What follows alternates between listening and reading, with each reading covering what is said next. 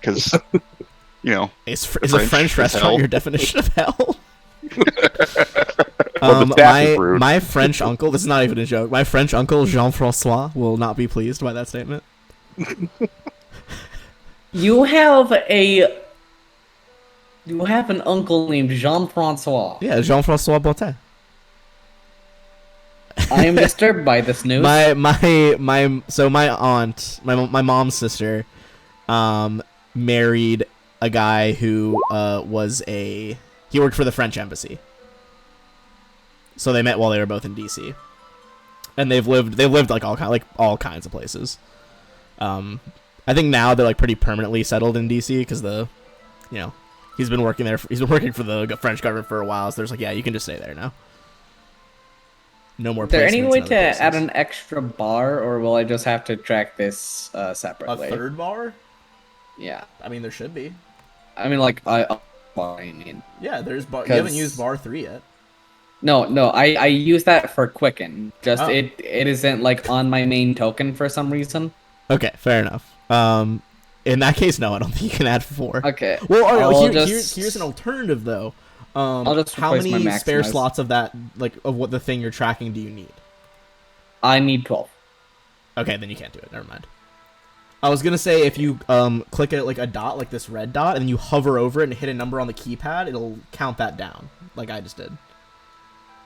Okay, but I could believe could do that it's for only Maximize. 1 digit.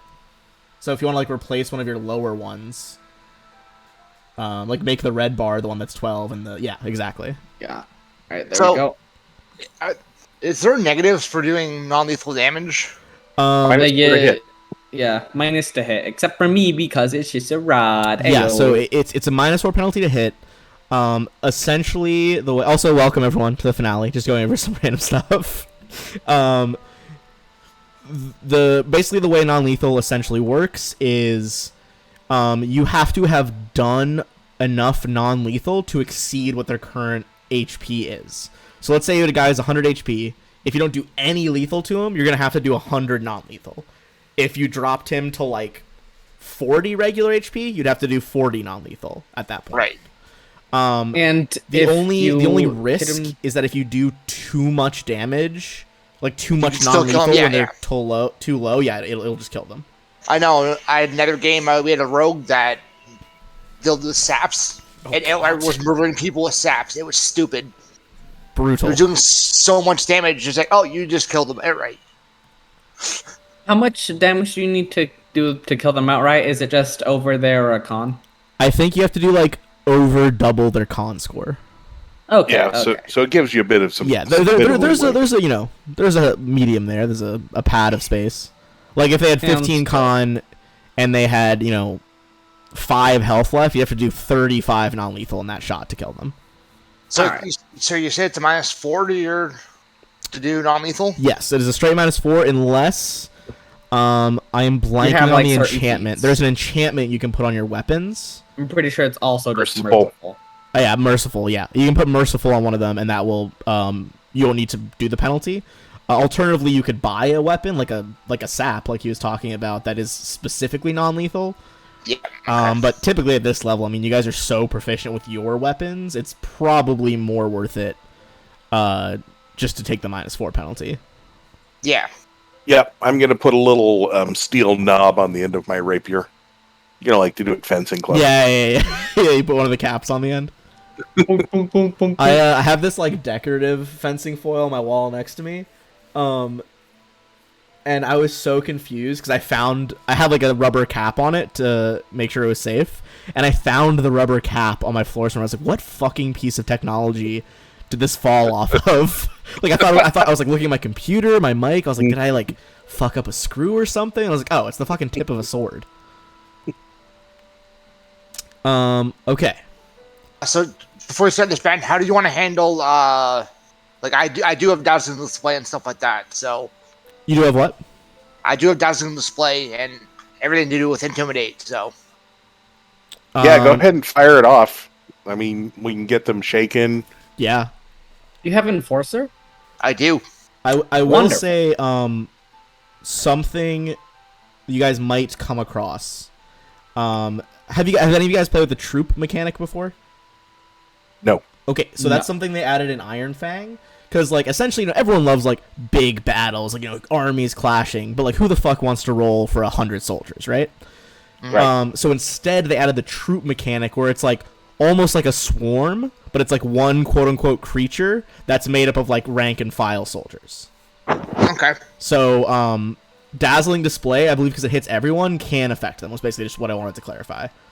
Okay. Because I know, like, with swarms, there's certain things that, like, you can't do single target stuff, but a troop is not quite the same. Basically, you have, like, the idea is, like, it's like, let's say, like, 24 Taldan Phalanx soldiers, and their health is, like, how much damage you have to do before they break ranks and flee. Okay. Yes. Hurry potentially convince the Nightmare to join you. I think we still have that art somewhere. Give me one sec. So do you talk to it like in frog form? Yeah, because it understands common. Yeah, it fully understands common. And I speak Infernal, so I can speak to it in its native language. God, that was a while ago. So I got a 54 to convince it to join me, and then I dispel its frog form. Hell yeah, dude, you can ride it on a fucking flaming steed. Am I crazy? Where's this fucking monster? I will I've find yet its to art come up momentarily. with,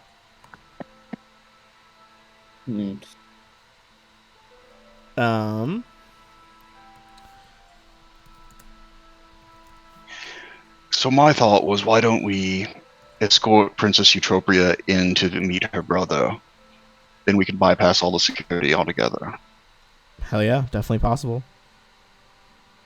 Well, if we're going to do that, then let's really load her up. We'll get the artifact stuff on her. We've got the Rod of Rulership. And what else do we have? I mean, we've got some other artifacts that the rest of us aren't using. What do we have available again?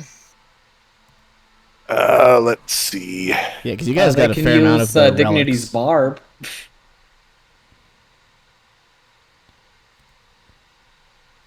Alright, here is Princess Eutropia, Stavian the First. We've got the Primogen Rod. And I guess that's the only thing that no one's using at the moment. I mean, I will say if you put the Mantle of Leadership on her while you stroll in, she will be Yeah. glowing. And that's Yeah, I was like, gonna say, Yeah, I don't think we should do that immediately, but and the Mantle of Leadership, that's like, I mean, that's like a legendary item in this world, right? Like even the peasantry is gonna see that and be like, oh, that's the Mantle of Leadership, Like they don't need Yeah. checks to figure it out. So is she going to make us late because she's like getting ready? I like to think that she she's wearing that cool outfit I just showed you. Uh-huh. I like to think she takes the tip of her rapier, cuts down the side of the skirt to increase mobility. And you can see that under the jacket and royal attire that befits her station is hidden armor. Because All right. canonically she is wearing hidden armor under there. All right, so she's got I the was mantle, wondering, she's she got is the rod. Aristocrat 8, Swashbuckler 6. Nice. So she's not Nice. defenseless. but not as strong as us. Not as strong as you guys know. That's for sure. well, and we can always make her invisible and turn one of us into her. That way she's still with us if, something goes awry, but anybody That's aiming true. for I her mean, is gonna however hit you guys us. want to do it. I mean, you can turn me into her. I mean, do you guys have any more questions? I'm ready whenever to drop you guys into the or describe as you guys enter the palace, essentially. I think we're probably pretty good. Yeah. Oh, I will show everyone into the demi plane that I made a couple days ago. Just show them the digs. Oh hell yeah.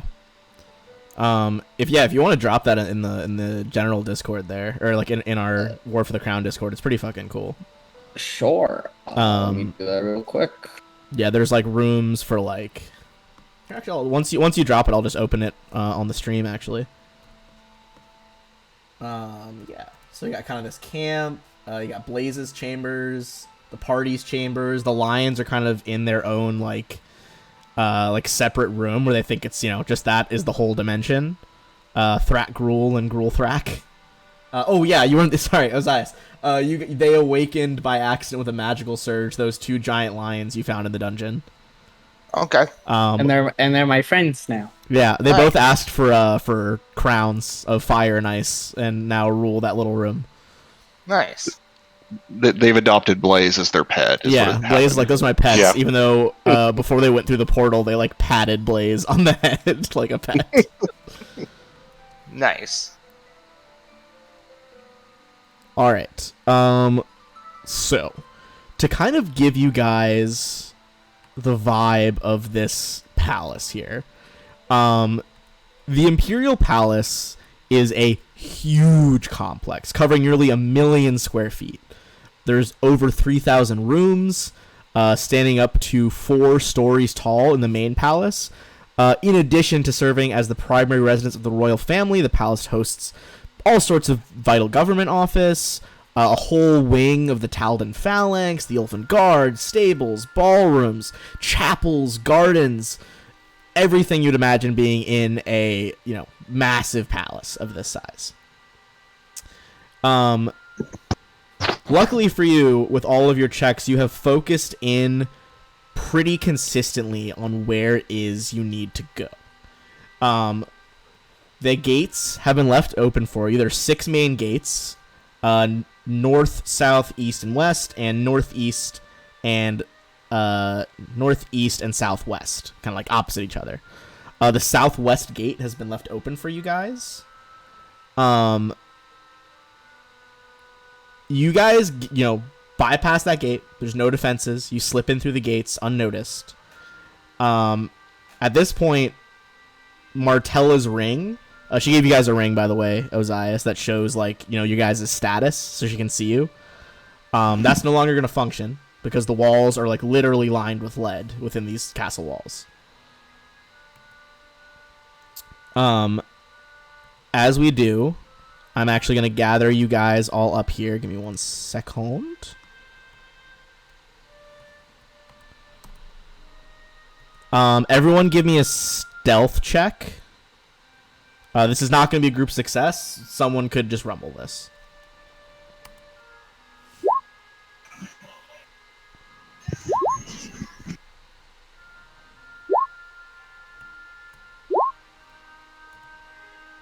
I'm invisible per usual. Okay.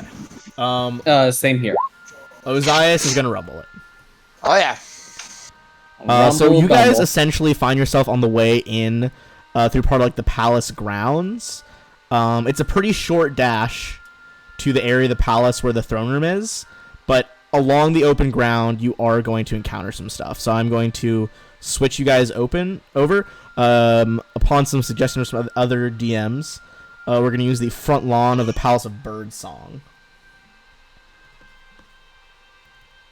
But as you guys are kind of approaching via the thoroughfare, you can see 2 commanders who you would know based on your previous reconnaissance are Imperial maguses. Magi, I believe, is the official term. You can see each of them is commanding 2 troops of Taldan Phalanx. What do you guys do? Well, first off, I'm gonna fly into the air. So what do they do? Well, they look like they're about to get ready to charge. They kind of stare open mouthed. It looks like they were probably using this open ground to run maneuvers, just train. Probably war games between these 2 sets of battalions. Hold, men! There's the briefest of hesitations. They're shocked that anyone is fucking in the palace grounds right now. I'm going to use diplomacy. We bring the Princess Eutropia. She is the rightful heir to the throne, and we aim to put her there. I'll use Aid Another from the sky. Okay. Yeah, he's right. There's the that you see them look confused as they kind of stare at you guys, and If they're not decided, then I pull myself up to my full height and yell at the one on the left side of the map. this dude. Yep. Okay. And say to him, in the name of Princess Eutropia, Captain, stand your men down. As the other group is like, you guys are pretty charismatic and have a powerful voice and presence. You guys are well known as like some of the most wanted in the country, if not this continent. The ones on the right hesitate and are about to like go in and attack you guys. Before they do, the one on the left, after you say that, Galatus, you see he like blinks several times, and actually resheathes his weapon. You see that he had some sort of very enchanted longsword. He sheathes it again and turns to his two phalanxes and is just like, "All right, man, you've been with me a long time now. We're gonna back down, do our war games elsewhere. This has nothing to do with us. We're not gonna stand in the way of history." You see his men hesitate. And as they do, the other guy over here is just dumbstruck as he's like, "Captain Orium, what are you doing? Get your men out. We gotta charge them. Men, charge!" Captain Orium's men, they look at the captain. They, this is like the phalanx. They have like big Roman-style shields, gladiuses everywhere.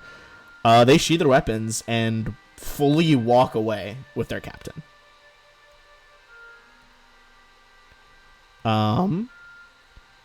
So with some careful planning on Galta's part there, we take out half of the fight of the war games. Alright. It's that time. We're going to roll for initiative. Depending on how quickly, it's basically a time-based event, how quickly you guys can do this will determine whether more alarms are raised.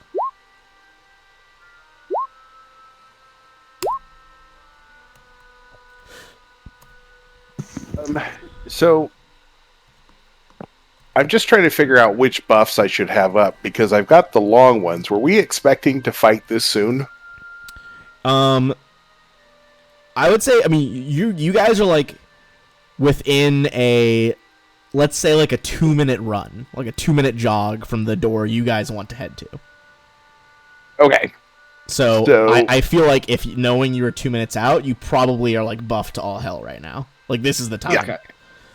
Like you got all last session was good. you guys laying the groundwork. Like this is you're going in and you're going in hard right now. Sure, Brandon, can you add me in at 23 there? I forgot to click my token. Yes, sir. Give me 1 second. Doop-a-doop-a-doo.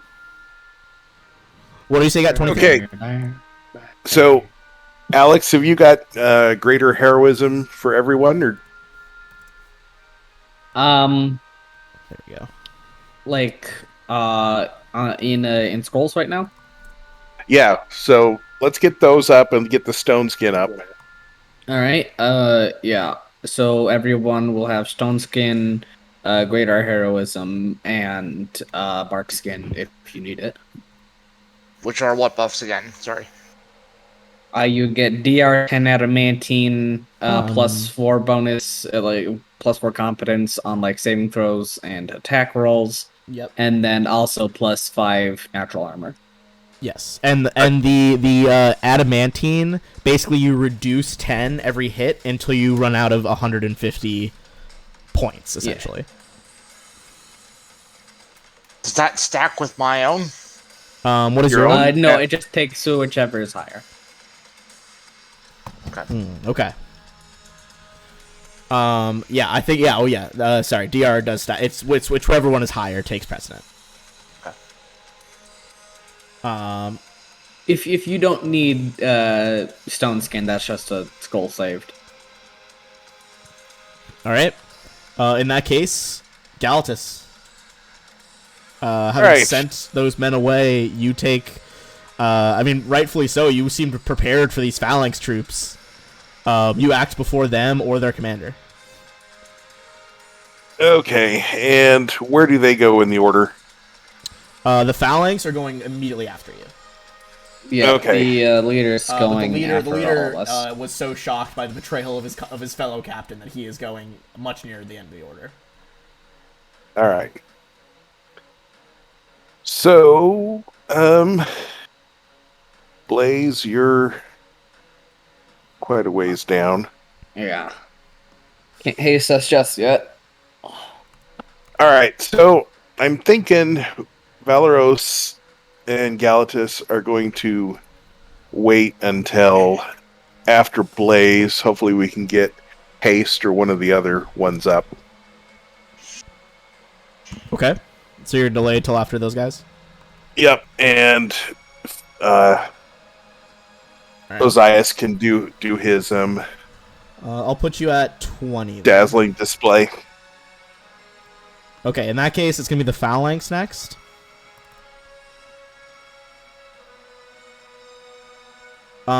Basically, what they are going to do is...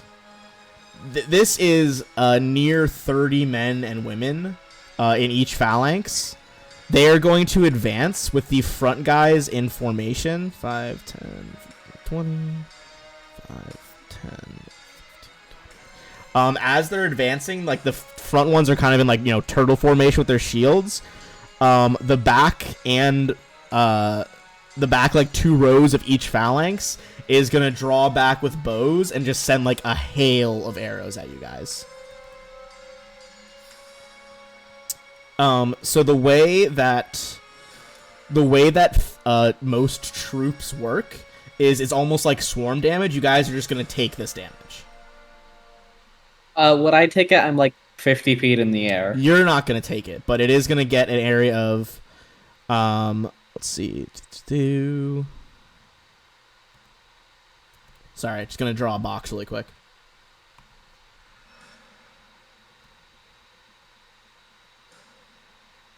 There we go. Okay.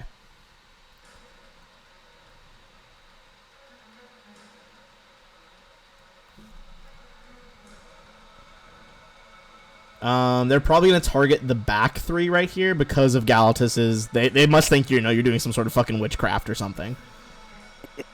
Okay, so the 3 of you. I wouldn't blame them. Hails of arrows are gonna come down, and this is just swarm damage. So this just kind of happens.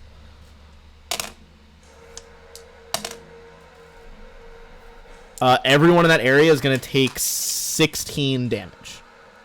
From the first rain, second rain of arrows coming in now. How do we apply Stone Skin to that? As one thing essentially. I know it's like a flurry of arrows, but treat it as one attack. That's fine. All right, so 6 off for everybody. Yeah, 6 off for everybody. Next one is would be 17. Reduce it to 7. Does evasion go into any of this? Unfortunately, no. It's not like a reflex save. It's just like like an arrow shower. Oh yeah, by the way, This is basically I got how a they ring make of like the evasion, rank and so I file have relevant evasion for this now. final mission. As opposed to the players being like, why is this, country with a giant Roman legion not doing shit? Fair enough. Okay. That's the phalanx turn. They can't move very fastly while being in that safe turtle formation. So Phineas, that's you. So I rip up a scroll of I rip up a scroll of Shocking Grasp, and Okay. I cast Parchment Swarm, but instead of adding the effect of Shocking Grasp on it, I turn it into a 40-foot diameter raging cyclone of paper, cutting them all to 40-foot shreds. diameter. Yeah, okay, so that'll get both phalanx and the magi. Or the magus, excuse me. I'm going to start with the saves. What kind of save is it? It's a dexterity save of 24 Alright, difficulty. reflex save? Yeah, reflex save. Let's start with the magi.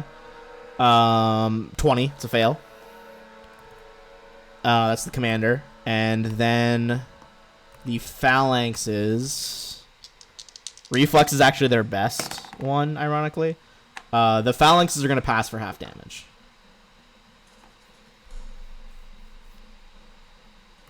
So go ahead and roll that in. So 73 damage. All right, you see their commander gets shredded as the other two, he's like, close ranks around me! You think that, like, on their next move, they're basically going to try to, like, squeeze together with him in the back to provide him cover.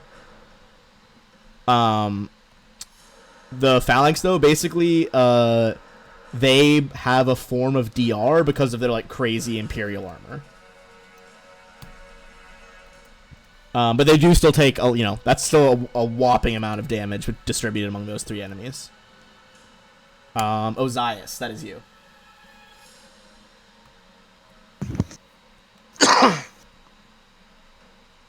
So, Make them fear you. oh, I will. Fuck yeah, dude. If you wait a turn, I can haste you. Yeah, yeah. Yeah, I'll wait a turn. Okay. I'll delay till after Blaze. Alright, I'll put you at, like, 19. Because Galatus also delayed already. Blaze, hitting with that haste, I Alright. assume? Yeah, quick and haste everybody. Everybody's hasted. Bada bing, bada boom. And then, for my standard action, people gotta die. Alright. No. Merciful. The magic swirls around you guys as you feel the by now familiar feel of Blaze's enchantments speeding your movements. You see time almost seems to, like, slow from your perception as the phalanx is, like, drawing back bowstrings, like slow creaking strings, that kind of thing. Yeah, so I'm gonna hit this gang with a nice good ol' let's see, empowered, maximized, merciful fireball. You don't see those often. You truly don't. So yeah, that would deal a total of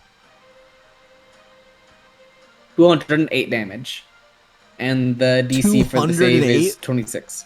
Yeah, 208. Jesus fuck. Yes. Good thing I buffed these guys up, you know what I'm saying? Alright.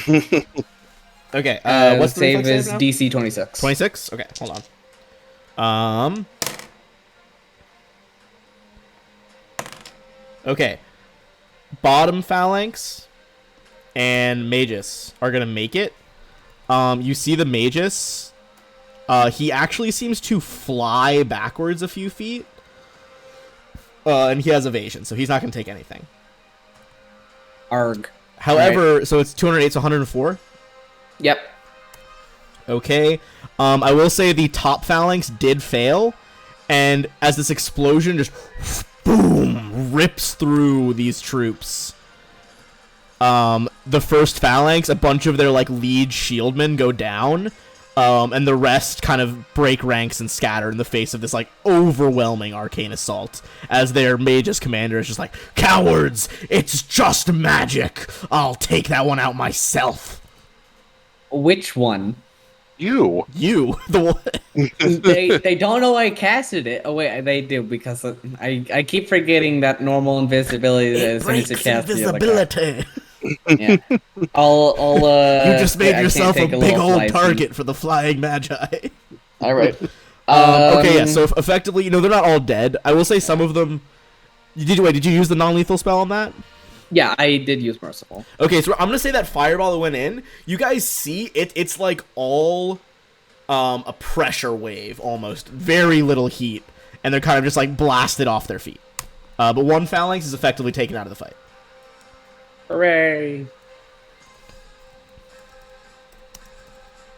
So yeah, that's my turn. Okay. Seraph is just gonna hold their action currently. All right, Seraph's kind of holding their action. She's just kind of like holding her hands around the symbol of Desna. You see it starts to glow as she just gets ready to like intervene with whatever holy magic might be necessary. Galatus, you are now hasted. all right. I'm gonna let Ozias go first. Okay. Ozias, then in that case, go ahead. Awesome. We'll move up to here. I'm gonna say, one question. Did you guys make Eutropia actually invisible? Yeah. Okay, then I'm just gonna have her stay out of this fight for now. I don't think she would risk. She's pretty confident in your guys' abilities to take these guys. I mean, I hope so. If not, she shouldn't be here. Yeah, I mean, yeah, that's a fair point. We're actually there. So, Osiris run up to here, pull out his Morning Star, and do a dazzling display with it. All right, dazzling display. It's gonna be. Sorry, let me look up the I always forget the demoralize exactly. I want to say it's 15 plus their hit dice plus their wisdom modifier. I believe so. Yes. I have it pulled up here. Give me 1 sec. DC is 10 plus hit dice plus wisdom modifier. Okay. Wow. Look at me learning. Okay. Roll your intimidate. Are they also? Are they lawful non-good creatures? Are they lawful? Let's see. Lawful non-good. Lawful non-good. They are all effectively lawful neutral. Like this Awesome. This is fully just the army. Like they're not doing any shenanigans. There's like, oh, this is our fucking job to guard this palace.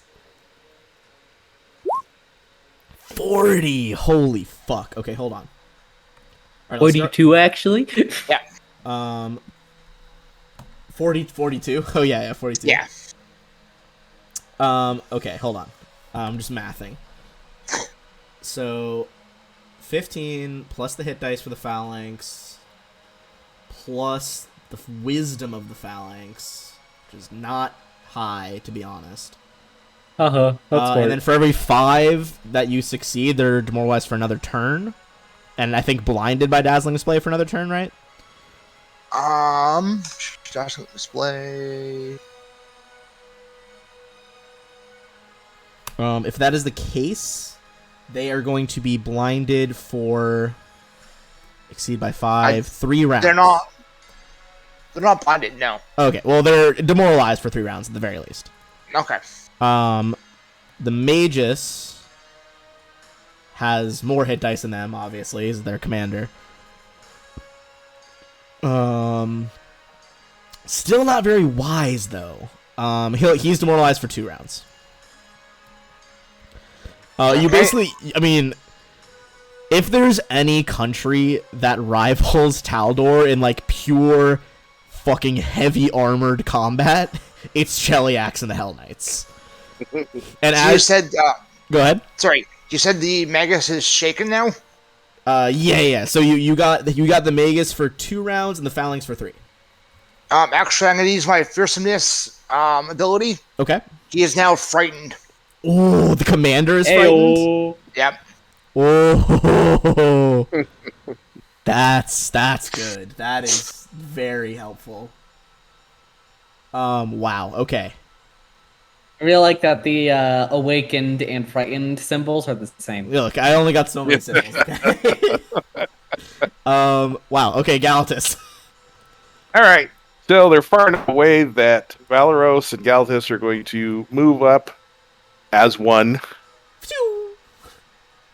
And so Valeros is going to challenge him, and Galatus is going to do study target. Okay, so basically, yeah, I think since you guys are pinning him in, he's effectively going to take the total defense action on his turn instead of doing anything fucking useful. In case you were wondering, Blaze, what he was going to do, because he can fly, is he was going to, like, move to you and then bladed dash fucking anime style and slice you in midair. Per the spell bladed dash. Yeah, I expected nothing less. I love Maguses and I love Bladed Dash. Okay, It's so the best go for spell. you guys each get 1 attack on this. Go for it. No, we had to do double moves to get Oh, there. it was double. Sorry, I forgot. For the haste, I thought We you were guys might slightly make too it. far away. Gotcha. Okay. Imperial Magus, you guys are really walling him in right now. He's terrified of the Hell Knight, understandably so. Like I get it. And as a result, is going to cower. So essentially, he's taking the total defense action. What does total defense do again? It gives you just a bonus to AC, but you can't do any other. It's your standard action. All right. And you can't like be moving. I don't think. Well, I mean, he's not gonna move anyway because he's cowering. All right, the Phalanx. They are, a bit tripped up by that Hell Knight. They can tell their commander's enchanted. They've been trained against sorcery of many kinds. They're actually going with their melee weapons now. So you hear like the front guy, like one of the guys will be like, "Form spears!" And just like full like hedgehog formation. They're going to slam their weapons into Valeros and Galatus.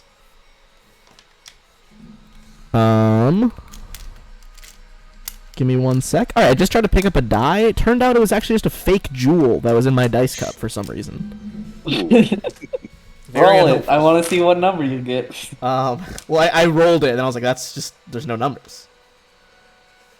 In my defense, it was the same shape almost like as a you D8. gotta make a dice. Okay, that's going to be 25 damage to each of you, reduced by 10, so 15. To Galatus and Valeros.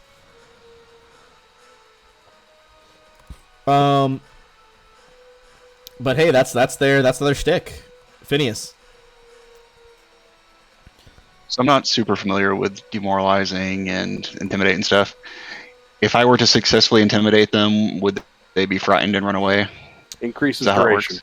It increases it increases the duration. You have If you to- have any other effects, like spells that cause a fear effect, it will tip them to the next tier of being afraid, which would be frightened, and they would break ranks and run.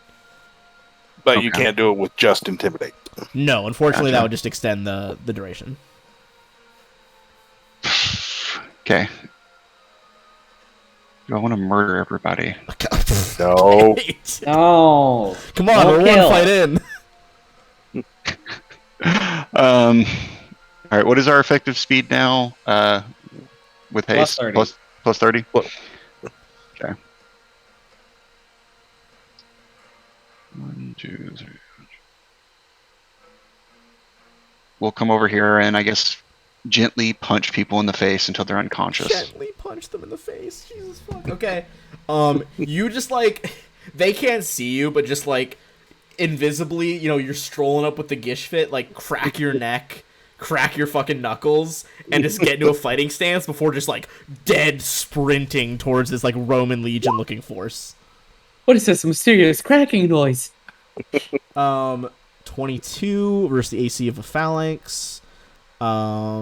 Is actually not going to be a hit. They would be flat-footed. Sorry, you're invisible. Yes. Most of their bonus is from like armor, but that does actually hit their flat-footed. Their flat-footed is 2 lower, and that's literally the difference. Ayo. Holy And then fuck. the Gishit will also. So you just rock up with that first strike for 16 as they're fully facing Valeros and Galatus right now. You come up and just rock one of their troops on the side of the head, knocking him out in the front line. And the Gishit He would get falls its full. into the next one, and then he falls into And the the next Gishvit one. gets the okay, sorry, I'm just subtracting your damage first.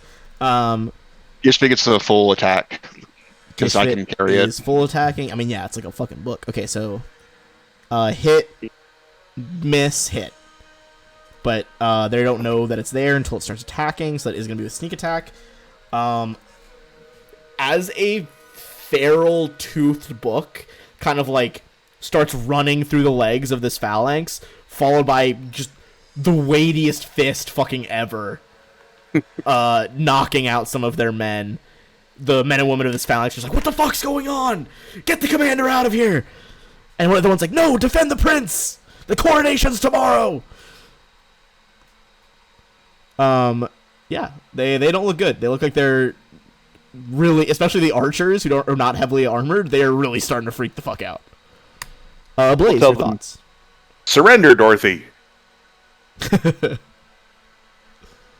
I'm just gonna drop, a nice little, non-lethal fireball.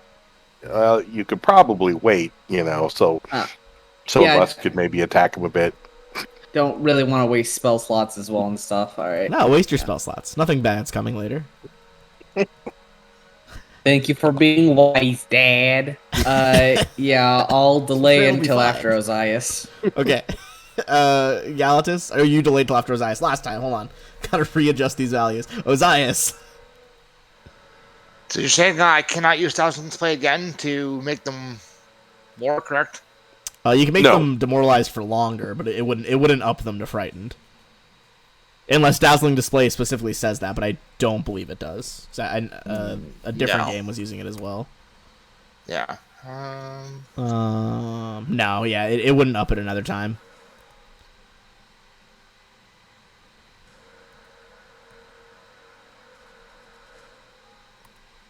I mean, if you want to 1v1 a Legion, like, be my guest. You got a couple attacks. Yeah, I believe in you. Yeah, you got this, man. Yeah, Yeah, that's- 1v1 one. Screw it. I will I mean, say, what's a- in Iron Fang, which is the first time I encountered troops, that's where I play my Paladin Bahuda, and that was one of the most satisfying things of my fucking career, was because it was an evil Legion, or an evil, like, you know, troop monster. I used Smite Evil and just, like, 1v1 to, like, 24 dudes. Hey, Osias, couldn't you Yes. just take a 5-foot step and then lunge? And then get your full attack? No. Yeah. So yeah. One of the like one who seems to be commanding from the center is like, Hell Knight on the left, and you see someone like choke, like reposition their shields. As one of them's like, who the fuck cares? The fucking book thing's tongues around my leg. It Okay, ran so- into my shin. It's like, you know what Meanwhile, that feels like? these two phalanx captain is just like, we're all gonna die. We're all gonna die. It's over. 1 second, just gonna see how this is gonna work here. Oh no. Oh, Oh no. yeah. Oh, DJ dropped another Drunk's blessing. So you guys have 2 drunk blessings, the lucky Drunk's blessings. Caden's So not on the drunk right session. now, bro. I don't think you need them right now, but should you need something, that's a potential +4 on something if you spent both. Hamana. Where is it? Sorry, guys.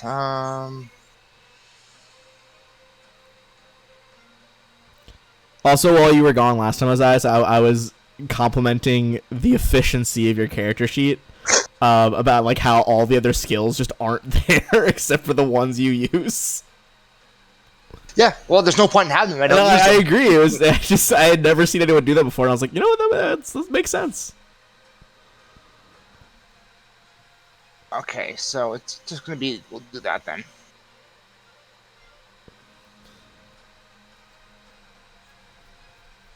Oh. So let's do that then. 4. We will full on power attack. The one of them.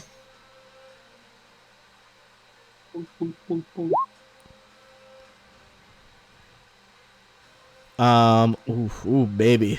Well, that one's gonna miss. But the other 3 are gonna hit. At this point, I'd say about half the troops have left. And are fleeing. This phalanx is almost dead, or at least disbanded. As just- Did I kill that one guy though?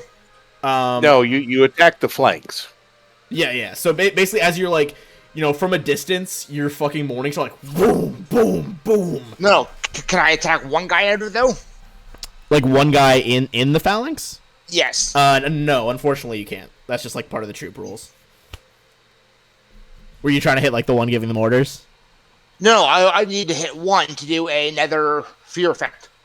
Oh, Yeah, I have what ability is Oh, it? yes. Enforcer. Yeah. Yeah. You need to hit a specific person. If it specifies that it's a single person, then it won't work on a troop. No, it's actually where is it? Yeah, I mean, show me the wording. Like, it totally might work. I don't want to shoot down your ability if it's viable. Yeah. Gory finish. Gory finish. Okay. Yeah. Let me just read it really quick. A non-lethal gory finish is what we're going for, right? Non-lethal. I mean, the flavor text is a little concerning. By drawing upon wells of Yeah. savagery, you can slay your foe in creative and horrifyingly gruesome manners, I intimidating am a your Hell life- Knight. You Please are a Hell don't Knight, do but that. I get it. I am a Hell Knight, right? Like. Okay. This is what he's doing. This is what he's doing. Use the attack All right. action. Make That's not lethal. The kid didn't die.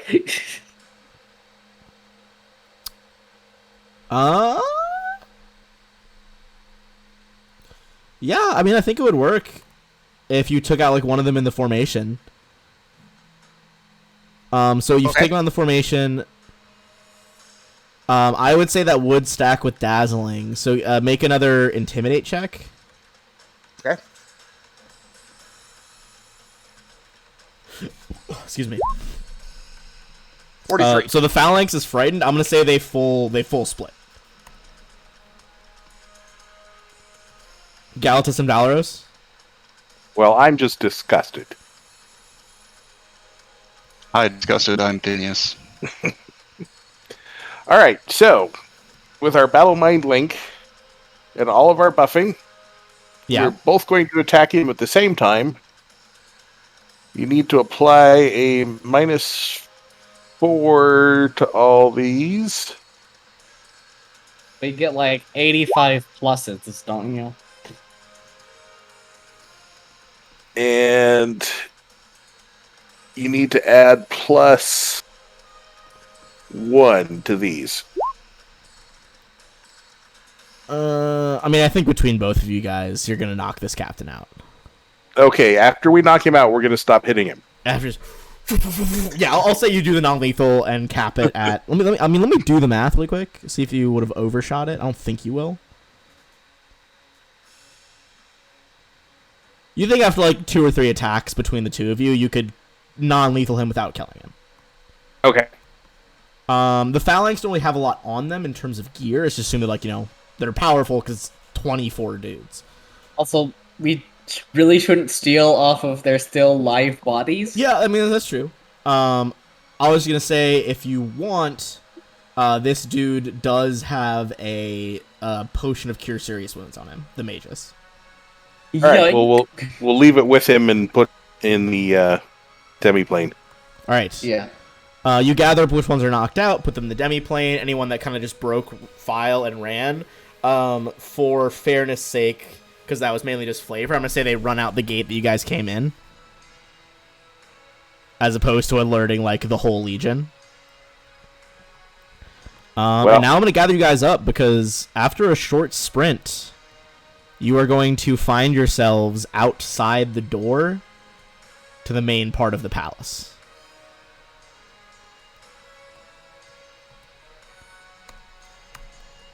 Alright. It is time.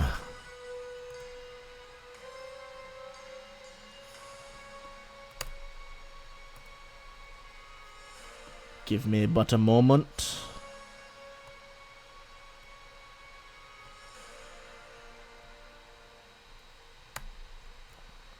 Alright, you guys are outside the front gates. There's 2 pairs of doors, one here, and one by Valeros.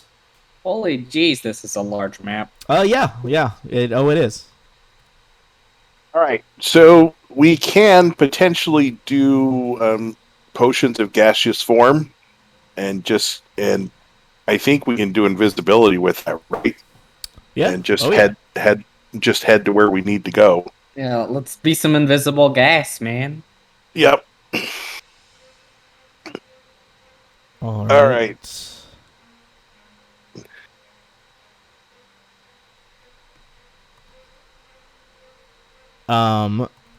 Give me 1 second. I'm just setting something up. Okay, so your plan right now is just to all be gaseous invisible. Yep. Okay. And at this point, I do put my true seeing on. Okay.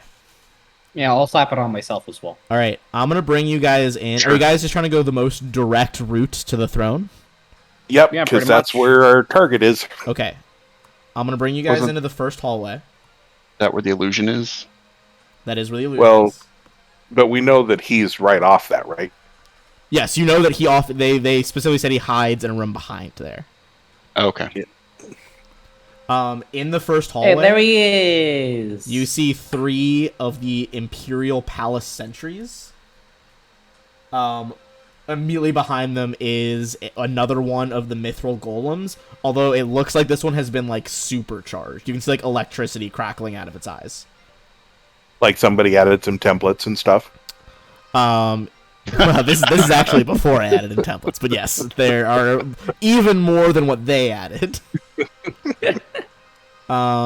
I'm gonna kind of make you guys into a bit more of like a wedge formation, just so it's easier to move you through rooms. Okay. So we're completely invisible. We can't make noise. We can go through cracks. You can do all that. I'm gonna say this: these sentries.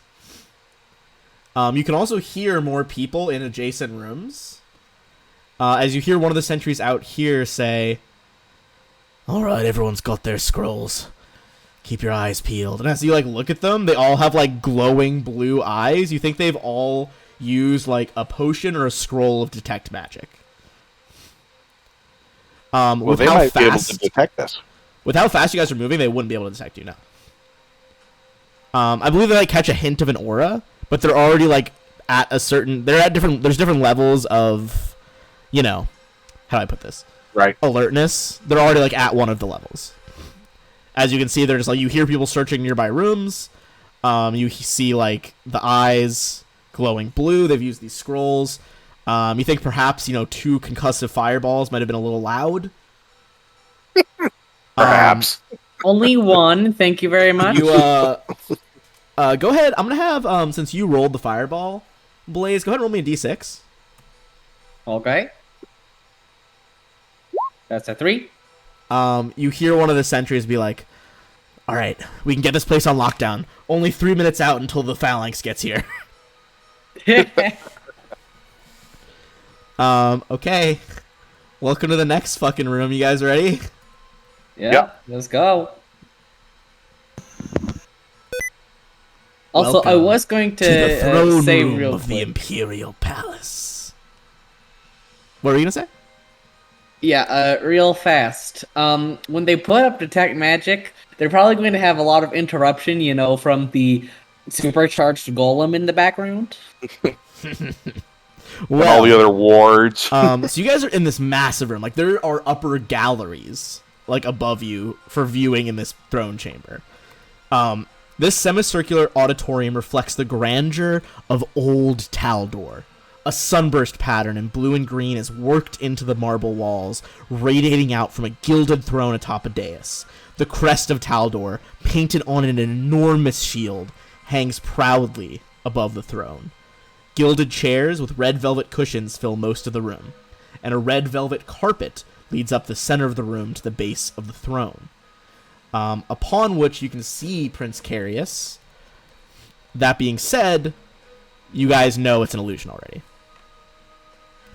Yep. Is there anything else illusionary around? No, but what you do see is 6 members of the Ulfengard, who you guys have not seen yet, but here they are in all their fucking northern glory. Oh, that's they're really nice. I like pretty. that. Nice. Yeah, I'm gonna Um, save that as well. I might use it for a fighter that I'm doing. Oh, dude, the Ulfengard is fucking outstanding. Not only do you see 6 of them, you see an advanced clockwork golem. So even more, defenses. And in front of the throne, you see this big boy. This is Vor, the werebear, and personal guardian of Carius the Prince. Very Now, epic. Is he a good person or a bad person? Yeah, can we get a detect alignment up in here? Is he Can any of you guys chaotic? do that? Yes. Well, is he chaotic? He's not chaotic. Damn. Is he evil? Also not evil. Again, these Okay. are just people that are trying to protect the Emperor. We got 6 out of there. We got 6 out. He has to be either lawful good, lawful neutral, or neutral. Does he exercise his right to bear arms? Oh, he Ooh. sure do. As you, I presume you guys are detecting magic, right? Sure, why not? Boy, is he not a barbarian. He's a blood rager. This man can cast spells. Hooray! All right. Well, can we get past them into the room beyond, or are they going to detect us? I'm going to see if he can detect you right now. Give me 1 second. Can he see the smoke? I mean, Oh, he you can guys check are you invisible guys. as well. But what he is going to do is he's going to make. I don't believe you guys got rid of your scent. Nope. I don't have a scent because I have subtle slippers on. Okay, Also, well, wait. noted. He won't Does smell gas one have of a scent? Does gaseous form have a scent? That's probably about the only thing it has. I mean, I would personally, I would say yes, especially if it's like a gaseous form of a person. Like, does a Okay. fart smell? That was like weirdly philosophical sounding. Like it sounded like it doesn't. If a tree falls in the woods and no one's around to hear I it. mean, like, If a fart guys- is ripped in the throne room, but no one is around to smell it, does it smell? And if he smells us, does that mean he just inhaled part of us and now we don't have like a limb or something? You see Vor start sniffing the air.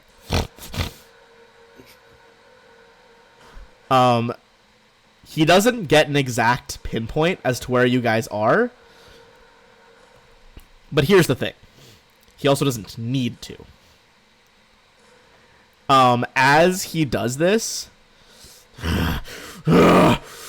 intruders! He opens his mouth unnaturally wide and breathes out a 60-foot cone of raging northern snow. I need everyone to make me a fortitude save. all right, sir.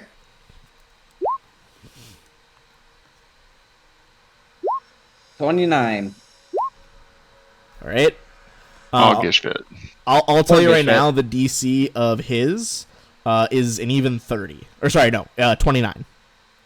Sorry, what was the save? Reflex? Fortitude. Fortitude. Yeah, I passed it. Oh, wait. Barely. I have spell resistance up. Does that Oh count? yeah, Uh, Gishbit has spell resistance too. Let me see. Let me see if this is a supernatural or spellic ability, because that'll determine. Yeah, if that's an SLA, he also needs to make spell resistance against me if it's required. That is a supernatural ability. It is not subject to spell resistance. I will be right back. Sorry. All right, if you got less than if you got 28 or lower, you take 57 damage. Cool. If you got higher than that, you take half of that, which is going to be 28 damage. Unless you have evasion, right? Unless you have evasion. If you make it with evasion, you're fine. Okay, so what was the number we needed? 29. Okay. So Galatus doesn't take anything, because if a effect is reduced on a fort save, Oh, Nothing you have happens to him. the other thing, right? Like the evasion, but for other shit. Yep. But Valeros missed it, so how much damage does he take? 58? 57. 57. All right, he's not doing so great. You guys are still invisible and gaseous, so it's kind of up to you how you interact with this room right now, but for sake of other abilities these people might have, we're going to roll into initiative. Okay. Also, I fucking adore Vor's art so much. That's one of my Yes. favorites they've done. Just like Viking, like Bear. Kingsguard werebear, like fuck yeah. I wish I had that for my weird character I had. Why can I not hit initiative? Okay, there we go. All right. So he's gonna get his own turn. The Ulfins are. Hold on, I'm just closing some of the art tabs I have open.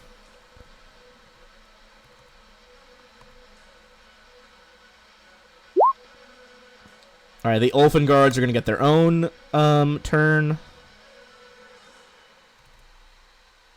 Sorry, the werebear should be at 15, not 6. There we go. And the advanced clockwork golem. Hello. I am sorry. So what damage would I? What did you get? I got 29. You took half, which is 28. 28. Wonderful. Right. And rolling for initiative, I'm guessing. Yeah, my initiative guys are being slow for some reason. There we go. Over there.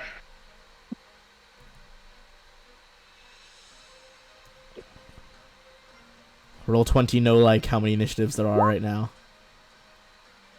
I'm going to mute myself to eat. Whenever it is my turn, stuff, please remind me to unmute. Okay. So, question, Jeff. Battle Mind Link, with the initiative, do I take the higher roll and the higher modifier? You take... Technically, you take the higher roll and the lower modifier. Okay. Thank you.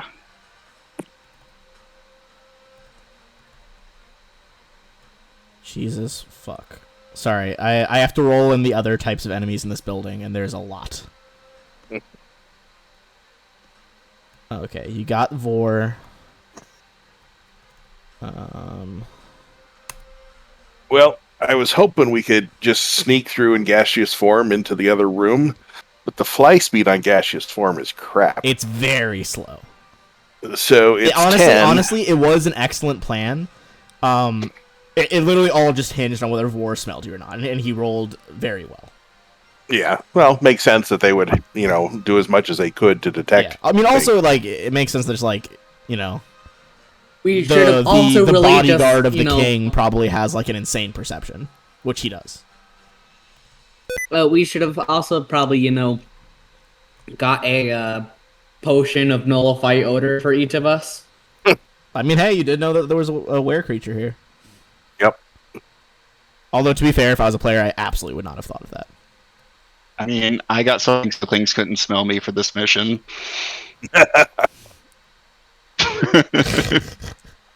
Well, Phineas, you could probably continue sneaking through the door and then take out the other guy by yourself. I mean, yeah, I'm pretty good. I could. Yep. So we just need to hold off these guys while you went and did it. Okay, I have everything in the order now. It is an insane amount of shit. But we're good. It's taking a second for it to pop up on the other screen, but that's fine. Galatus, you were up first. Okay, so this might be a bit of an issue. Can we just drop out of gaseous form at will? I believe so, but you can't. Like, it's not like you can't go back into it at will. Does that make sense? Right.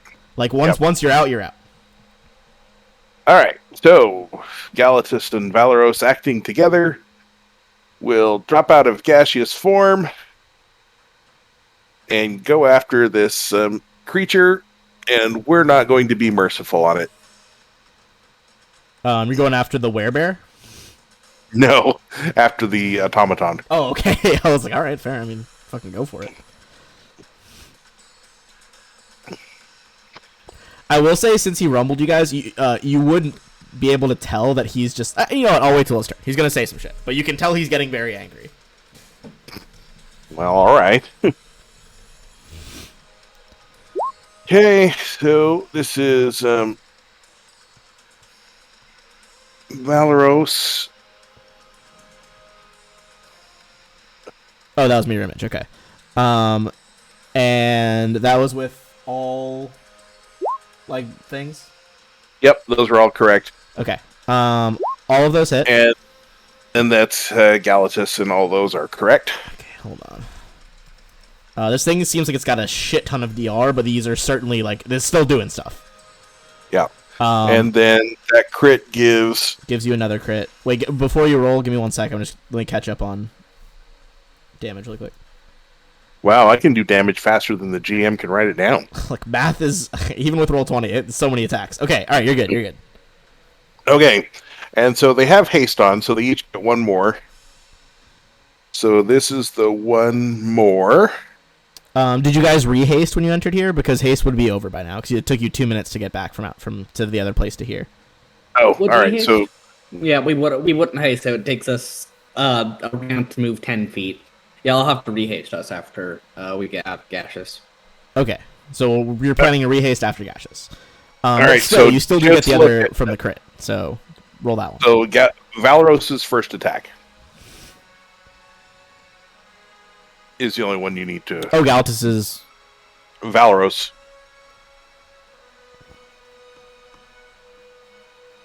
Did you roll again for Valoros? Yes. Oh, okay. I think roll 20's lagging a little bit with all the fucking tokens on here right now. What did you get? Okay. I'll just subtract it. I don't know. I accidentally hit the back button, and now I have to reload roll 20. Okay. Fair enough. Fair enough.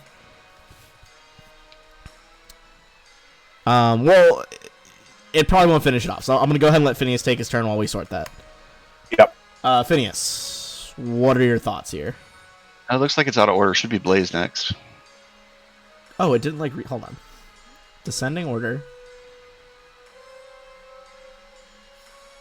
Oh, I don't know if Blaze made it on mine for some reason. Hold on. Blaze, what did you get? Well, I got a 26. 26. Okay. Okay, yes, Blaze. What are your thoughts then? So yeah, my thoughts is go out of gaseous, fly a good old 50 feet up into the air. Actually, I'm going to do my action first. I am The room going to is hit- exactly 50 feet high, just so you know. So if you go 50 feet Wonderful. up, you're at the ceiling. Wonderful. That's what I wanted. All right. So yeah, I'm going to haste everyone first, and then fly 50 feet up in the air. And Seraph, they are going to cast a good ol' heal on our friend Valorous. Okay. So he's back up to full health. All right, if Yay. your spell goes off, we got our magic. And is that back it? into mute I go. Here. All right, Phineas. I come out of gaseous. Move over next to the big boy, and I'm going to do a maximize empowered vampiric touch attack. Okay. And this is on hybrid vor. Yep. So 21 against his touch AC.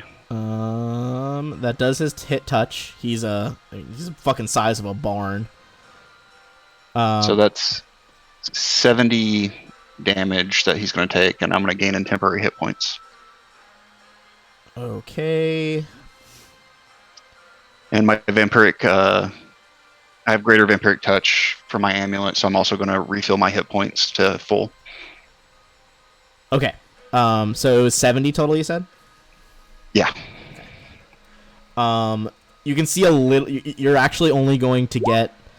He does have DR everything. Or like DR all, so it will be reduced to 66 instead of 70. Okay.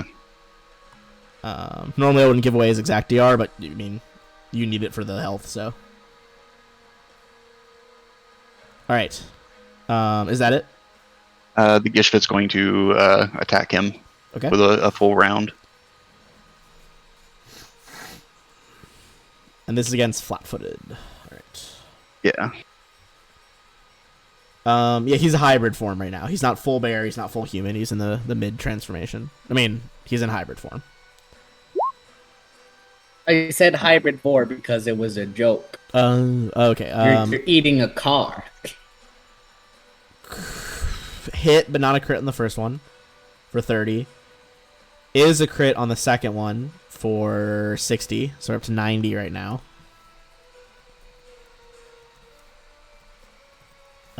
With some reductions. What is the Gishvit's effective attack right now? Magical attack? +3. +3. Don't forget, that is higher than silver. Non-lethal on friends. I'm gonna assume this was lethal for now. Also, the last one does miss on flat-footed. Okay. But keep in mind, I mean, they can take some lethal before you have to go to non-lethal. Yeah. If you're ready for it, 20. If 36 hits on the automaton, then 28 damage. 36 for 28. Okay, the clockwork golem is not looking so hot right now.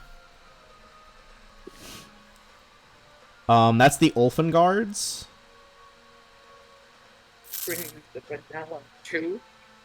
Huh? Sorry, that was someone talking to me. Oh, okay. The Ulfen guards. I mean, they're gonna start moving in on. I mean, who can they reach? Galatis and Valoros, honestly. My connection to the site keeps getting interrupted. Blaze, I'm gonna move you down a little bit. Yeah, I think it's lagging a little bit right now. Just so I can put the guys there because you're flying above. Yeah, feel free. And Valeros, or Galatus, they're gonna try to surround you as well.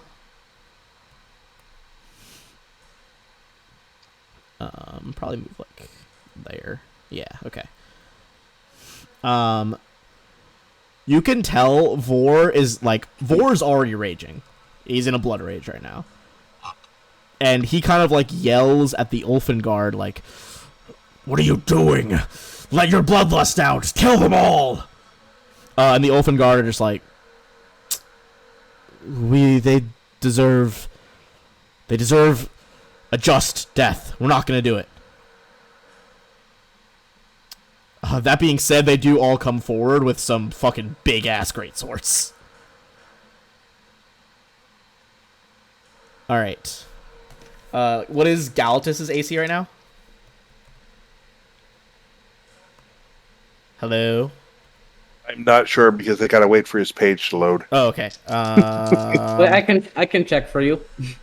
Yours loaded on my screen. It's 34. 34 in Galatus right now. Okay.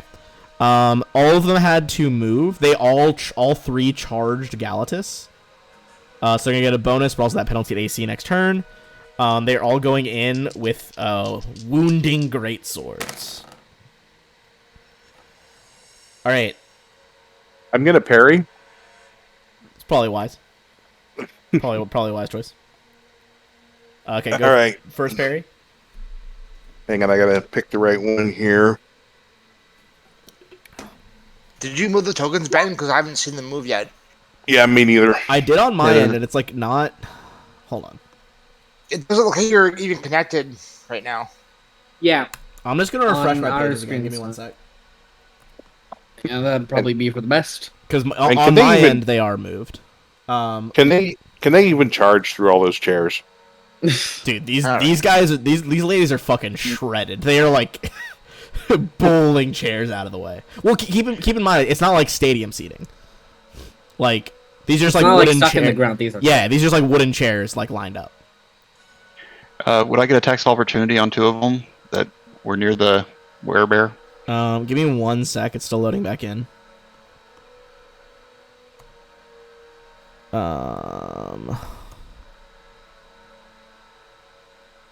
I believe they all went routes that wouldn't have given you the op attacks, though. I will remeasure once it loads in, though. Okay. Hey, Roll Blades, 20 coming for my blood tonight. you might block off, do a wall to block off the entry so other people can't join the fight. good idea. She gets ready to cast Prismatic Wall. Okay. Oh, don't encourage the wall. Not the wall! Oh, okay, yeah, I refreshed and none of my fucking people have moved. Hold on. God damn it. Also, question: how high is the floor? How high is the floor? Foyer, like this area up here. To the ceiling of this room is 50 feet. From the ground to the arcade area is 20 feet. Wonderful, thank you. Can you guys see these tokens moved now? Nope. My connection to the Nothing's server's moving for me. interrupted. Hooray! Okay, I think the solution is delete some tokens. Jesus fuck. Hey, hey, hey.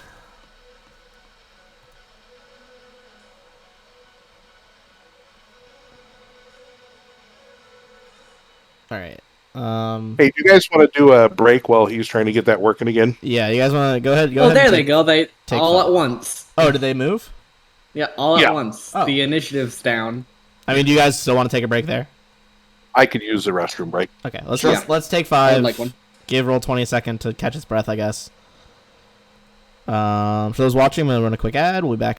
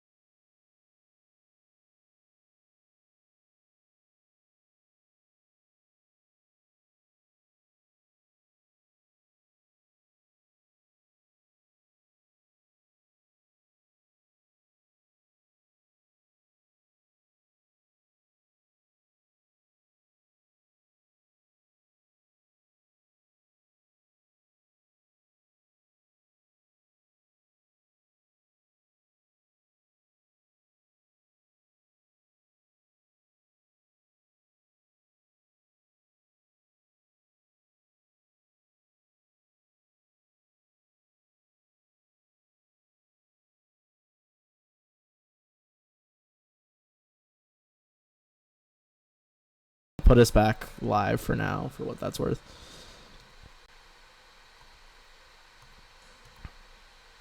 All right. For those watching, feel free to some theater of the mind for now, as Roll20 is experiencing difficulties, but we'll do what we can. So can you roll right now, Galatus? And I'm rolling for You were parrying. right. So I do have one roll up.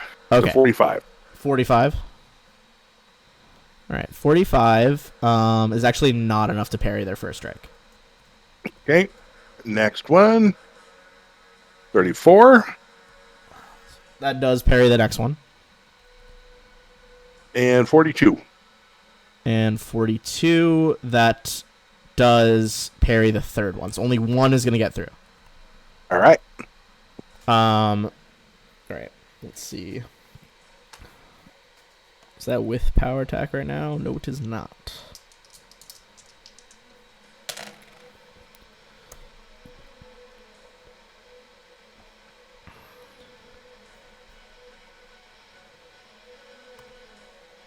Okay.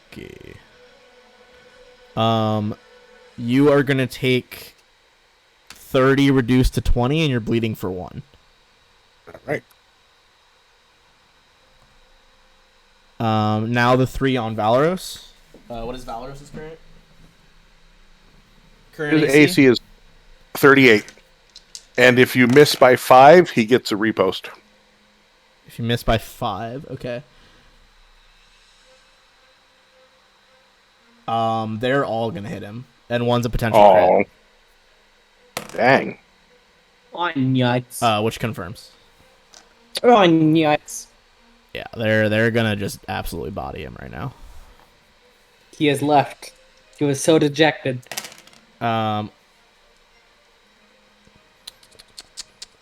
First one is 20 reduced to 10 min damage.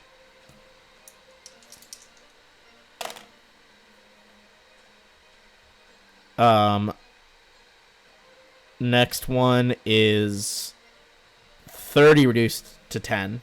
Or sorry, 30 reduced to 20 because it's reduced by 10. Okay. And then here comes the crit.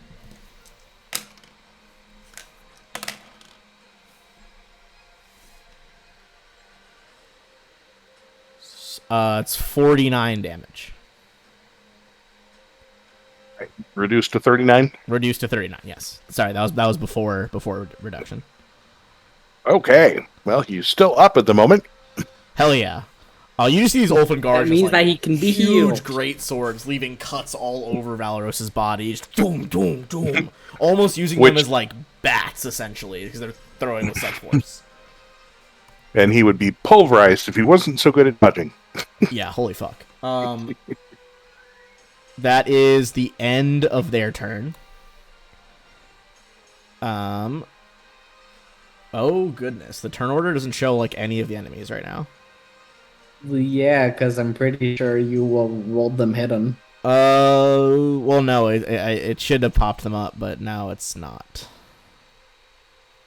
Well, food. Nuts. Okay, hold on. There's only 3 of us connected to Roll20 right now. God, Jesus, fuck. It doesn't even show the rolls I did last time. Oh dear, oh dear. Yeah. Okay. Not ideal. All right. Honestly, I'm just gonna roll them all back into it because I don't have a way to see what they had before.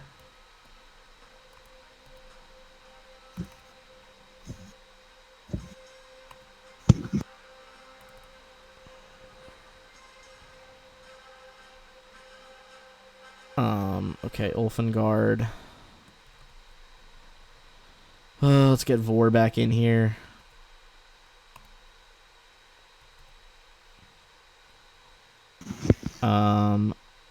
You know what? Just because maybe it might make it lag better, we're just gonna take the Clockwork guy out of the fight because he was about to die anyway. He is pretty much dead. He's also not the biggest concern right now. The biggest concern is that big old bear.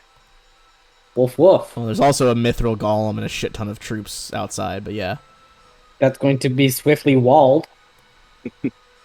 Hopefully, swiftly enough. Okay. Can you guys see these initiatives coming in for them? Yes. A little bit, yeah. Oh, okay, thank God. Okay. I don't have to. Yeah, Redo I them again see later 7, 13, 20, and 6. Okay, well that ping actually just went off really fast for me on the stream Yeah, are side you of seeing things, mine? so we might be cooking a little bit better now. Okay, all right, here we go. I still don't see Jeff Prime in the roll 20. I do. Well, Yeah. of course you do. You are him. Oh, sorry. Okay, we're basically just gonna. Has anyone not acted in this first round yet of our players? I I have not. Okay, go ahead and take your turn now, and then we're basically just gonna reset the order and start from a fresh order. Okay. Well, you guys don't have to reset. I'm just resetting the other people. All right. So what are you thinking? What do you want to do? I'm going to antagonize the Weber. Okay. Seems like a very solid option. Sounds really good idea. Yeah. Sounds like it'll also totally work. Okay. So Was that is he a lawful? demoralize attempt? I assume. It is. Yes. Well, it's intimidate. Yeah. But same thing. Yeah. Or same roll anyway. Yeah. Okay. So it's DC is 10 plus the target's hit dice plus the target's wisdom modifier. Yeah. Isn't it 15 plus those? Am I crazy? No, it's 10. Oh, it's 10. Okay. 10. Yeah. So that is gonna get him. He's gonna be shaken for. Nope. No, he's not. Oh, what is he? The creature flies into a rage. On its next turn, the target must attempt to make a melee attack against me. Interesting. He is already raging, ironically, but yes, Yeah. he gonna do that. He's gonna fly into an even deeper rage. Or make a ranged attack or target you with a spell. Ooh. Well, pretty much they have to target Ozias. Yeah. Why are you standing next to me? I will say, because he is one of the big bosses, and we skipped his turn on the last order, I am gonna give him one turn as well, just the guy I just gave you. That's fine. But as you do that, he looks at you, and he's just like, you see, like, literally licks his lip, and he's like, Hell Knight. Come on, Furface. Let's go. You see dragon wings rip out of his back. Oh, so that's his bloodline. I was wondering what it was. He flies up a little bit, and then back down, so he's hovering above you. How high is he hovering above me? He does also have 10-foot reach, so he doesn't have to get within your triggered attack. Okay. He's angry, but he's not dumb. So we made attacks of opportunity since he moved out of our threatened area. He didn't go through your threatened area. He went up. He's like flying above right now. Yeah, he left. Oh, Yeah. sorry, that was Phineas. Yes, absolutely. You're fine. So I mean, obviously the nat one misses, but the 40 will hit. With Battle Mind Link, don't we both have 40? Oh right, your battle mind linked with the Gishvit. Yes, they both hit then. Okay. With some slight reductions, but that is still good damage to get in on him. As he comes down, he is going to bring that great axe down on you, Ozias. Phineas is full link to the book right now. Okay, that's potential crit.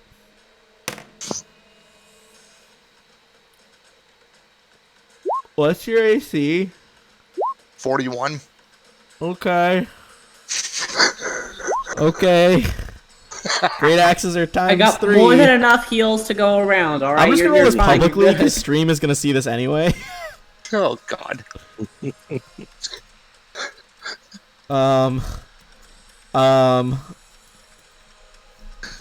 Okay. He's gonna deal 90 damage to you. Yikes! Minus 10. Minus 10. Minus 10. Minus 10. Yep. As he's just like, Hell Knight! And just like as his dragon wings, you see, his dragon wings are like pure white, like the white dragon bloodline. And as he just comes down, just double hand slams this axe into you.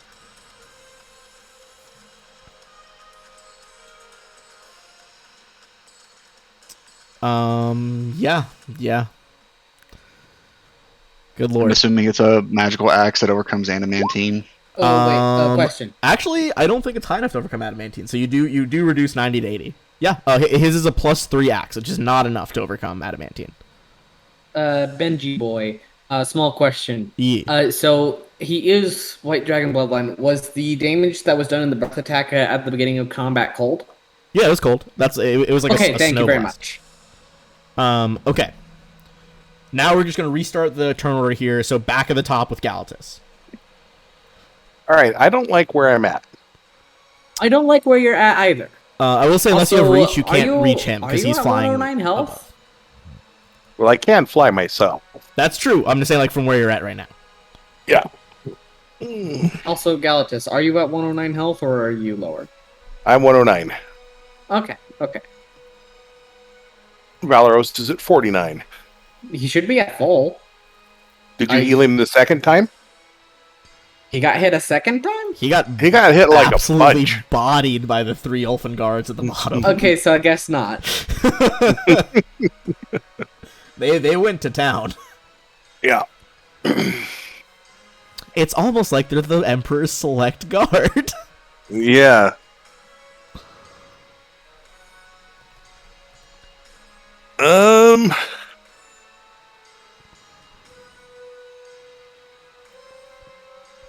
Well, this isn't ideal, so Galatus is going to 5-foot step and then cast greater invisibility on himself. Yeah, the Elfin Guard don't like that. It's I feel like a character that's so funny. They're like, "Don't rage. They're beautiful, respectful combatants." Like, nope, I'm invisible. Fuck that. And then, you are very lucky, by the way, that you guys managed to stop them from raging. Because one of the Ulfen Guard's rage powers to make sure they kill everyone is no escape. So they would have followed you through that 5-foot step. All 3 of them would have just stepped forward. all right. So, Valeros, what's the rules on withdraw? Pretty sure it's just a standard action and you move away without attacks of opportunity, right? Yeah. Yeah, I believe so, but there's nothing about has to be a straight line or anything like that. I don't think so. All right. So with withdraw, no, it doesn't have to be a straight line. The only thing that has to be a straight line is run. Also, I'm gonna throw this out there. Up to you guys whose turn wants it to happen on. But first of all, there's a hint available. Second of all, it's been a long time since anyone's done this, but one of the deck of many things cards is drawn. Ooh, can I go 3 in a row? So, but continue, Galatus. You and Valorous are still doing stuff. I'm gonna pull up our modified deck rules that Drow wrote while you do that. Okay, so, but withdraw only prevents the attack on the first movement, right? Any subsequent movement, you can still draw an attack of opportunity. Basically, yeah, it just means that the first 5 feet you move do not provoke anything. All right, so he's going to go there, Okay, and then there, and Yeah. then there, he's safe. and with a haste, he's going to zip around over here next to this guy. I will say you guys do know that that's like that. You know that's is a an trapped illusion. It's a trapped illusion. Yes. That's right, you did say that. You don't know what trap, but maybe don't interact. My guess with is it. Doom. I mean, if you guys want to ignore your intel and interact with it, like, go ahead, but, like, maybe don't. All right. So anyway, he's just going to cruise over there. Okay. Yeah, beautiful tactical withdrawal there. Okay. And Galatus, you're invisible. Blaze, what are you setting up your wall here? Yeah. First things Okay. first, wall. one thing to check on: is he going to need 2 walls to block this off, or So, I mean, you guys flew in here, so you would know what the layout is here. You could block these doors right here, but there are also stairs that lead up from the same hallway into the arcade. And this is the reason why I flew up to the ceiling.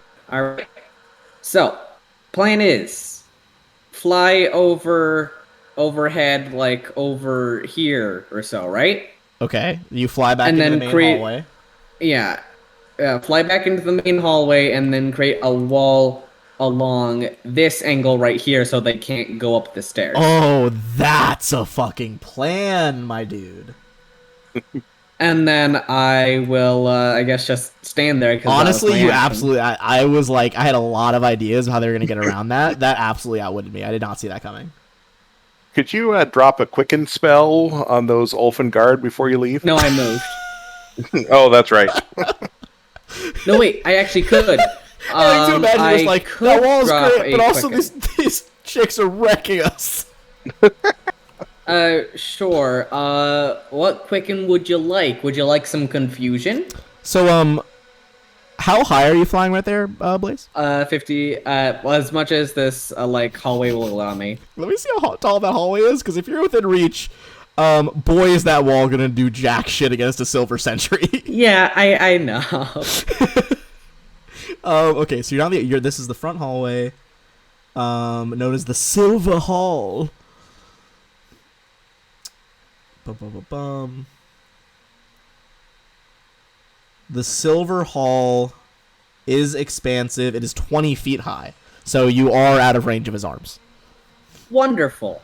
Alright, but yeah, I'm gonna drop a confusion before I leave on all those Ulfengard. The top 3 or the bottom 3? So I think it's a 10-foot cube, right? 15-foot radius burst. Okay. Are you selectiving everyone else? Yeah, of course, of course. Whoa. I don't want to confuse everybody. Okay, hold on. Okay, so I'm gonna do 60-20 for the guards. What's your DC on confusion? My DC for confusion is 27. Is this an enchantment effect? Let me check. Confusion is an enchantment, compulsion, mind affecting. Okay. They have some abilities known as Iron Will and Indomitable Will. That's giving them a lot of bonuses on this. Alright. Okay, top 3. Actually, why the hell not? I'll also persist in it. So they need to Okay, try hold on. twice. Still only one out of the top 3 fucks up. Alright, now, bottom 3, and then Big Bear Boy. Alright, so anyone with the broken skull is fucked up. Okay, bottom 3 pass. On persistent, though, 2 of them fail. Wonderful. The left and right ones on bottom. Yes, And Big make Bear me roll Boy. more dice. Alright, and then Vor. Vor is also very good against enchantments. Vor makes on the first one, and makes on the second. Nuts. Alright. I mean, he's Vor. He's meant to be fucking tough. Yeah. But there you go, that's my turn. I mean, that's pretty solid. That's pretty fucking solid. Okay. That's gonna be the Imperial Magi. Oh wait, I have Seraph. Yeah, that's some pretty important. I will drop a nice good old Cure Serious on our boy Valeros. Okay, drop that Yay. Cure Serious while I fucking review Prismatic Wall. I should have just had it up this whole time. I don't know why I didn't. You always should when Yeah, when, I really fucking playing should. with it. Okay, 32. Not a bad heal at all. As her Desna symbol, the butterfly like flaps its wings as this healing is channeled through Valeros. Well, crap. Where did she create a hurricane? Hold on. All right, let's see. So we got our Magi up. And don't forget the deck. Oh yes. Do we want to draw And the the turn? bullet? When do we want the deck drawn? Whose turn? Is it on Me. Blaze's turn? Me. Okay, I mean, if no one has any objections, hold on. Well, is it basically just a standard deck of many things draw, or what is? It's not. So I can't remember if we'd done one on this stream or not yet. But basically, Drow lovingly modified the deck, so it's not nearly as deadly. Like, it's not gonna fuck you guys. It's Okay. basically like a depowered deck, but has the chance to like move some things around. You know. Okay. Nothing that's gonna like break the finale, essentially. Okay, give me 1 sec. I'm shuffling. All right. Thank God for Control F.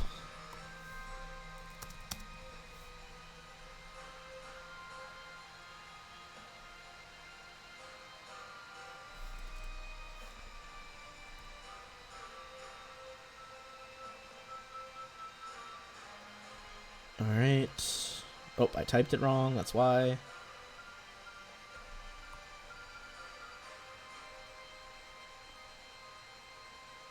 What did I draw?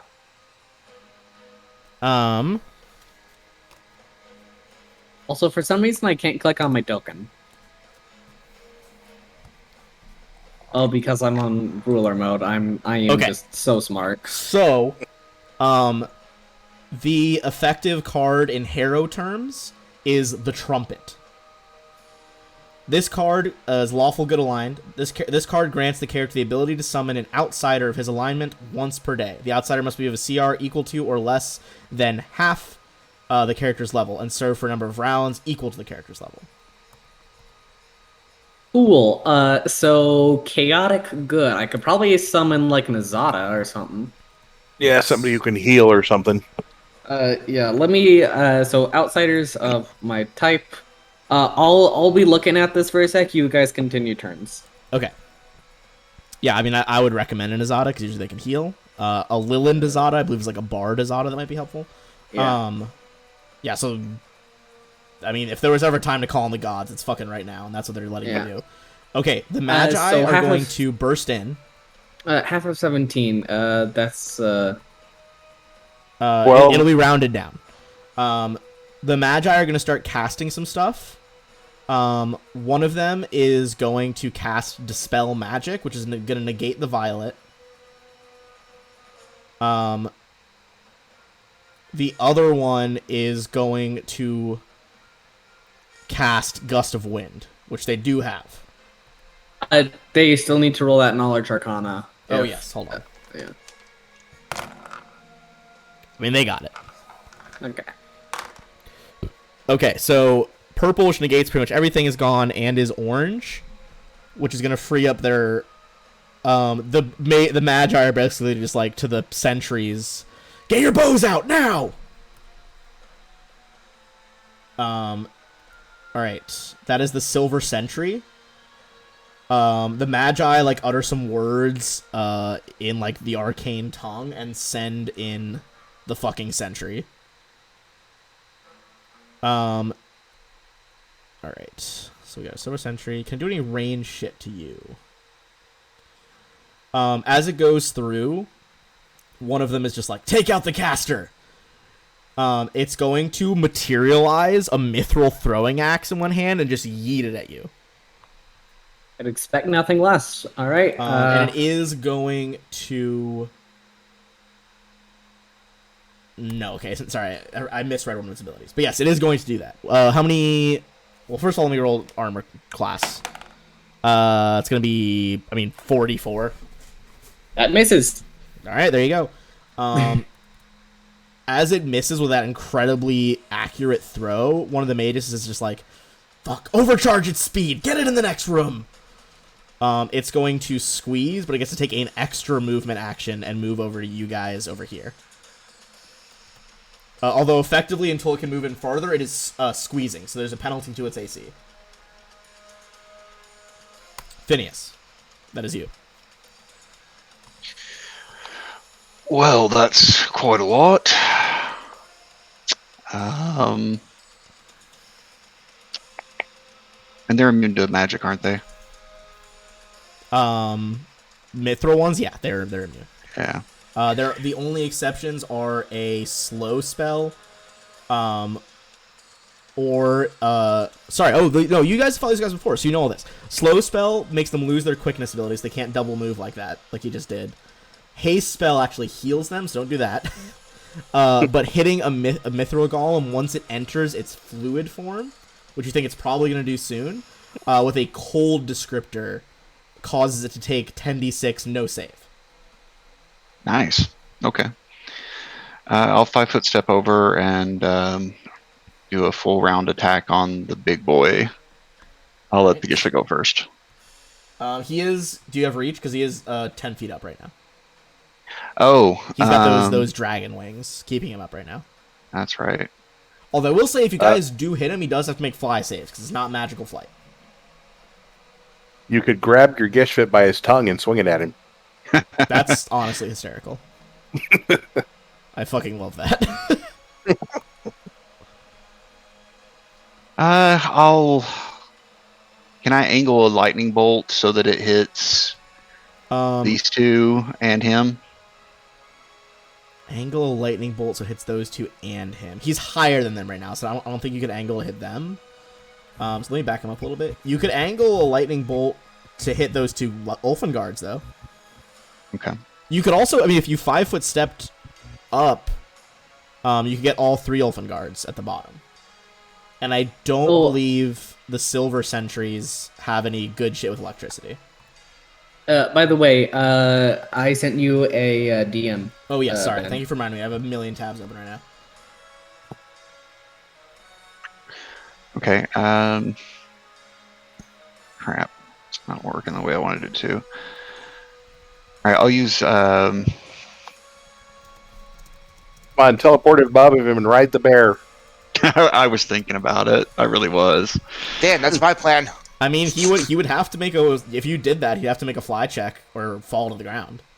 You know, he's a large creature. There's probably room for both of you up there. You're right, there is. Let's not get crazy. Alright, you know, I'm gonna get fucking crazy. Let's do it. I'm going to tear a scroll of Shocking Grasp, and I'm going to empower and maximize a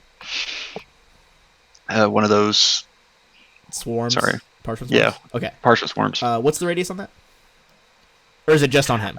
Just on him. Oh, okay. And it's reflex save, if I remember correctly. Yeah, 24. Oh, nat one. Fails it. Alright, so he's going to take... Damn, he's got crazy saves, too. That was a good time for you guys to have him get a nat one.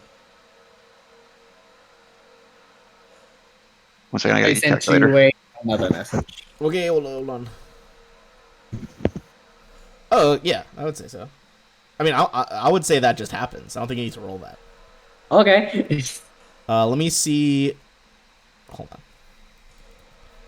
I want to see if I have that image ready. If not, can you send me that image? I do not. Can you I send me that already image? do. It's already it's just in player characters. All right, I got you. Okay. 140 damage. 140. Holy fuck. The bear is absolutely shredded by the paper. He is still up. I mean, he's a blood rager. He's got crazy health. But that was a lot, and he does stay in the air, but he is past halfway at least. Like, he's bloodied. And, There are two Phineases. Oh, I'm gonna remove the back Phineas. There you go. and then we'll move up, and the Gishfit will attack this Ulfengard. Oh shit! I think that was the Phineas with the turn order on him. Hold on. Wait, you want to attack him? He is confused, Confused.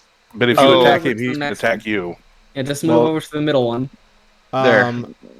Yes, that one's. There we Anyone go. with the skull on them is confused. That one right there. Okay, middle. Okay, go for the middle one with the Gishfit. 31 is gonna be a hit. Even though she's not raging, it's still a hit. And it was like invisible with you until then, right? It wasn't invisible, no, but it's getting a full attack because I carried it over. Ah, okay, gotcha. Okay. Hit, miss, crit.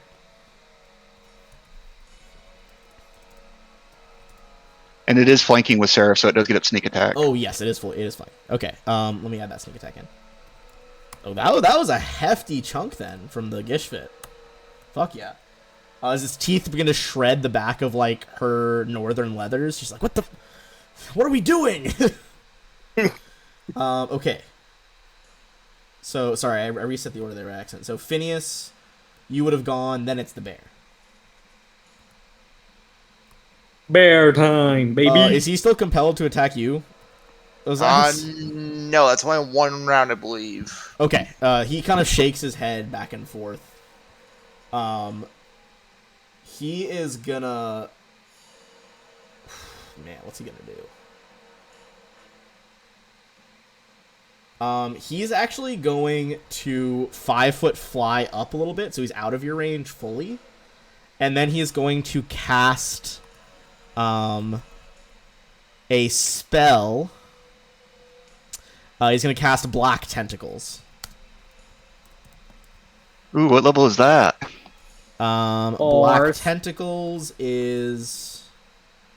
Four. I mean, you might be able. I'm pretty sure you'll be able to counter. Black Tentacles is 4 for Blood Rager. Okay, I counter that. Okay, go for your roll for dispelling it. Oh, Yeah, 20. you see, he like tries to summon they still black tentacles, but they look like they're made of ice. As he tries to wrap them around you guys, hold you in place for the Ulfen Guard. And Phineas, you just like chant this quick sentence in the arcane tongue, and all the tentacles like shatter into snow. Fuck yeah, that's a standard action. That's Vor's turn.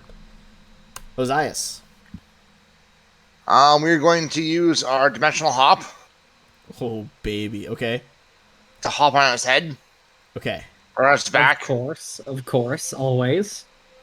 Are you trying to then attack him or trying to grapple him right now? Because I'm gonna do different rules. Attack him. Attack him. Yep. Okay, I'm gonna say either give me a reflex or an acrobatics check. Also, real quick, Ben. Yes. Did you roll a flight check for him hovering? From which attack? Parchment Swarm. Yes, I did. No, just for him hovering during his turn. Oh no, I did not. I forgot you have to do that with wings. But I believe the hover DC is like crazy low. It's like 15 plus something. I mean, he has really high fly skill, so he was fine on that roll. He got a 16 on the die. Yeah, he's good. Okay, I would say reflex or acrobatics, whatever is higher for you, Ozias. So you try to like keep your footing to then swing a weapon on a draconic blooded nope. Oh, You're gonna fall. I will allow another acrobatics check though to try to reduce the damage. You are currently, let's see, he was 10 feet up already, moved up another 5. You're 15 feet up, so basically it's just gonna be a d6 of either lethal or non-lethal, depending on how you pass this. You need a 15. Okay, you take 5 non-lethal damage. Yep. Except for Stoneflesh reduces that, right? Oh yeah, you don't take anything then.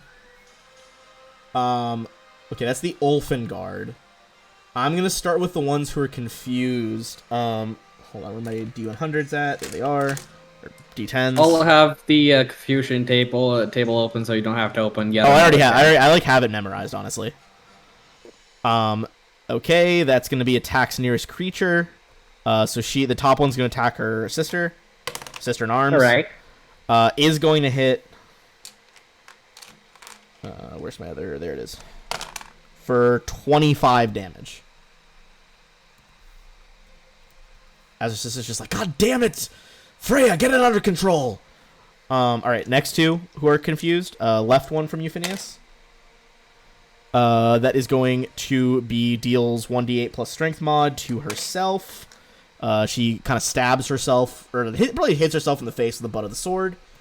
And then the one on the far right is going to attack nearest creature. That's either going to be, let me back this up, either Seraph, the Gishvit, or her sister. That's going to be her sister. Hooray! Deals 15 to the one that the Gishvit already laid into. This one in the middle right here is starting to look pretty bad. Violence! Hooray! Alright, now, so that was the confused ones. The remaining ones are disciplined enough that they're just going to pretty much ignore their confused allies. You're okay. So sorry, I'm gonna move some people around because you probably fell back here. I'm assuming, Ozias. Yeah. They don't know that Princess Eutropia. I'm just gonna move her back because she's staying out of this fight. They don't know where. I mean, I guess the only visible person to them is Seraph. The Oh, no, Gishfit's don't not bump invisible, my Oh, right? the mom. Gishfit's not invisible. Okay, so two after 5 foot stepping or to full attack. No, she does not. That is a rule exploit that does not work. The two above Seraph are attacking her with full round attacks. What's Seraph's current AC? 36. 36. Potential crit. Doesn't confirm on an at 1. Only one of the first girl's attacks hits. Seraph takes 18 damage. Now, Right, reduced to 8. yeah, reduce that. Next girl, another potential crit. Both times it was a 20, then a 1. Does not confirm. Wonderful. Okay, basically then one more attack from the second girl.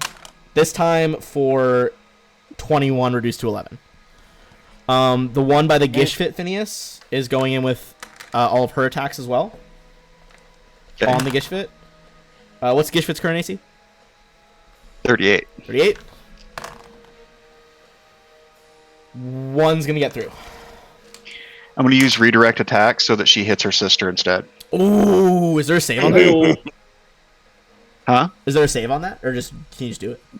I can just do it. She has to roll a new attack against her sister. Okay. Which one?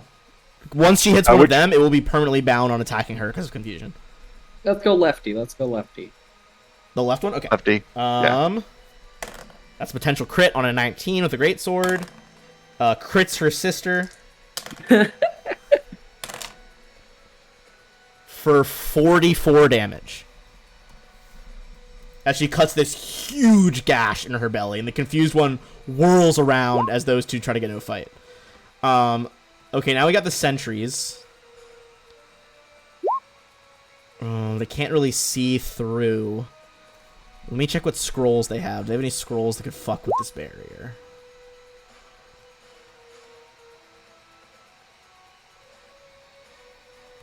Dispel magic only works in the purple one, right? Yeah, it does. Okay.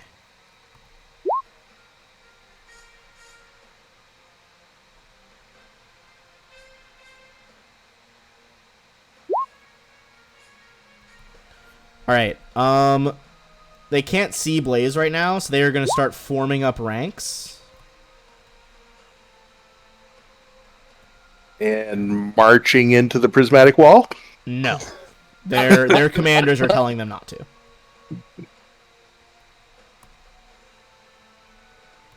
But you can now, I mean, you can't see through the wall, but there are, just so you guys know, 6 of them out there, of the like level 15 fighters. Wonderful. That's all I can do right now, though. So Galatus. All right. So first thing Valeros is going to do is drink a potion of Cure Serious. Okay. I believe that's 3d8 plus 9. I want to say. Wow. Not Ooh. great, but hey, every bit helps in this fight. All right. Oops. Wrong. Okay. What was his? Did you hit subtract points before? 14? Oh, you just made it No, 14. Fuck. I just made it 14. I want to say it was 42. 109. Oh wait, are you talking about Valeros? Yeah. It was 47. 47. 47. Hey, in my defense, 7s look like 2s. All right. Okay. There we go. And then he's going to move up to here to provide some additional flanking. Okay.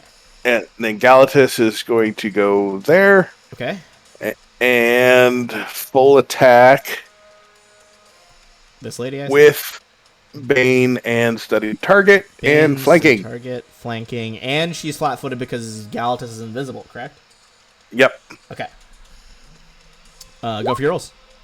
And -4 off of those because we're doing non-lethal. Minus. Okay. Hit, crit, hit. And she's not raging, so her DR is not as high. They aren't The evil. words of a great man. Ouchie. Oh, but sorry, Valeros has actually got that menacing sword, so the 48s are actually 50s. Okay. She looks real bad. Also, Still I up believe though, that huh? would provoke. Wouldn't that provoke from Valoros with the crit? Oh yeah, both of them. Or sorry, just the one. Just one. Yeah, just one. Okay. Then The loop continues. Roll again.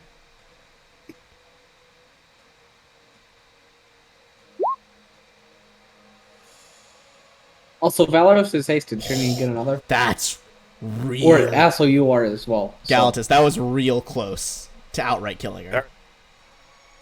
oh, well, I don't want to do that. No, but they are It was unconscious almost enough non-lethal to kill her, but that does knock her unconscious. She's out. All right. Hooray. Blaze.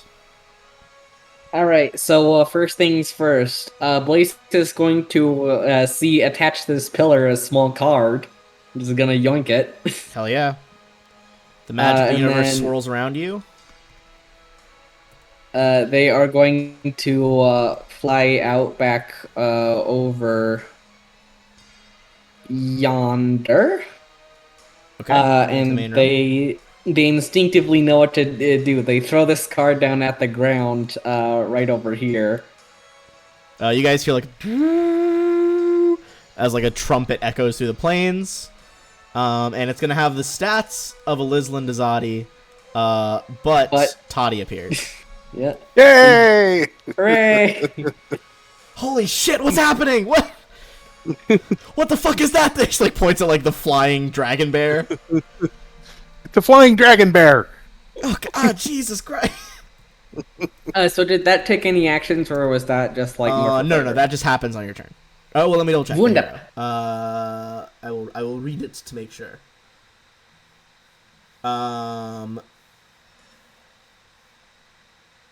I believe I'm gonna say honestly, it probably is a standard action to summon an outsider like that.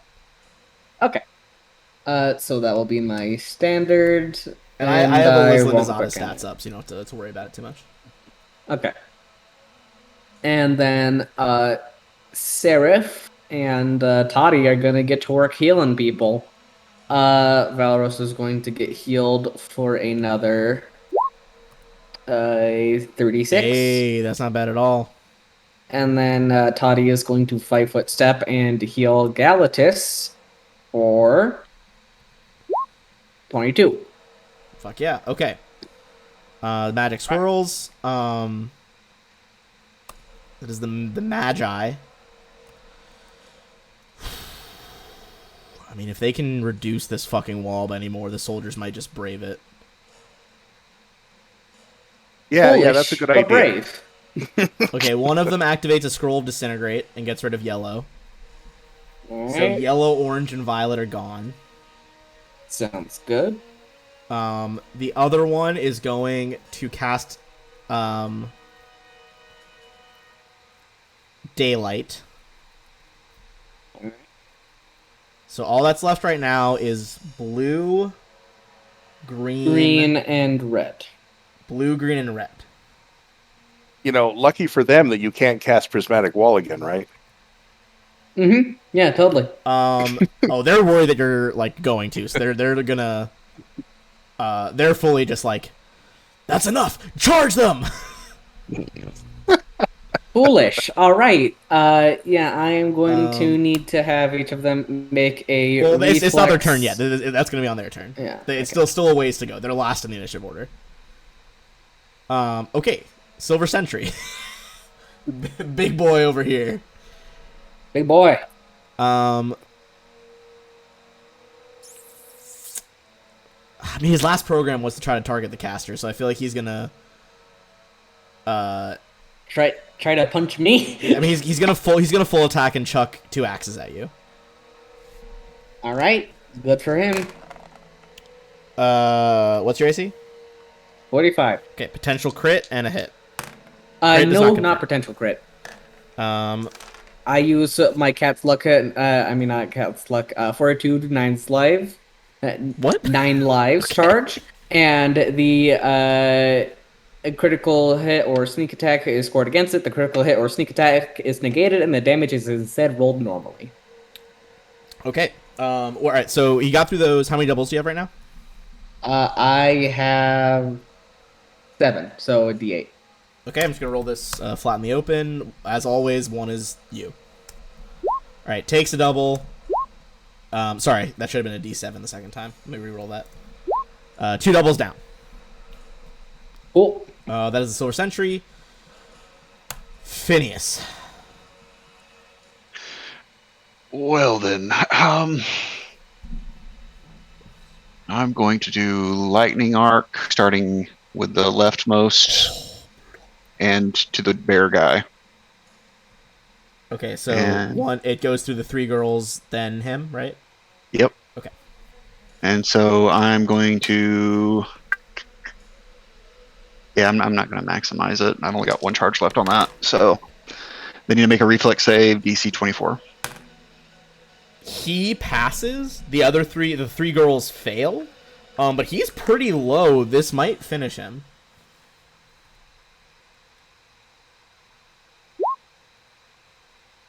Okay, so each of them takes 73. Seriously, they all missed their reflex save, huh? Yeah, they rolled collected from left to right 3, 2, 4. Wow. Yeah, it was Awesome. real bad. Oh my god, that's like amazing. that's like 200 something damage just between the 3 of them, and then halved. That's gonna be 36. Vor looks like on death's door. He's like struggling to stay aloft. Actually, he has to make a check because you hit him with the lightning. Oh yeah, yeah. He falls. He's gonna make a Hooray! acrobatics to not land prone. He does pass, but he like slams into the ground. Like Shouldn't he take like a D6 falling damage because he was 10 feet he in the does, air? but it's not enough to knock him out. Yeah. I mean, I say like Gish hit. he's about to go down from like a party strike, you know, not like a D6 falling damage. Yeah. The Gish Fit scuttles over and attacks Vor, flanking with Ozias. Non-lethally, of course. Please. You guys keep saying that, and I never could confirm it. Please, Phineas, I don't want to kill the bear man. All right, well, I'm asking you to confirm it right now. Is this non-lethal or not? I suppose it's non-lethal. Okay. The final attack misses, but the first 2 knock him unconscious. Just this earth-shaking, like, boom, as he falls backwards, his wings receding into his back. He just shrinks down into, like, a regular, red-haired Ulfin man. And then, Gishfit just goes up to him and goes, "Lulululul." Right, I'm gonna start dragging bodies out of the way, because it's getting confusing. Vor's out of combat. He goes down. Hooray! Okay. In that case, Ozias, you're up next. Awesome. We will blink here. Okay. And we hold on, will- so I'm gonna say you would know. So weakest, then this girl, then this girl. What about the top girl?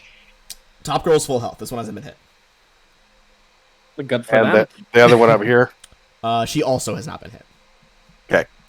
Okay, so sorry, which one's the weakest? Weakest is the middle below you. Second weakest is left below you. Third weakest is the right below you. Okay. Like, keep in mind, if you don't take out the one right below you, the left below you is going to attack her. Yeah. Correct. Yeah. But if you attack that one, she will be focused on you. Right. So If you you could go attack the the one one that you're above, flanking with nothing. Galatus.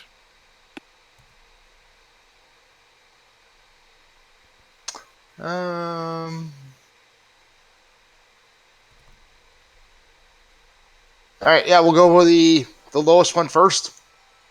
Okay, go for it. Oh. I'll take it attack by attack, and then I'll ask you where you want to redirect. I can roll one by one if you want me to. Yeah, you can do one It by doesn't one. matter. Go for it. Whatever you do. Oh. I mean, yeah, first one's a miss. Second one's a hit, though. She's not chaotic, though, so 15. Then 20, then another 15. I still have one more full attack. Okay, go for your last one. Another hit. This one is now on death's door. Hooray! No, that was non-lethal. Sorry, I mean like knockout's door. I don't know how to go about it. Point is, she's almost out of Sleep's the fight. door. There we go. Okay. Next to the Ulfen Okay, guards. well, so hang on now. Oh, go ahead. No, there's still more to that then. Oh, Yeah. So scoop my dice back.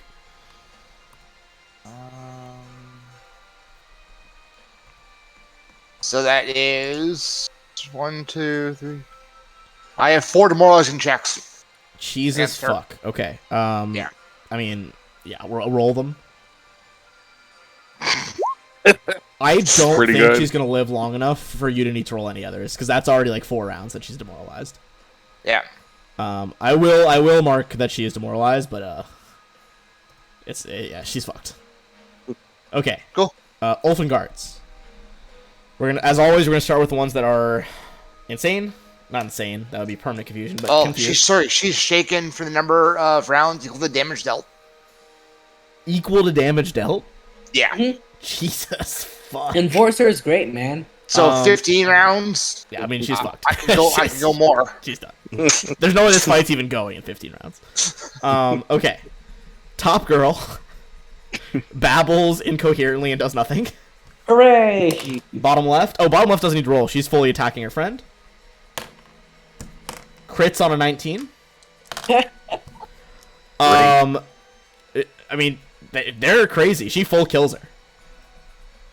Okay, so her friend crit her, and then she crits her friend back. Wonderful. Yeah, she's full dead as the great sword just rams through her stomach. Final insane person. Also babbles incoherently. Hooray! Imperial sentries. there's one Godspeed, more gentlemen. woman. Yeah, there's one Ulfen guard who's not crazy. Oh, sorry. Yes. I'll deal with the Imperial Came fucking back. sentries getting fucked over in a hot second. You know what? The doors have been burst open. Let me just remove the dynamic lighting block so you guys can see into the hallway at this point. Please do, thank you. There you go. You are very helpful. Okay. Non-insane one is gonna try to take out Valatus. What the fuck? Ozias. Sorry, I've had too much caffeine. You mixed up like 80 names there, bud. Yeah, that was a lot. Okay. What is Ozias' AC right now? 41. Who? Oh, Ozias, you're gonna get hit twice here.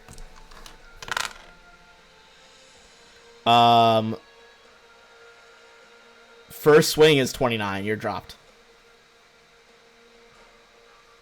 Well, ferocious, I have not dropped. Oh. I guess he would try to hit you again then. Oh yeah, I never know your health because there's no health bar. Tell there me is. when you need a. Can you not see his for health me. bar? Yeah, I I- can't either. I can't either. Hold on. That would explain why I'm at 27. Yeah, I would have been healing you, dog. Just ask for if you need it. Okay, next one That explains does. a lot. Oh fuck! You still have stone skin. So first one was actually 17. You're still up, or 19. You're still up. Okay. Second one. So ferocious doesn't trigger yet. So this is you can still use ferocious on this attack, which is going to be 17 Hey. damage You reduced. to 7. added a health bar to the Ulfengard. Which is hilarious. Okay, well ignore her health. That's not correct. I'm also betting that they don't have adamantine weapons, so that would be another 10 reduction, wouldn't it? So it'd be 20 off each damage. Well, that's what I was accounting with the 10 reduction. Okay. There we go. There's Okay. his health bar. There we go. I believe all said and done, you should be down to 3 health. I also have DR3. The stone skin would override that essentially, Okay, cool. So I'm down to 3 then? unless it's DR all. Is it DR all like with the dash? Yes. Oh, then that does still trigger. Yeah. Oh, that's cool. I didn't know that. Okay, that's all of them. these motherfuckers just sprinted through the barrier. So before they get any farther, let's see what happens. Yep. 1 reflex and 2 fortitude each. Okay, Jesus fuck. All right, we're gonna just bulk roll some d20s here. Yeah, let's do all reflex and then. Alright, this is all reflex. All fort. What's the DC on the reflex? The DC for all of it is 30. They all fail. Okay, they all take 20 fire damage. Oh, is that it? Wow, thought it was gonna be more than that. I mean, it's red. It's the weakest one. Yeah, okay, I guess that's fair. I don't think I got. And then- Okay. So next is Fortitude. fortitude. Okay. Yep. So make that bulk fortitude. DC is 30. The 16 and the 15 pass. Everything else fails. Okay. Yeah. Those 4 people. They're dead. All right, 4 collapse instantly. And then another fort from the other 2. Okay. What did they trigger with that one? That was the, like, death poison. Green wall. Yeah. Yeah, they both fail and are turned to stone. Oh, okay. I had to risk it. They're stone. Yep. Them boys be dead. All right. So brave yet so foolish. They're trying to save the king. Well, okay. I mean, I get where they're coming from, sure. Yeah. All right. That was their turn. Galatas. Understandable, brave, but foolish. Yep. So we're going to 5-foot step in there, and I should have done this before, but Valeros is going to trigger Tactician, so everybody's got seize the moment. Hooray! So we're going to attack a total of 8 times, and every time there's a crit, everybody around them gets to hit that one. Okay, cool. I'll have Toddy's greatsword ready. Jesus.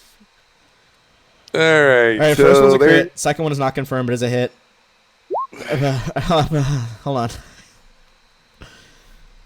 No one else roll besides the 2 people yet. Yeah. I gotta do math.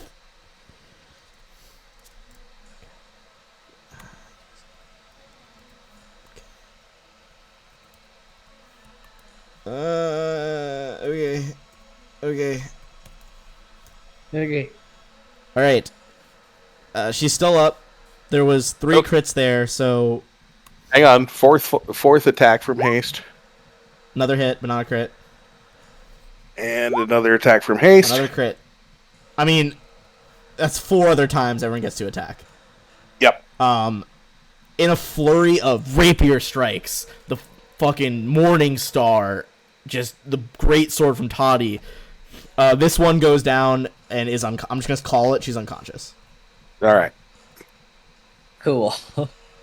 Which means the only enemies left in this room Oh, are and Galtus is going to 3 5-foot crazy step people away and from the the Silver crazy one. Sentry. Yeah, it's just crazy people in the Sentry now. Hooray! It's nice that you've occupied the sentry for us, Blaze. Sure thing. All right, Blaze. Yeah, alright, so first things first, Seraph is going to use heal on Osiris. Heal 170 hit points. You're good. I think it caps at 150, doesn't it? Does it? I'm pretty sure. That doesn't make Yeah, I think so. Let me check heal.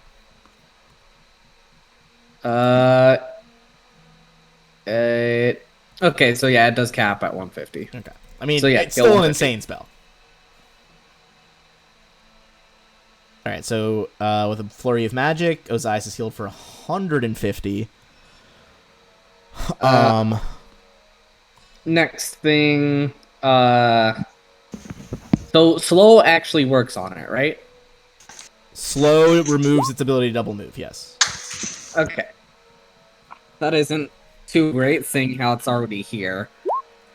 Yeah, not huge at the moment. Hey, Ozias, Galatis, you what got should I 150, do? by the way, health back.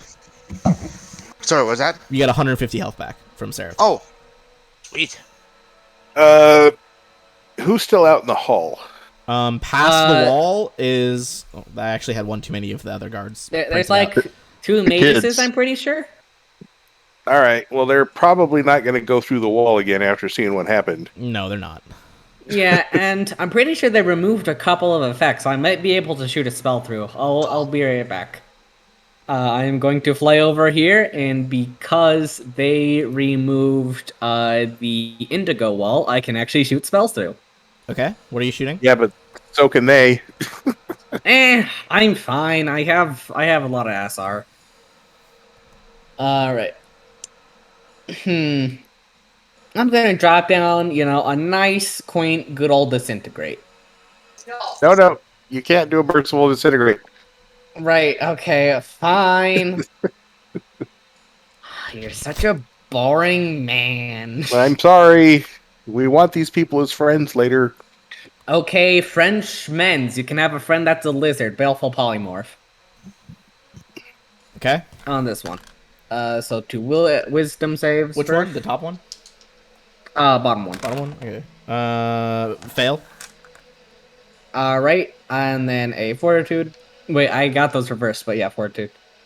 Whatever, it would have failed anyway. Both fail. It is a lizard. Alright, he is a plain normal lizard. Bet. And that's my turn. Okay. Remaining magus that is still alive. Oh, and Toddy will up another Cure Serious on Valeros, I guess. So we Little lightning drop lizard. that down real quick. All right. Give me a reflex save as the Imperial Magus holds up his longsword and just like blasts lightning at you. This is a chain lightning spell. Cool. 21. That's bad. That does not pass. Spell resistance? Do you have spell resistance right now? Yeah, you do. Yeah. What's your spell resistance? Hold on. 31. Gets through. Nuts. Okay. All right. And this is electricity, right? Yeah. Wunderbar. 66. Yikes. Okay.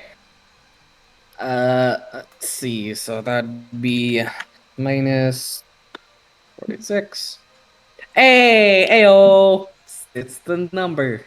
The Magus is just gonna tell the Golem at this point, as like all of his fucking lead troops died and his friend's a lizard. He's like, Silver Sentry, kill anyone you can see that's not part of the palace staff. I'm glad he specified there. The Silver Sentry's like, and it's just gonna start beating people up. Okay, Silver Sentry going in on. Let's roll some dice here. Gonna One. do the liquid thing. It does activate Liquid Body first of all as a swift action. So cold will fuck it up now. It is then going to go with 2 attacks with mithril battle axes that it grows out of its hands. One on Galatus, one on Ozias. Galatus, you first. Harry! Okay, roll your parry. Hang on, I gotta click the right one. Ooh. That's honestly wild because you need a 52. Its bonus is plus 33. Yeah, do you want to riposte? No, I need to conserve. Okay. panache. You miraculously dodged this and hit it out of the way. All right. Holy shit! I can't believe you parried that. Ozias, what is your AC right now again? 41. Oh, it got a 39. It hits your armor, and you just take it in stride as you look back at the sentry. As it's just like, Phineas. Also, we're like right on track because we're almost we have an hour and a half left, and that's like about exactly how much I thought we would need for the Emperor. Hooray. Pacing. 5-foot step over, and I'm gonna do a flurry of blows. Ba ba ba ba ba. Brett, Brett. And each of my attacks deals cold damage. So Oh my god. Hold on. Okay. Are these the actual hits? Is there anything else involved? I'm not flanking with anybody, so no, there should be the actual hits. But I am invisible, so it's flat-footed. Oh yes, the flat-footed of a robot. Oh, Yeah, he shouldn't have attacked me because he was only supposed to attack people he could see. Oh, you're greater invisible. That's right. Okay. You know what? That's okay. Just for I'll take the flavor, parry. that was such a good parry. I'm gonna give it to you. Okay. So flat-footed. I mean, the man's made of metal, but that is actually gonna make some differences. So instead of 1 hit, that is gonna be 3 hits. So roll an extra 30d6 on top of this.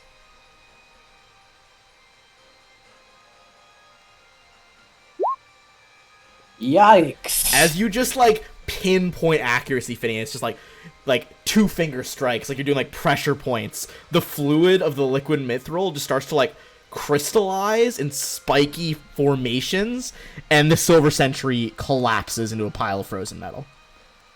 Damn. And then the Gishfit will attack Crazy here. This one? Okay, go for it. Got flanking. Got that flank. Got the flank. Okay. And it's just the first attack on the next one, right? For haste? Yeah. Okay, so 37. These guys are also getting their asses kicked because without their rage, they don't have any DR right now. Okay. Alright, I forgot that normal barbarians are poopy. So this is sad because there could be some cool roleplay here. Because normally, if you guys reduce them to below 30, they surrender out of respect. But she's crazy. Too bad right? we So she's not just, gonna do that. She's gonna like get like roar in anger and get ready to attack the fucking book. Did any of those miss, or did they all hit? Every single one hit. Okay. Yeah. Do you have your dex reducing stuff on Gishfit? Have what? The dex reduction. Your dex reduction thing. Oh, yeah. Oh. So, Oh no. so each hit is going to be -2 to 2, 4, 6, 8 dexterity. less dex. Jesus fuck. and then a -2 to AC on top of that. Okay. So, her AC just got absolutely trashed that round. Holy fuck. Ozias, you would know that this one is on death's door and is very easy to hit. This one a bit healthier, but she's taking some blows. Okay. Well, I'll roll all my attacks here. Okay. I'll just we'll see how this goes. Yeah, I'll redirect if one of them goes unconscious. Yeah. Holy shit. Fuck. Fucking 1 in my. 400 chance of 2 nat ones. Okay, I mean, first two, you get really cocky as you see some of these enemies dropping like fucking flies. And you get too cocky, so you miss. But I will say, because of the Gishfit's insane reduction to her AC, the last two both hit and knock her out. Hooray! Okay. All right. That leaves 1 Elfin Guard. 2 Ulfin Guard. Who hit There's her still last? McCrazy over here. Oh, yeah, there is one more crazy lady over there.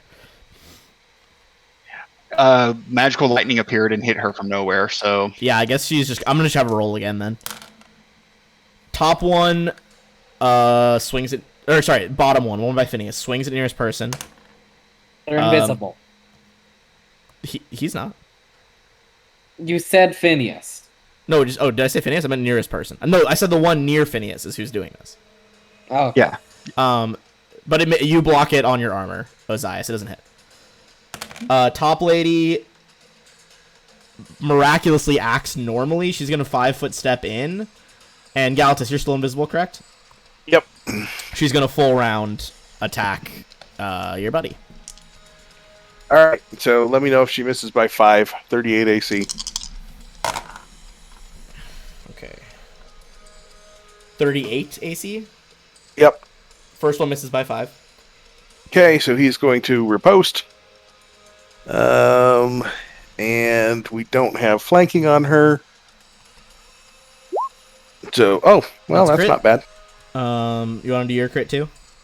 Yep. Okay.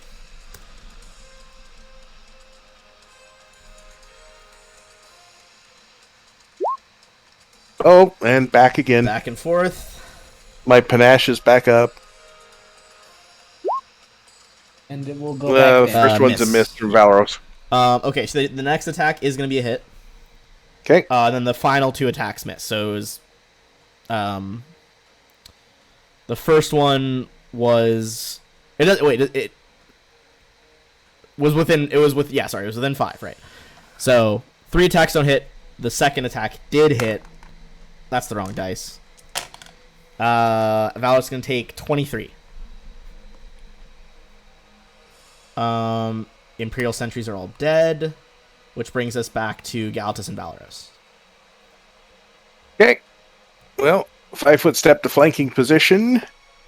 And then we're going to open up this little can of whoop ass I have here. Hell yeah, go for it. And we're going to go... she's still up quite a bit.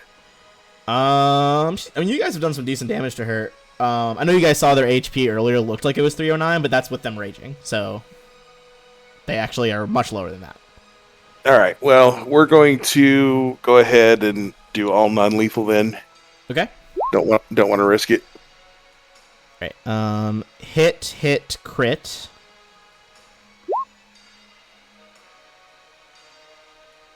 Sorry, let me just... I'm doing math.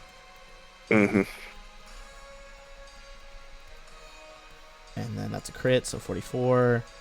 Galatus got that 63 Sorry. off. We're doing non-lethal, so they're all at -4. Well, -4 for Valeros. They all plus still would have 1 hit for now. Yeah. She is knocked unconscious. Hooray! Okay. Blaze. So you got All right. one more Magus. I mean, you guys would know basically in 25 rounds, the Phalanx is gonna get here because they gave you those 3 minutes earlier. Or sorry, not 20. It would be, what am I talking about? 19 rounds. I'm going to call out to this Magus. Hey, do you want to join your friend as a lizard? Enough of this! You'll never get the king. The king to be. Bro, we already know what's going on. We got everybody's dead in here, man. You're No. Unconscious. unconscious. Thank you. Everybody's unconscious in here except for like a couple people, and also all those people who you said to run through. He looks like he's getting alone ready. here, He man. looks like he's getting ready to run out the palace doors to like regroup with his troops. He can do that. Okay. We're gonna be gone by the time he gets back. Yeah, he's gonna full run out then on his turn. So you can you can still have your turn though if you want to go do something else to this last round. I don't think I'll do anything, just conserving spell slots and all, but I'll come back to the main group. Okay, then Phineas. Blaze, if you can manage, head over to the door. Steps over. Is there a door? You guys Bottom know that right. there's a hidden entrance behind the curtain. Oh, it's That was not part of this here. your intel. Well, No. what is this? You guys know that like they said your intel person said that he operates in a room behind the curtain. Okay. Okay, so yeah, I'll head on down over here. Okay. Sorry. And, so Seraph Gishvit will do the same, Got the as well as Toddy. then 24.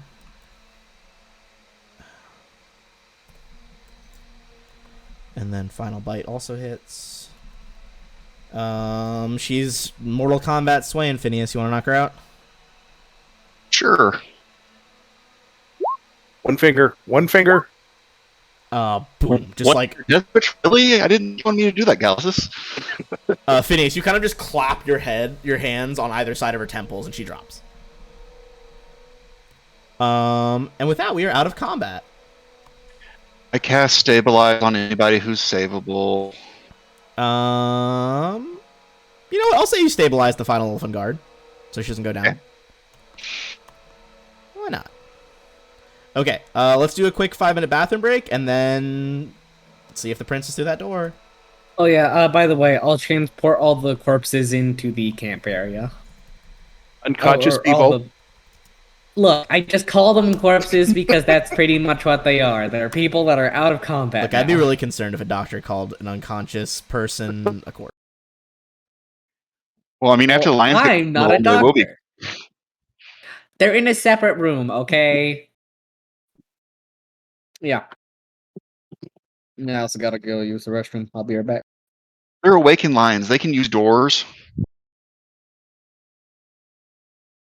Like I said in the little document, the door is hidden by an illusion. They think that that area is all that there is in that room.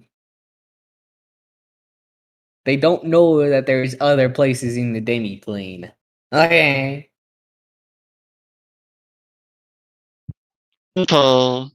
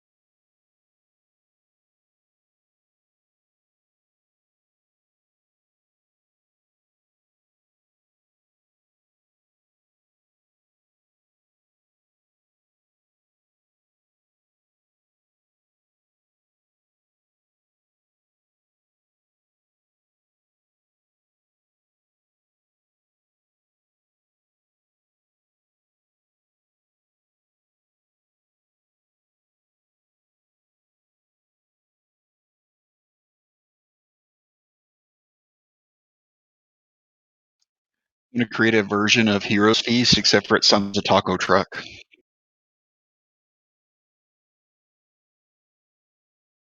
Buenos dias, I am back.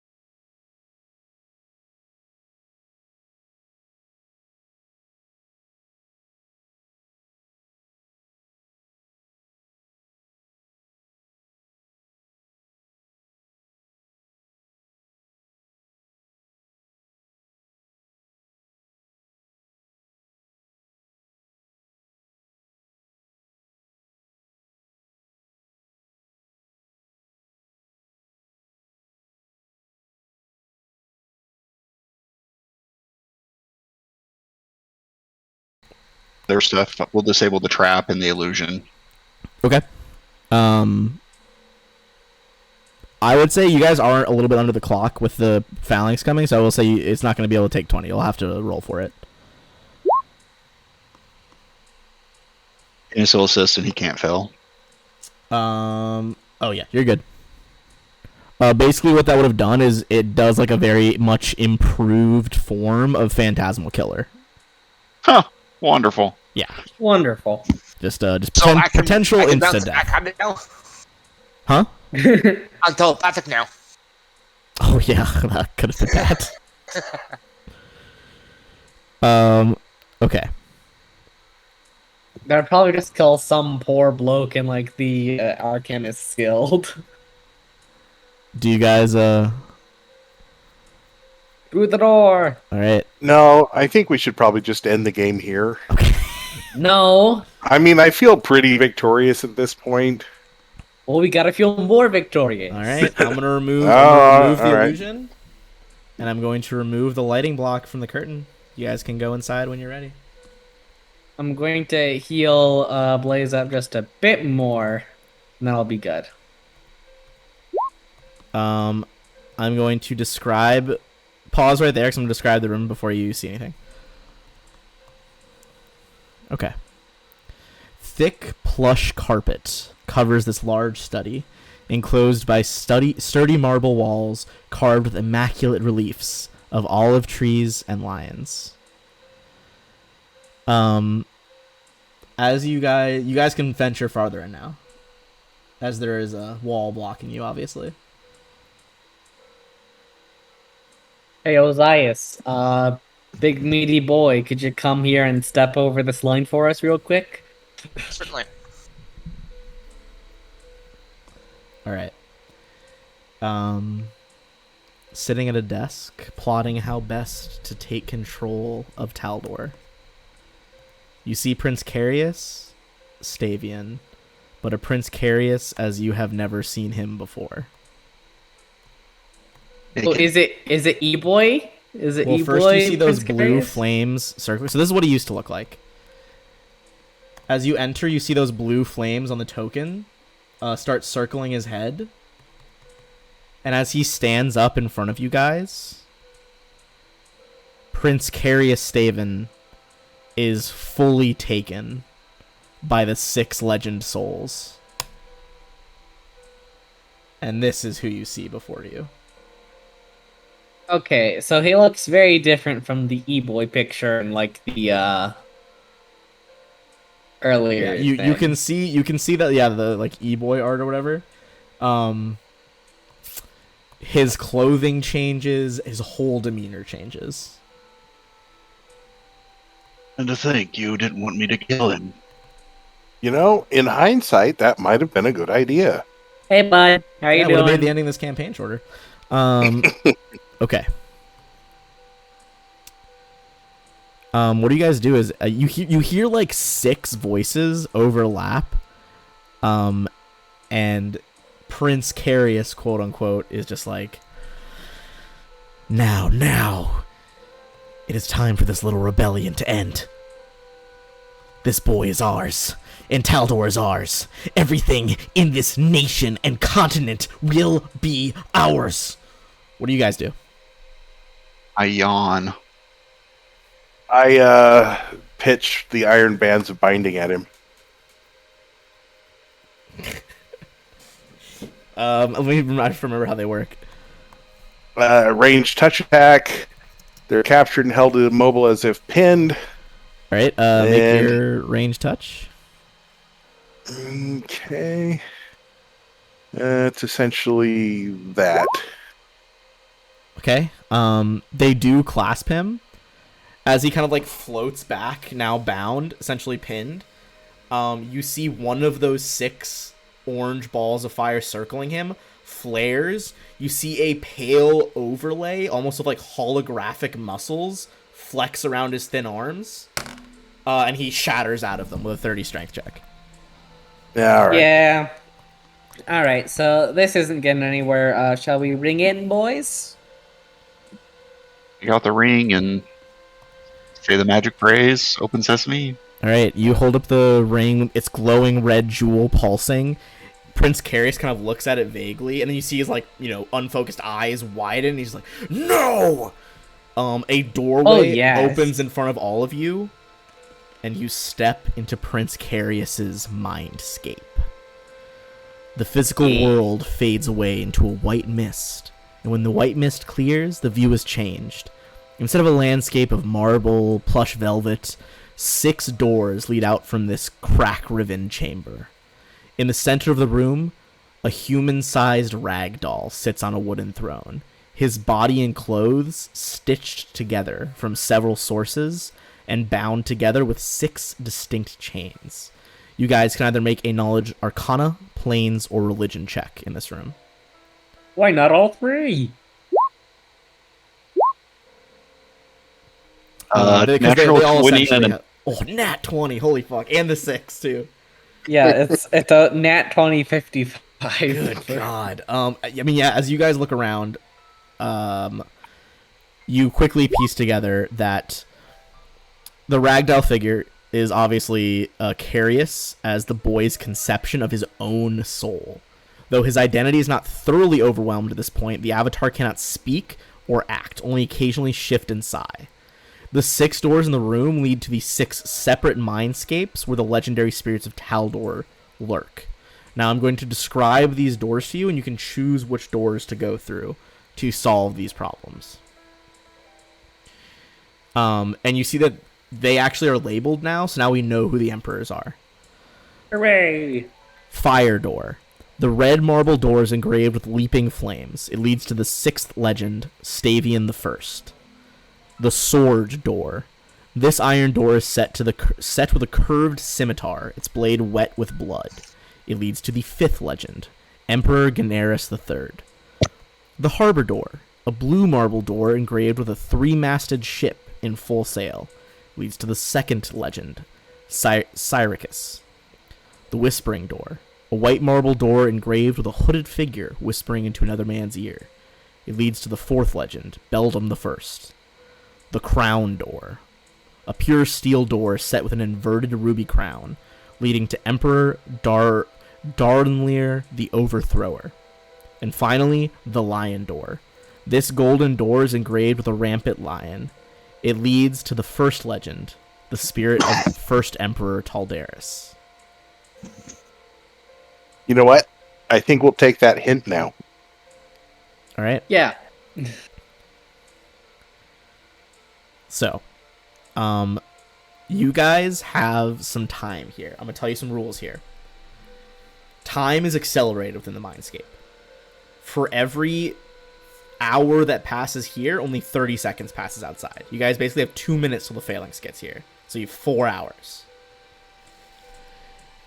Healing is accelerated in the central chamber. A living creature can basically kind of sit there for a bit and heal. Resting only takes 2 hours. So you could potentially rest between doors. Alright, hint time. As, stepping out of, mysteriously a 7th door briefly appears. And Miss Maggie is like, well, haven't you all come so far? Who the Yes. hell are you, woman? Hi, Maggie. Yes, Miss Maggie. What, is there anything you'd like to know particularly? Yeah, two things. First one is most important. Which door would you recommend going through first? Which emperor should we punch first? Now that's hard. They all have different challenges inside. Now, you all have met Emperor Taldaris, haven't you? Well, thanks. Yep. Discord, it just disconnected for 3 seconds. Can you guys hear me still? We have met Emperor Taldaris, yes. Yes. Perhaps you could talk him down. It might be the easiest one there.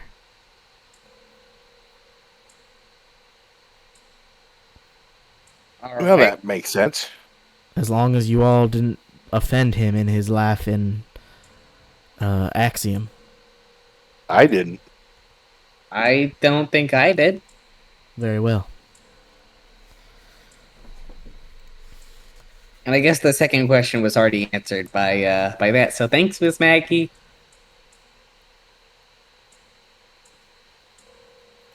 All right. You're welcome. Ta-ta. Bye. So let's go see the Emperor. Yep, let's go talk to Numero Taldaris. uno. All right. Taldaris, I'm going to say tall. Taldaris. Taldaris is the lion door, so you guys go through there. Yeah. All right. Alright. So, give me 1 second.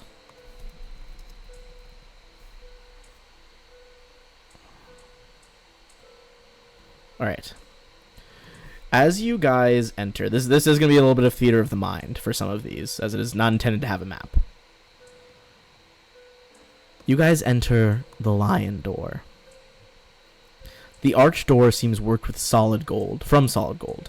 In the center of the door, the image of a lion rears on its hind legs, its mouth open in a silent roar.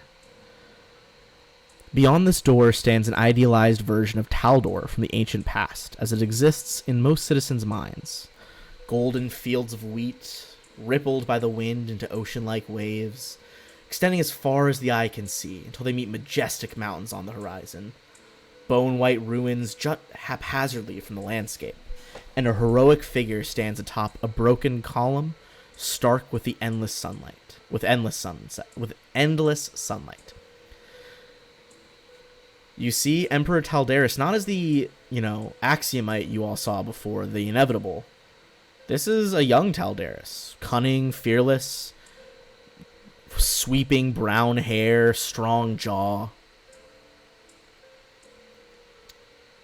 Hello. This must seem very confusing to you all, but in some ways, this version of my soul is bound to my inevitable. I see that you all have made a long way from Axis. Yep. Hopefully we're about ready to put this thing to bed. It's good to see you again, Your Eminence.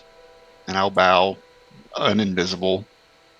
As you guys say that, he kind of nods and he's like, perhaps it shouldn't end, though. You hear a deep growl as the ground begins to shake, and you see the legendary, another legendary Grogasant lion is pacing behind him. Oh, I have like 2 of those already. They're my friends. So you guys can try to convince him with different checks. But Well, as he says, he's like, perhaps we shouldn't change things. The boy. We have the boy. And it's been so very long since Taldor truly ruled this continent. Taldane is still the common tongue of trade across the inner sea. We could have that stranglehold again. Just leave his mindscape. Let him be. and you would spend that much in treasure and lives and misery to assert dominance across more land? You see he slams a great sword against the pillar, which bursts into flames under him. He's standing this burning marble pillar now, and he's just like, I would spend 10 times that. And you are no emperor. You would spend the lives of your own people just to get more land? Give me a diplomacy check. Essentially, you're gonna need a few successes here. All right, Blaze, that is one success. Well, basically those all add up together to be a success. We're gonna go one at a time. The princess seeks to unite the people, preserve lives, better the lot of the common man. But I don't wish to spend their lives. Look, the common man is bettered when the rest of the inner sea pays homage at our feet. Really? And that's going to help the farmer who in his crops? It's going to help the cobbler make his shoes better? I don't... Give me another diplomacy check against him. Ooh, that's pretty good. Oh, Nat, that's a beautiful time for Nat 20, as you tell him that. It's like... It's different. Things...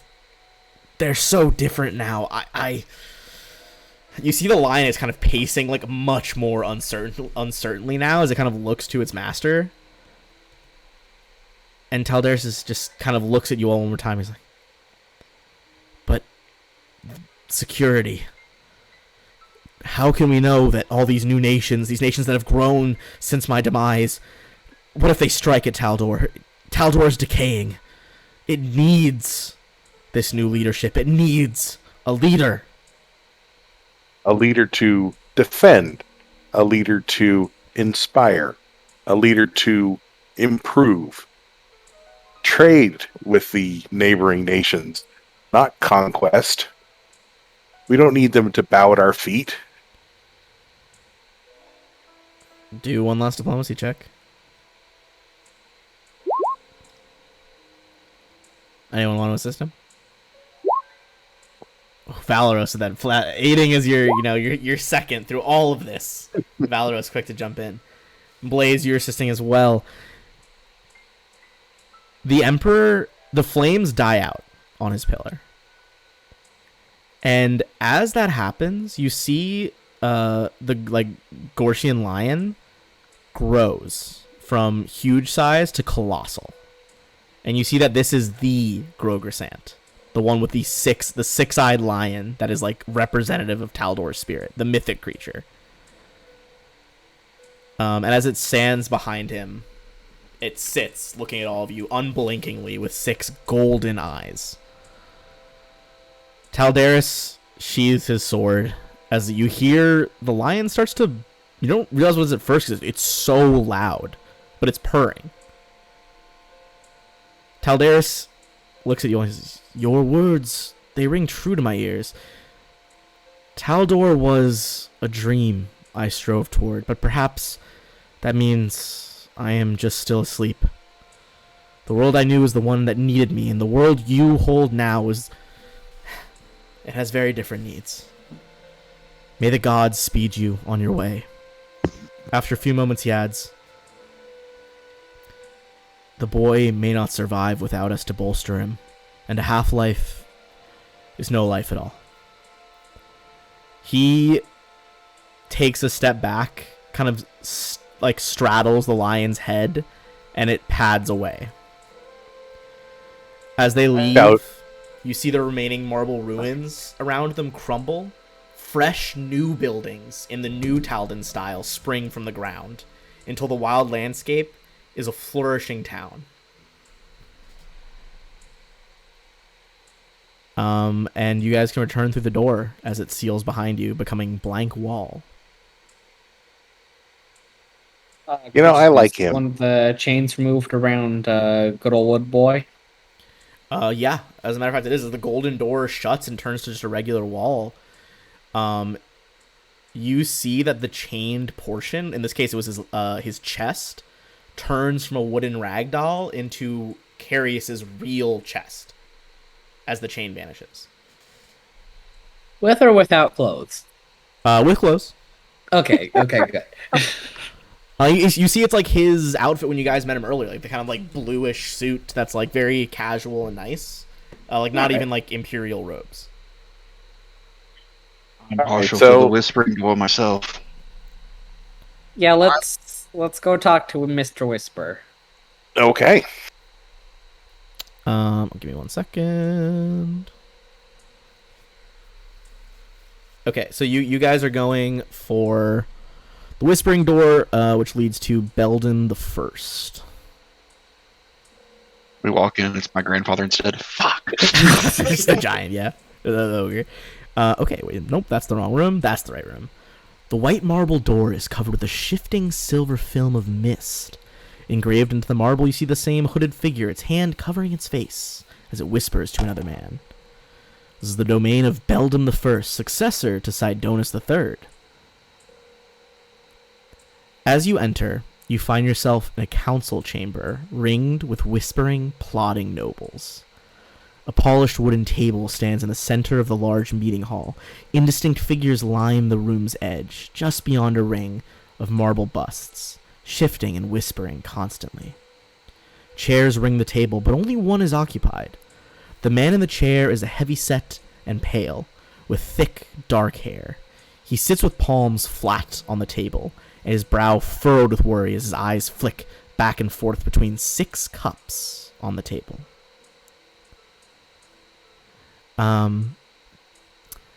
As you guys see this, give me a history check.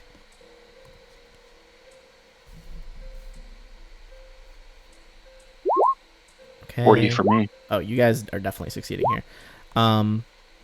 Okay. So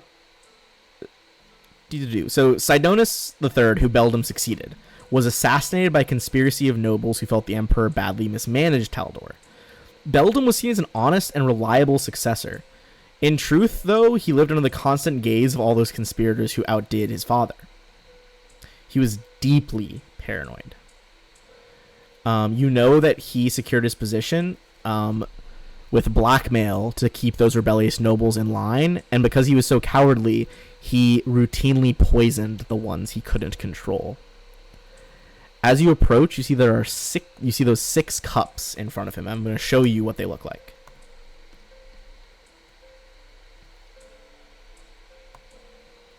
Cool. As you enter the room, he ponders aloud. Good wine rarely makes for good prudence, but I genuinely believed I'd found the exception. Oh, bother. I'd really rather not poison his wife. It doesn't seem to have noticed you guys yet. I use detect poison. I'm gonna go take a chair. It shockingly does not work. Oh, I'll also take a chair. Okay. I'll go sit down next to him. Oh, hello, servants. My lord, you seem troubled. How can we help? Well, I'm trying to poison a conspirator. I don't want to just waste the poison, but I can't seem to remember the cup. That sounds very exhausting, trying to keep track of every poisoned cup, every conspirator. You must be very tired doing this so many years. every hand holding a knife. He kind of frowns at that. So the cups, we'll describe them, there's a golden cup decorated with brilliant rubies, a silver cup with a dragon carving decorated with emeralds, a golden cup with a hippogriff carving decorated with pearls, pink pearls, a copper cup with an eagle and no gems, a silver cup with a unicorn carving decorated with pink diamonds, and a platinum cup with a naga carving decorated with expensive eastern jade.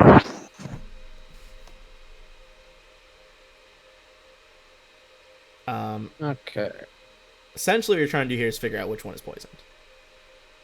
But you can try to pry some clues out of him with like bluff, diplomacy, knowledge nature, knowledge nobility.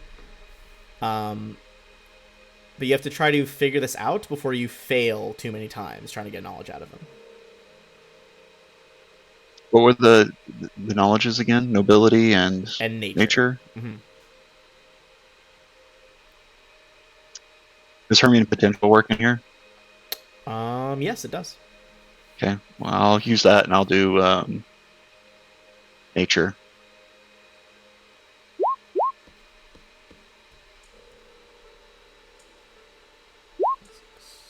So the highest would be a 30. You needed at least a 30 to pass. So that was very close. He's going to give you a hint then. The poison cup is next to either a silver or a platinum cup. Okay. And I'll remind That you, rules. the platinum one is the far right, The silver one is the dragon one, second from the left. Okay, so that rules out the copper. Okay. Anyone else want to try to make it? Sorry. So no individual PC can attempt the same skill check twice. So now you can't use knowledge nature again. I'm gonna try for diplomacy. Okay. That's a success. If the poison cup does not have scales, then it has hooves. Okay. So if it does not have scales, it has hooves. So that rules out the golden cup. Like the plain golden cup. It would be the unicorn cup. Yeah, because we have also eliminated the platinum one because it's not next to a silver. Well, wouldn't the hippogriff be So you know the poison cup is next to either a silver cup or a platinum cup. And if the poison cup does not have scales, then it has hooves. and the hippogriff has hooves. So Oh, okay. it's Hippogriff either the hippogriff or unicorn. All right. Yeah, a hippogriff does have hooves. 30. Ooh, Phineas, cutting it close there. I had a reroll, but yeah, I'll take it. Sure, you have your reroll too. Okay. The next clue is, I know I didn't. He's like, I know I did not poison the Naga cup. That's too obvious. Okay, that gives us no new information. All right. Well, I'm going to try my diplomacy with him. Okay.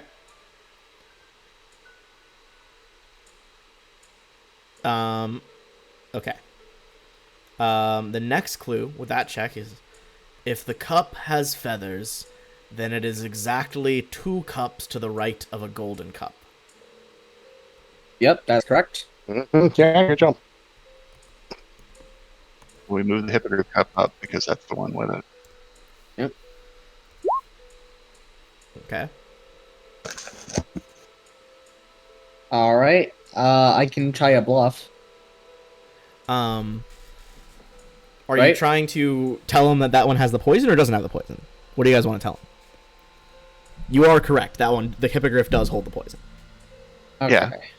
Yeah. That's what I tell him. I push the cup towards him and I say, "This is the cup."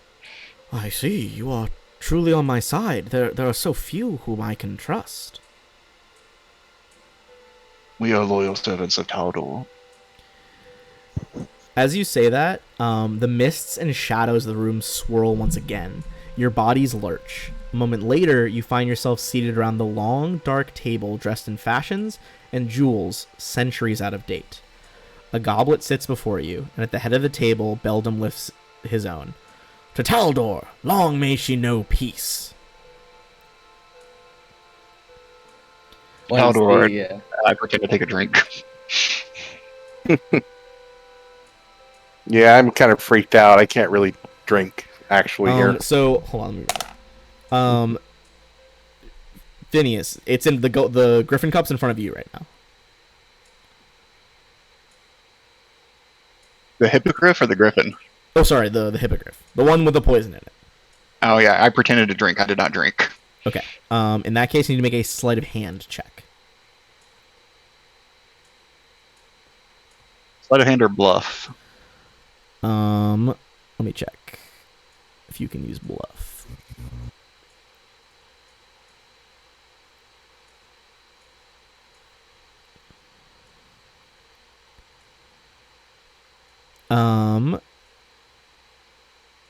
It would be a bluff.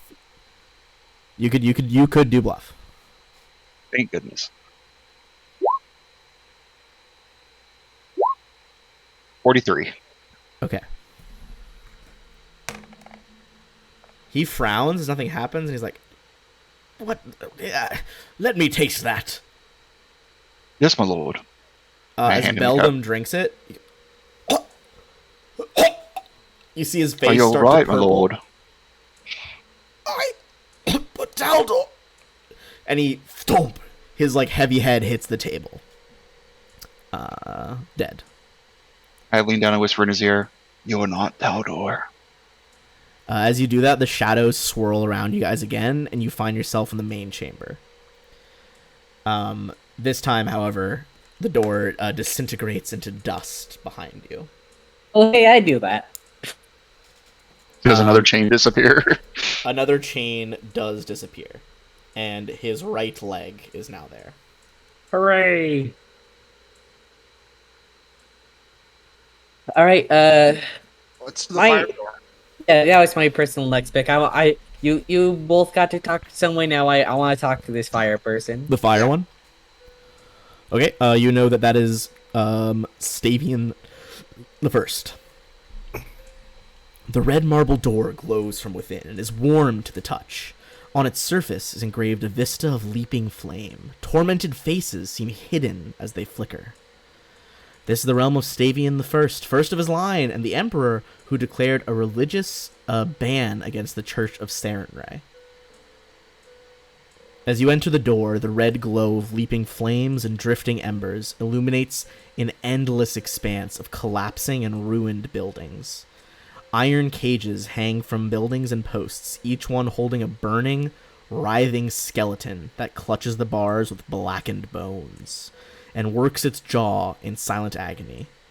Now and then, a thin scream, more like the hiss of a kettle than a human sound, pierces the crackle of the flames. Do we see? You also have 2 any plus living 2s, just so people? you guys know. DJ is reminding you. If you want to add 2 to a roll. Do we see any like living people around? Give me a perception check.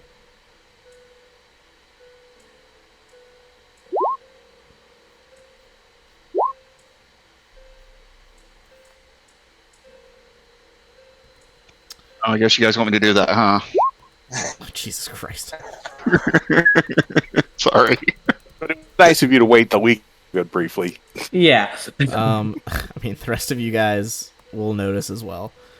Good lord.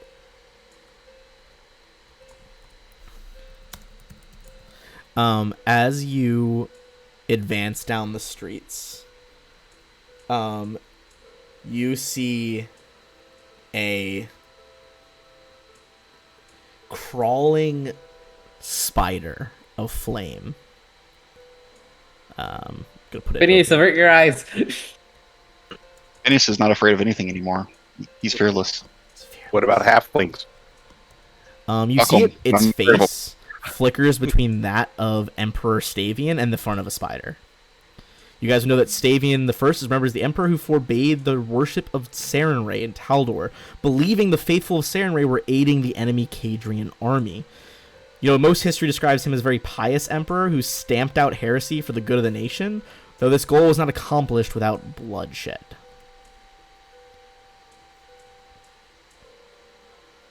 Hello there, Spider. How you doing? Would you like me to call you Stavian? Stavian the First? What do you want? Spiderhead turns towards you guys. I can Can you- speak to insects. I can understand them. It was just puts his basically just hand in making his head. noises. Huh? It wasn't like actual words, it was just noises. Okay. All I have done, I did to protect Taldor. Can you not see how weak our nation was? The cult of the Dawnflower would have broken us in 2, with Cadria waiting to strike once we were brought low. What's this? More heretics? You shall serve as an example to others. Sure thing, but You can see his chest briefly flares with a symbol of Eridan, who normally is a dead god, but within this mindscape, he does exist. So he does have power here. This is going to be a initiative. all right. I call out before we start this. I am immune to fire here, folks. I'm also immune to fire here. Excellent. If I recall correctly, Blaze had this one, right? Yeah. It's mine. It's mine. What is your bonus initiative, Blaze? 16. It's very high. Okay, yeah, you go first. Okay, so real quick here, bud. I like you because you're a spider and fire. But you're a meanie that doesn't like religion. I am going to shoot a disintegrate at him. Okay. Give me a spell resistance check. Horse. Why wouldn't a magical flaming spider have SAR? So that's +8. So that'd be 31. That does not do it. Alright. The spell fizzles out. Strungus. You see his body, his head like switches back to Emperor Stavian. He's like, I knew it. Heresy. Heresy You schmeresy. see his front legs turn human, human arms, materializing long swords. These actually do force damage, not fire damage. And he is going to, as a, basically just a free action, teleport through the flames behind you, Blaze. Hey. And he's going to full round attack. There's going to be 1, 2, 3, 4, 5, 6 longsword strikes.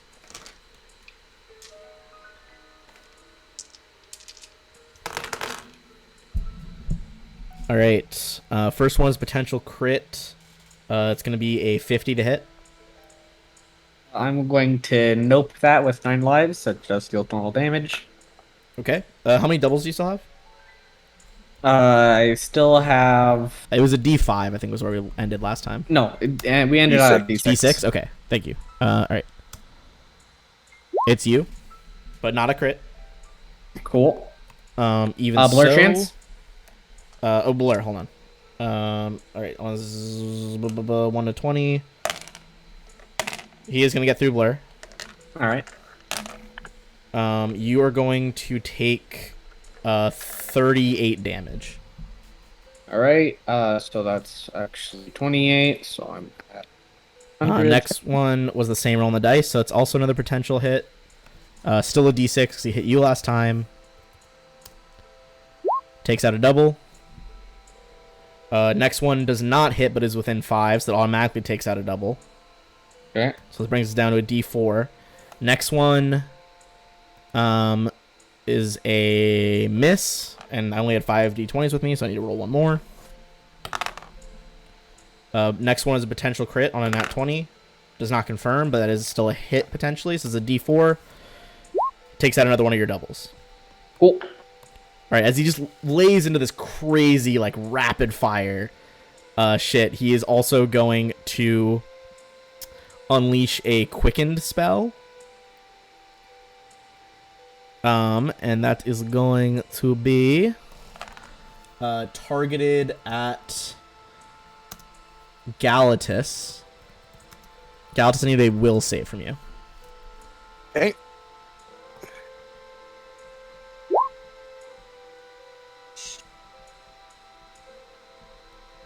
Oh, sorry. He actually can do this to... oh my god. Okay. He does this to everyone that he can currently see. Hey, Phineas, could you ask that question that you like asking? Yeah, what level spell?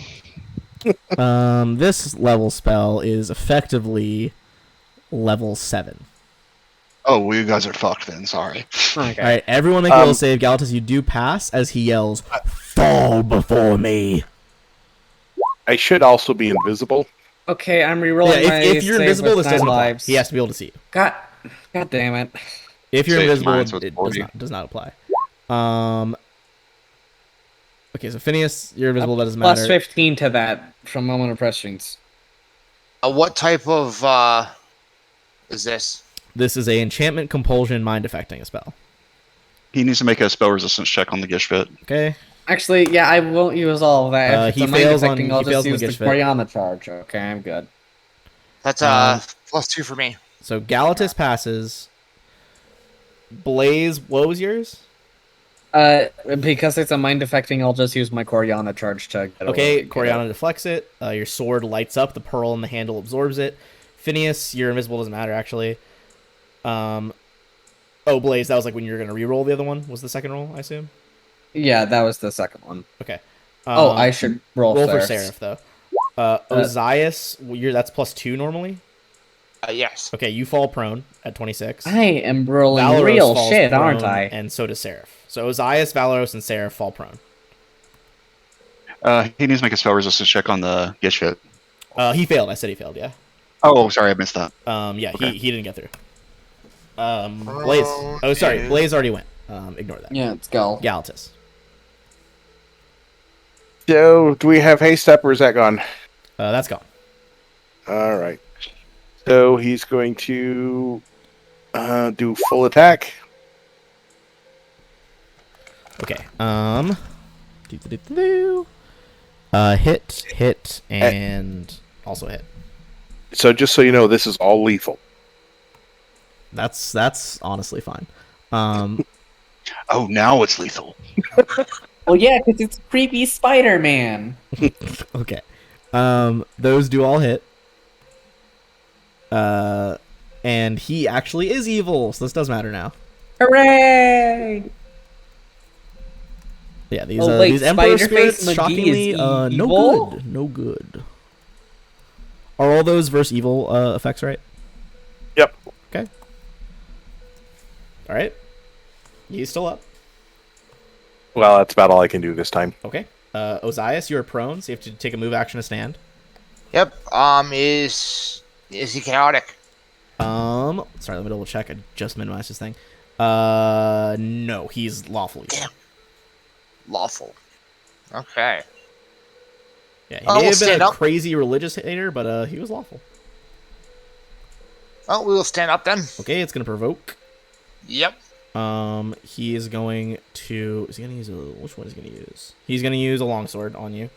It's gonna be 49. Yep, that hits.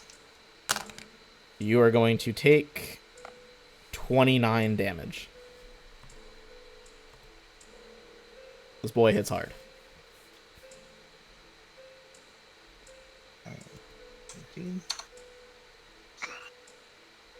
Cool. And then I will full on power attack him. Go for it. Oh, come on. Oh, well, you took a move action, so I don't know if you can do. I guess standing up is a move action. That's not a move, so I think you can still full attack. Holy shit! How are you getting these double nat ones so often? I don't know.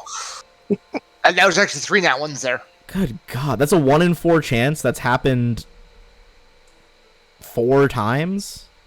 Sorry, a 1 in 400 chance that's happened twice this session. Yep. The 25 does hit though. Awesome. This guy's a big sponge, but not very high AC. Phineas. We sidestep and reappear behind him, and the Gishfit will go first. Hit.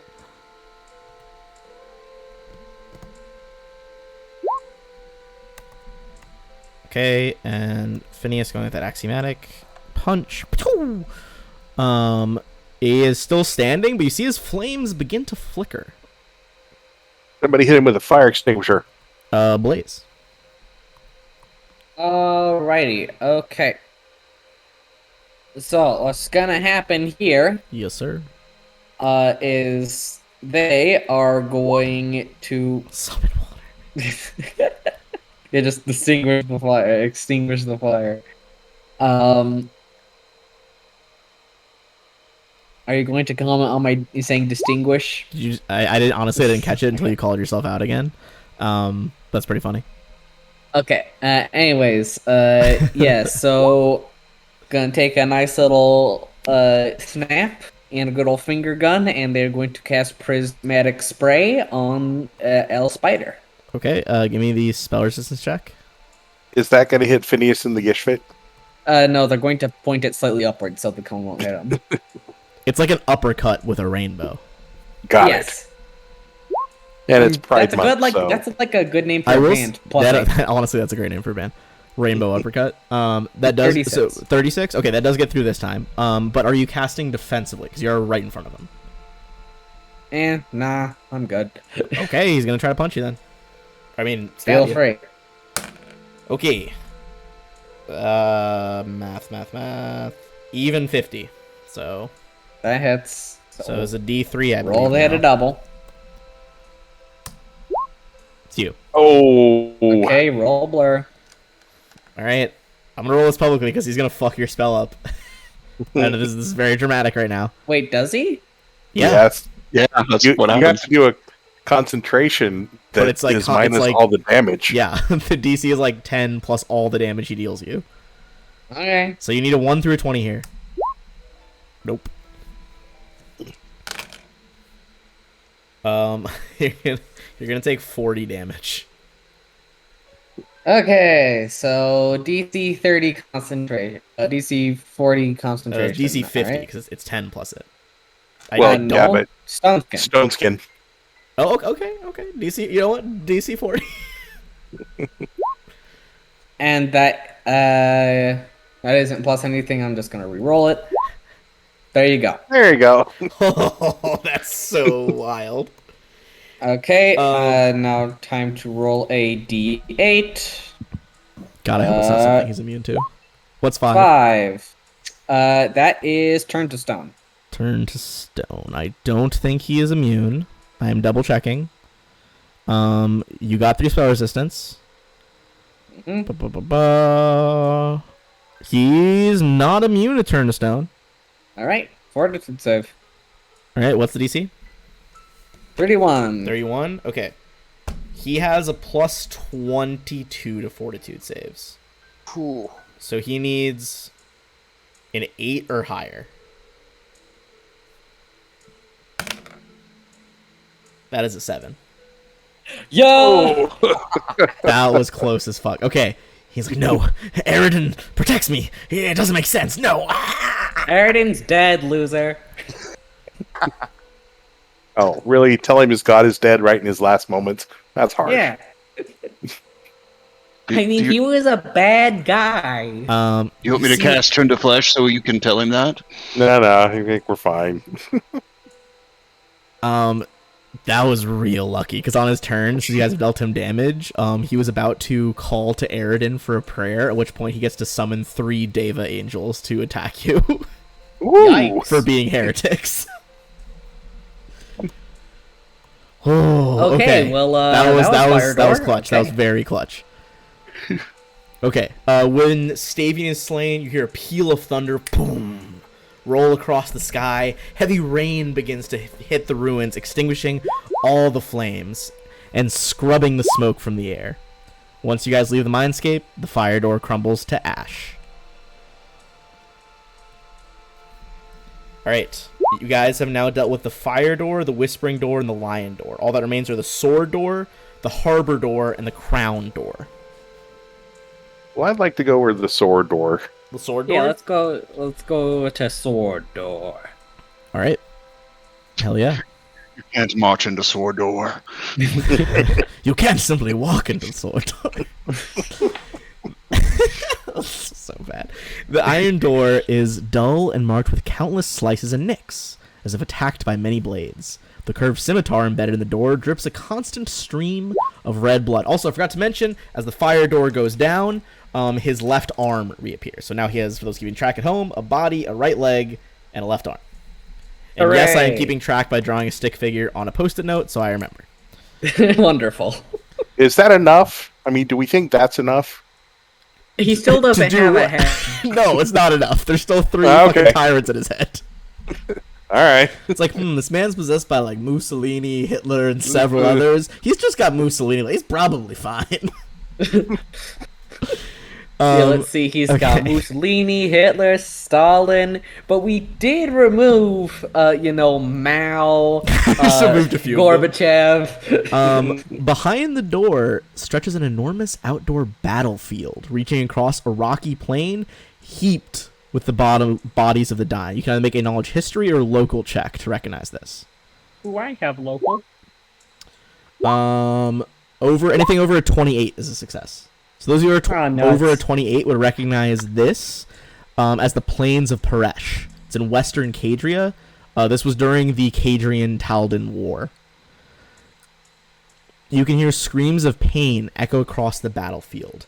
Buzzing flies and the stench of rotten flesh choke the air. Bodies pile in heaps on a blood-soaked ground. Against the sky, an armored figure stands tall among the dead, surrounded by 6 gore-covered scimitars driven into the soil. This is the territory of Emperor Ganaris III, the Conqueror, remembered as Taldor's greatest military leader. So I'm gonna go up to him and say, "So, you proud of yourself for all this?" And I gesture around the landscape. I did what had to be done. Taldor's a nation that stands or falls by the strength of her blade, and I was her blade. Such was true for Talteris, and he gestures at all of you, your hands are far from clean.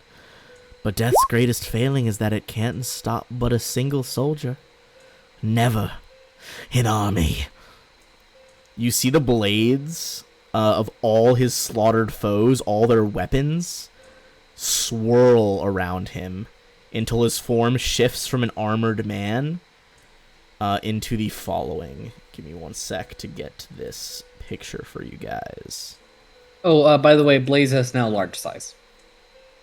Okay, noted.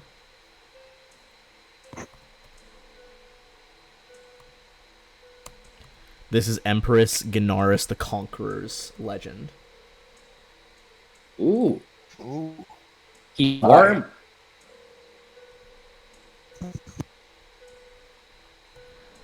Why? I like him. Why, after all of them, should you be spared? I will kill every one of you.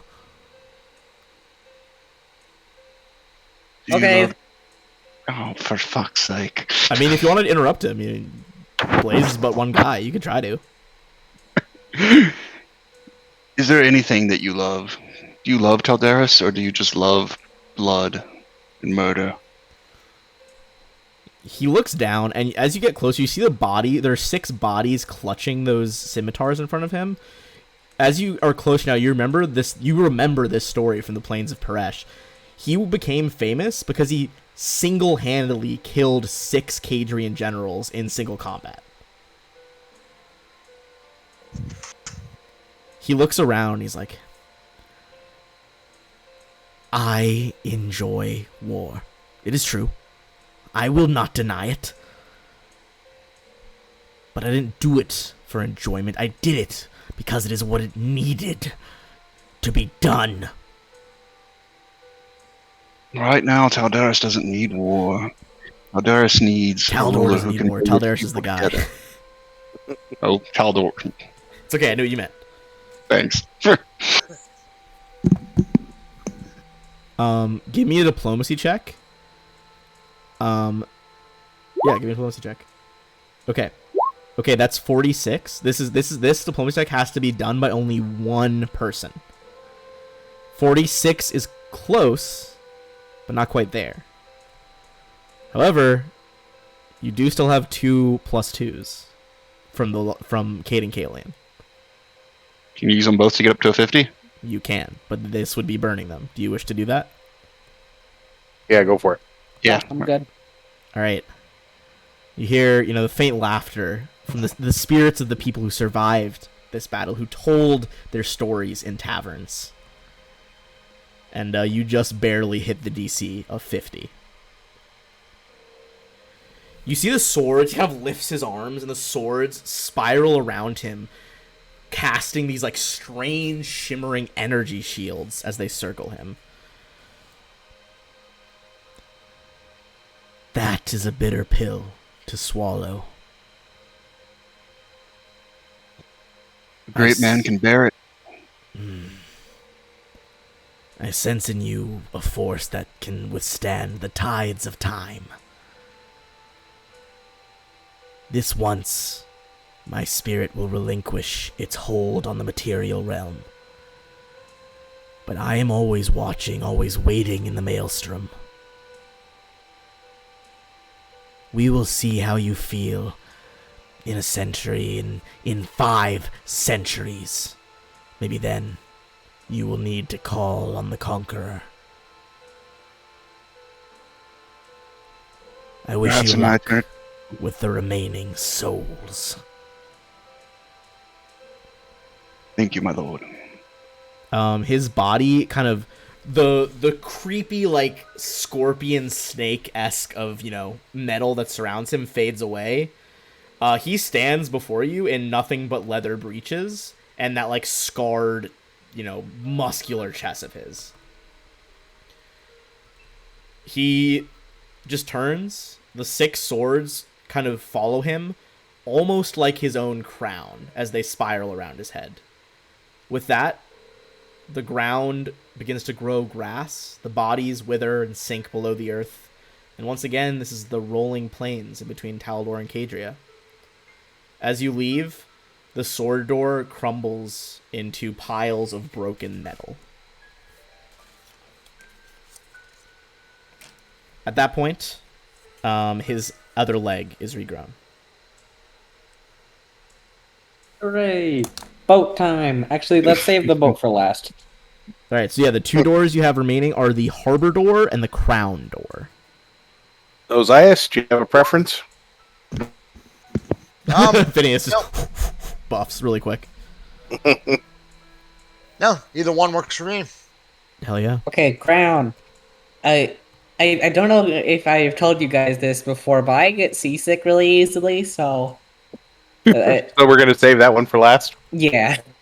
Please don't throw up on the Emperor. Please don't throw up on the Emperor. I won't, I promise. Okay, so you're going with the crown door first then. Crown door. Yep. All right, give me one moment. Is that the crown door? No, that's the harbor door. Whoops. Whoopsie. This polished steel door is inset with an inverted golden crown. A single teardrop-shaped ruby sits embedded in the crown, like a drop of blood. As you open the door, a throne room appears beyond the door, identical to the throne room in the Imperial Palace you just passed through. But this one is much humbler in stature. The throne is plain wood, unornamented. The mirrors on the walls are gone. The throne is smaller, with a little bit of gold filigree, but really just a chair, other than the massive throne it is today. Fur cloaks decorate the throne. Go ahead and give me a knowledge history check. If you beat a 35, you know what time frame this is. Nice. If Valoros assists Phineas. Yeah, if Valoros assists Phineas, that'll hit the 35. So Valoros just has to hit a 10. Nice. Sure don't. You know what? I can definitely identify this as the past. It's definitely the past. I have Hermit potential. So Yeah, you want I to can- roll it? Go for it. Roll. Wow, nice. Wow. Okay. What a waste. You don't know the exact time frame then. This mental recreation of the Imperial throne room paints itself in long shadows and deeper reds than the genuine article. The fur cloaks drape over a gilded throne in which a figure slumps, blood still pouring from a wound in his chest, forming a stream that flows the rest of the room. A tall Taldan man stands beside him, turning to face the room as he places the crown atop his own head. Bowing before him are dozens of strong Ulfin warriors.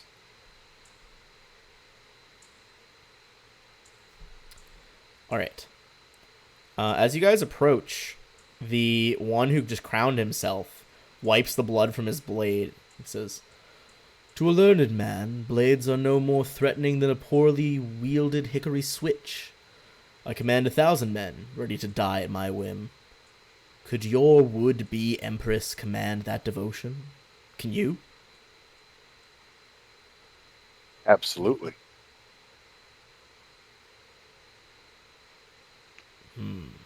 I mean, I'm kind of a big deal. You guys can do a knowledge nobility check as one last attempt to recognize who the fuck this is.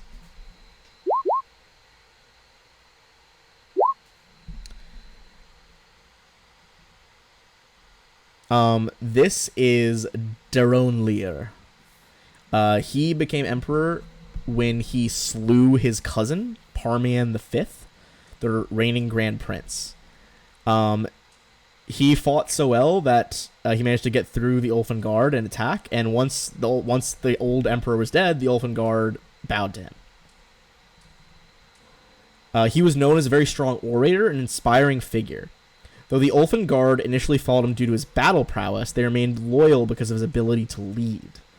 He believes he can still inspire Taldor and has no wish to leave Carius to the task alone.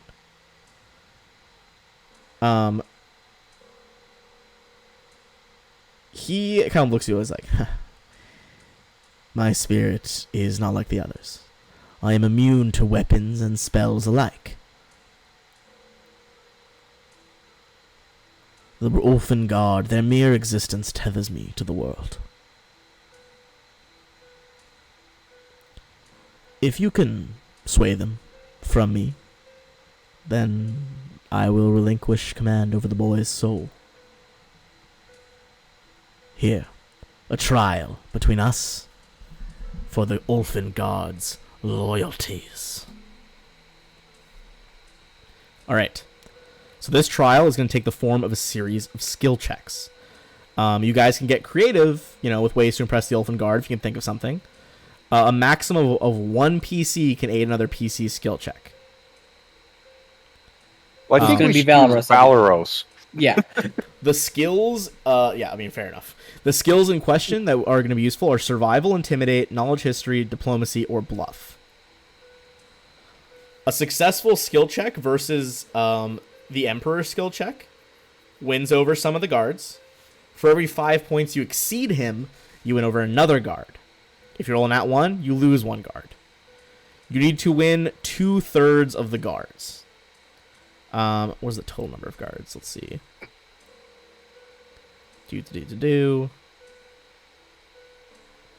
There are currently 12 Ulfen Guards here, so you need a minimum of 8 on your side for this to work. Well, let me go first with diplomacy. Okay. You're up, big guy. So this will be verse Emperor Darenlier. And I'm going to tell them we too had to fight through the Ulfen Guard to reach this place. And out of the respect that they had for us, they didn't rage. And out of the respect we had for them, not one of them died. Well, that's... No, what they Not entirely ended up true. stabilizing the other guy. Oh, right, yeah. Alright, so assisted to a 46. That clears his roll of 40. As the Ulfen... 5. Huh? 5, so we get 2, right? Yeah, by 5, so you get 2 of them. So you 2 of the guards, are like, they didn't rage against, they didn't use the fury of the North. Truly, they must be gifted warriors. As Darren Lear is like, no, you saw me, I slew the Emperor, you bowed to me for my battle prowess. Alright, let's go again. Can I walk up next? Yeah, go for it. I'm gonna use another diplomacy. You guys swear loyalty to the current ruler of Taldor, correct? To the throne. That's their oath.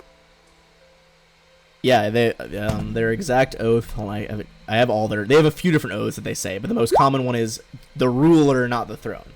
So basically, Yeah. they're loyal to the guy, not the country. Wait, isn't it the opposite of that? No. No. The ruler, not the throne. The Ulfen Guard, well, like they're they're loyal to the ruler on the throne currently. They don't give a fuck about politics or Taldor as a whole. The country could crumble Gotcha. if they couldn't care less. They just want to They're the protect opposite that. of the Lion Blade. The Lion Blade is the other way around. Yes, the Lion Blade's motto is I think it's like Taldor before all or something like that. But yeah, it's the exact opposite of Lion Blade. Gotcha. Anyways, yeah, let me continue. All right, 59. Uh, I don't think he can beat this unless he got like a nat 20 or something crazy. the true and should be current ruler of Taldor is Princess Eutropia. It's already been proven by the Mantle of Leadership. Okay. You're gonna sway 3 guards with that. So you guys have 5. And what were the skills we could use? Well, now you can't use one more than twice. So now you can't use diplomacy anymore. You're left with survival, intimidate, knowledge history, or bluff. But diplomacy is now used up. Osiris, intimidate. Yeah, I just also try to intimidate some of these guys. All right, you step forward, your voice echoing from beneath your helmet. Just bellow. Don't even say anything. Yeah. Yeah. 37. That clears the minimum DC. Let's see if he can out-intimidate you. Hang on. Where's it? Go for Valoros. Roll a Ooh, one. that's not one. That doesn't count as an assist then. This time he doesn't beat you by more than 5, but he sways a guard to his side. He basically just like grabs the fucking dead heart out of his cousin's chest next to him, and is like, "I rule Taldor." You know what? Go again. Yeah, go again. Yell louder. Yeah. Okay, yeah, go. Oh, You okay. can use the This skill. time You can shake use your the skill fist. twice here. Go for it. Shake your fist. Oh, Oh my god. wow. But he is lawful non-good. He's lawful evil, so that's actually 39. So 40, Make that a 44. 39 up to a 44. You do beat him this time and sway him back to your side. You guys now have 6, and he has 0. But you need 2 Hey-o. more. Yep. But intimidate's off the table now, so we have survival, knowledge history, or bluff are your remaining ones. Phineas, you good at either of those or any of those? I'll go with bluff. Okay, you want to go for Yeah, it, give Phineas? it a What is your plus to bluff? 27. Pretty Okay, good. yeah, No. you're better than mine. No, you got to tell him a different number and see if you can, make him believe it. So I'll say, even the Wait. king, Never mind. Go ahead. even the king of whispers bows before the princess Eutropia, Ooh, ooh. Hit that which is a bluff. bluff. Yeah, it's definitely not true. 42.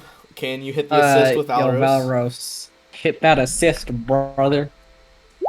Okay, 42 Yeah. up to a 47. This dude's bonus. Actually, I'll use my Hermian potential here. Okay, Alright. go for it before I say my piece. Yeah, it's impossible to get better. Yeah. Okay, so 47 was the final total, right? Yep. Okay, he's gonna need a 17 or higher on this to beat you. That's 14. Doesn't do it. And that is going different. Okay, you need one more. You need one more guard now. You get one more. All right. Hang on. I have a focused scrutiny that I can cast on myself to give a test plus 10 on can survival. I can also moment of prescience you to get another plus 15. I can still do bluff. We've only used it once. Up to you guys. Well, You could do that. Why don't you plus- go again then? Yeah, you want See to if you try can the bluff? finish it off with bluff. Go for it. Well, what are you gonna bluff about? Ooh. You- Oh, yeah, it Wait, specifically Hermione says, Hermione? it Wait, yeah, I have specifically one says last- if you... Oh, yeah, you have Hormione potential. Yeah, I have one last one, so I'll use it here. Okay, that was very Oh. good, because you lose guards on that ones. So 48 plus 5, 53. Oh, there's no way. He's done. He's cooked. Let's see. On anything that's not an @20, he's cooked. That is a 17. Ayo. You sway the remaining guards to your side, and as these shades of Ulfengard past gather around you, Darren Lear's like, "No, stop it!" And the shadows and crimson tones of the throne room kind of return to normal, desaturate. The furs next to him start crumbling to dust. The stream of blood swirls up him like a noose and cracks his neck. As you guys leave, the mind. Wait, can I say a Yeah. final Yeah, go for it. epic word? All right. Blaze is going to, stand before the Elfin Garden and this Emperor. The only spells that we need to defeat you, flips down sunglasses, is words. As you vanish from the room, that door collapses in a puddle of blood. Carius is now a full person with a wooden doll's head with a chain from the back of the head stretching to the harbor door. That sounds painful and also I mean, it's not really great. It's not creepy. Does anyone have bolt cutters? I got heat metal. No, could be bad. All right, through the harbor door. Yeah, Blaze is just gonna try to go to her happy place, trying not to get seasick as we walk out. Fair. You pick up the back. okay, I can do that. Don't forget we have a barf bag of holding. Okay. They'll take the barf bag of holding and just hold it in their hands. Okay. You guys go through the door then? Yeah. Yep. Alright, let's do it. Final door. That's what it comes down to, boys. This narrow rectangular door is cut from blue variegated marble. The top of the door very pale, almost white, darkening to a deep azure blue. Engraved into the door is the image of a three-masted ship. Beyond the door is a humid jungle scene. You can feel the cloying dampness and hear the buzz of insects, smell the dank, musty odor of rotting vegetation. As the jungle stretches out beyond the door, you see trees looming overhead, draped with brilliant green, while stifling humidity and buzzing insects fill the air. The cries of tropical birds echo in the distance, and the drone of insects forms a constant backdrop, and bright-colored flowers peek from the foliage. A deep, raspy voice seems to come from everywhere. "So you hunt the hunter, eh? Damn good time. Find me then, and I shall grant your kindness of a swift death."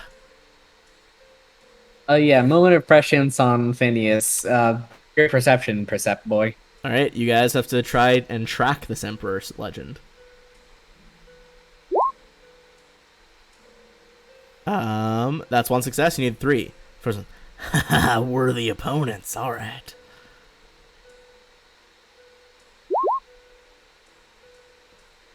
And that's 3 perception checks. Oh, alright. Let's get ready, Mordal. And the final one,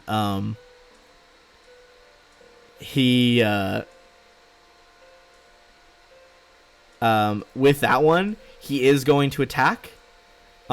His first attack is automatically a critical threat.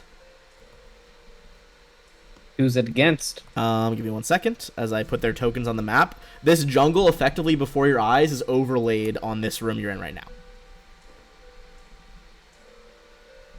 So can we remove the big spider? Yes, I will. I was just waiting for this. Give me a second. Give me a second. It's scaling me. 1 minute, bitte. Look at this fucking Teddy Roosevelt motherfucker. Can you make his token a little bit, or I want to see him? Oh, in his hold on. full I'll glory? send you the full art in a second. Give me 1 sec. Because I fucking adore it. I can already tell that this is going to be another character I need to make in the future. Oh, I love him. That's awesome. Also, there are some more pictures I didn't show earlier, but this is the one who stabbed his friend and took the crown. He looks like the main character from Prince of Egypt.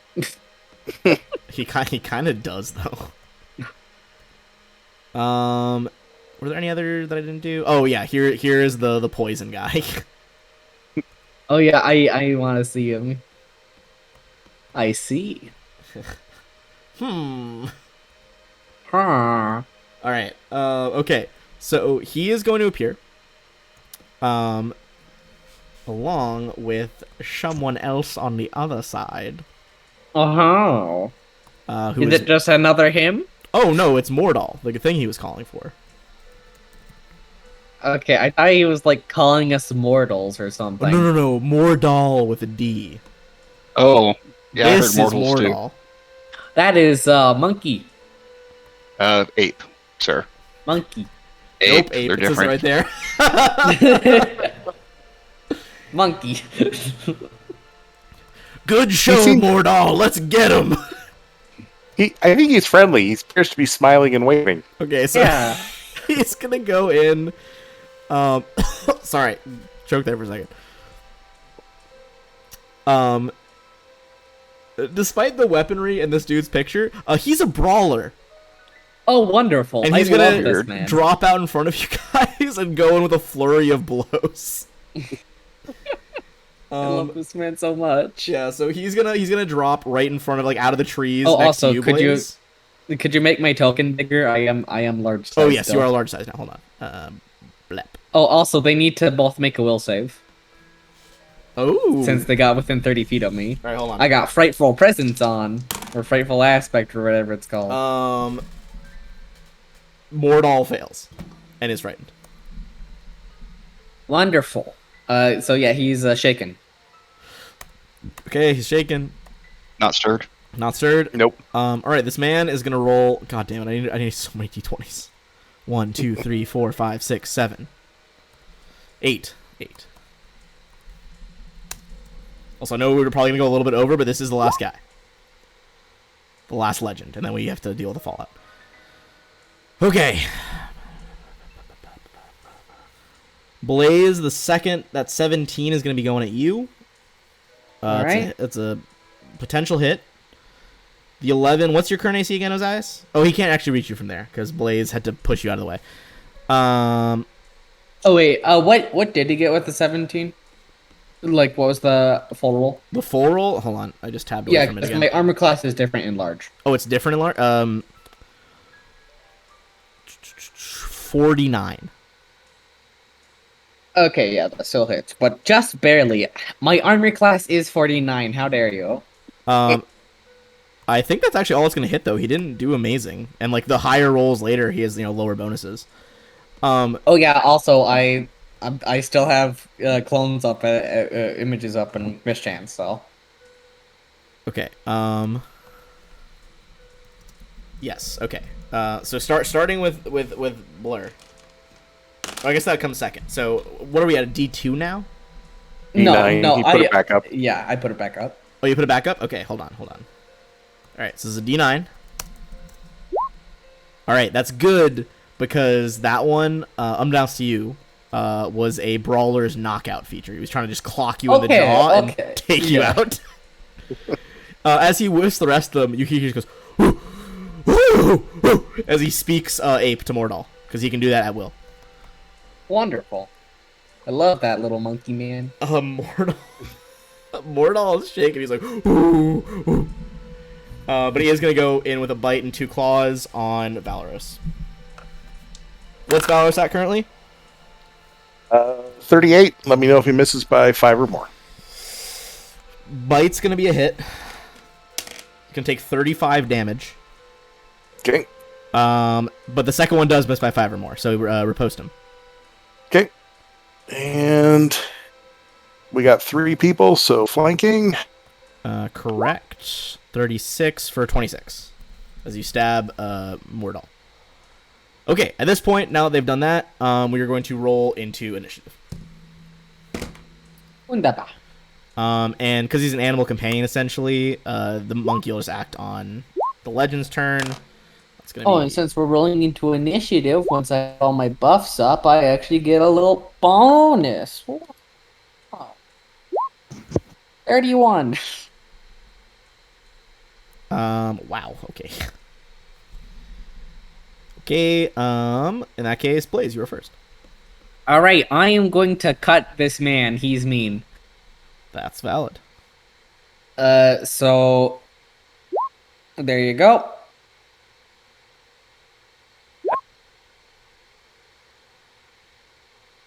All right. Coriana's Blade. Okay, so that is a crit. Augers. Seems to do a little bit less than you might think, but it's still a crit. Okay. Then hit, miss. Sounds good. All right. Okay. He's still standing. Oh, and Seraph will Blessing of Fervor everybody. Okay, Blessing of Fervor goes off. The magic is channeled through you guys. You can choose all those different options like normal. Phineas. It's actually I'm next. Oh, sorry, I double clicked. My bad. Descending. So you just Ozias. didn't reorder it. Yeah, I didn't reorder it. Ozias, go ahead. We're gonna lunge at him. Okay. And fire attack. Is he chaotic? This one, I believe he is actually. Oh, well, that changes everything then. You give can me tell one by sec. his face. Yes, he Yeah. is chaotic good. You we all knew that. Of course he is. Look at that Look smile. at that fucking smile. What a fucking hero. Look at that honestly. mustache. He has a gun on his back and he's using his Oh, I guess he's fists. technically corrupted at the moment, so he's chaotic evil. But point is, he's chaotic. Alright, so Oh, sorry, I completely forgot this because I was looking at his pre-buffed stats. He did buff during this. He's large-sized. He's 12 feet Oh, tall. hooray! awesome. So there's forgot just about these there's just this frightening bug person. Oh right. He is frightened. That guy's frightened, right? Not this guy. Wait, what did He- apparently Frightful I- presence. I The look- ape, the ape was the one who failed. Yes, the Yeah. ape failed. wait, it's just enemy creatures within the aura are shaken. Wait, what do they get if they fail? Because the ape failed. Apparently there's like no saving throw. I just Oh, okay. I mean, whatever. Shaken's fine, Yeah. honestly. He can take Shaken. Okay, it was I. Sorry, back to you. 31. And because dude there's more stuff. Because I hit him, he becomes frightened for 1d4 rounds. Okay. Is there a save on that? No. Just if I hit him with a melee attack. All right, 2 rounds. Okay. Ozias, you're smiting chaos. This is your fucking bread and butter. Your weapon begins glowing with that red black energy and just hits him like two times straight in the gut as he doubles over. Oh, good shot, Spot. You could roll again for Blessing of Fervor.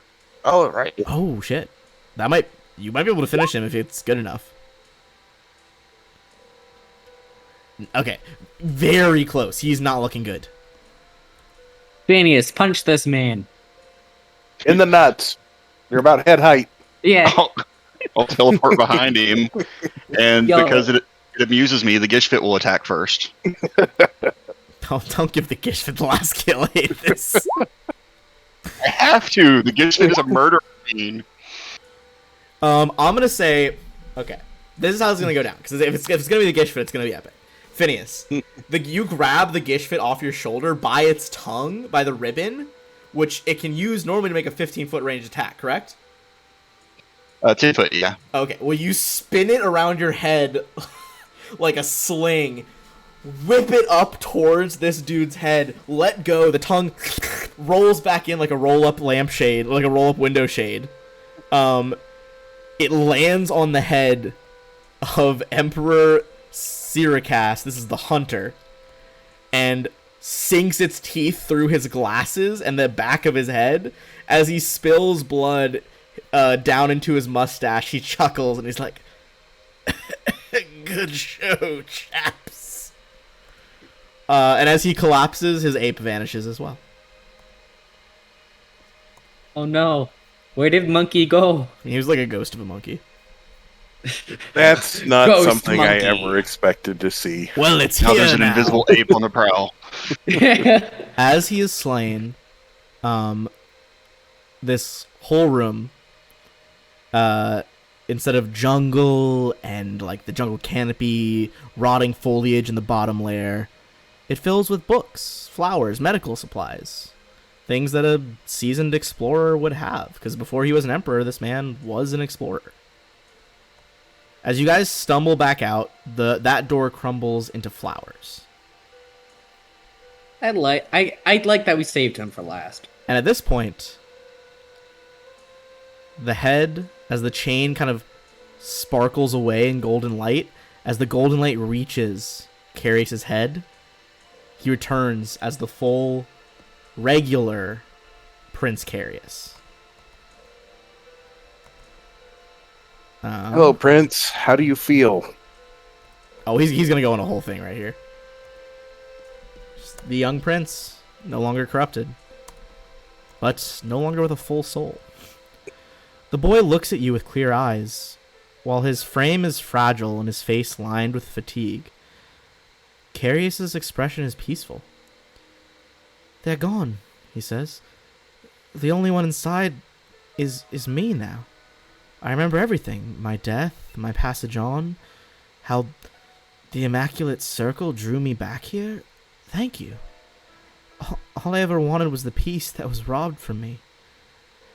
As Carius speaks, the mindscape begins to shudder and warp. Cracks appear in the floor, and walls as motes of light crumble from the ceiling above. Obvious pain creases his face. "You are free to leave now. Listen. Return to my sister. Tell her I'm sorry, but they twisted me to be here. I don't want to be brought back. Tell her I'm sorry, but I have to go. I know that she is the ruler that Taldor needs, but I can't be there for her. What's left of me, it's not enough. My soul isn't complete. It's why the circle invited the spirits in, to control me, but also to heal me. And now it's time for me to return to Elysium. It was a nice visit, and I'm sorry for all the trouble that I caused. Thank you." Do you actually do that, Phineas? That would be wild. The character would, the player's not going to, though. Okay. Do you guys? He's slowly fading. Do you guys save anything? Wait. Your sister is here. Give us just a moment so you can bid her goodbye.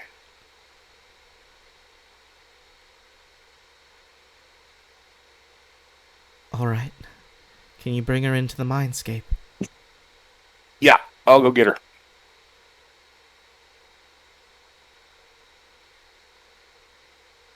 While Galatis is gone for a moment, going to get Princess Eutropia, Blaze offers Prince Carius a hug. He hugs Blaze back, tears on his face. Eutropia, like, you go get her. Eutropia bursts in here. Carius, tell me it's not true. You have to stay. You see as she, like, invisibility's dropped. She has the mantle on her. It's glowing, with white, pure light. I knew that you would. I knew that Talteris would support you. You are always the right choice, sister, not me.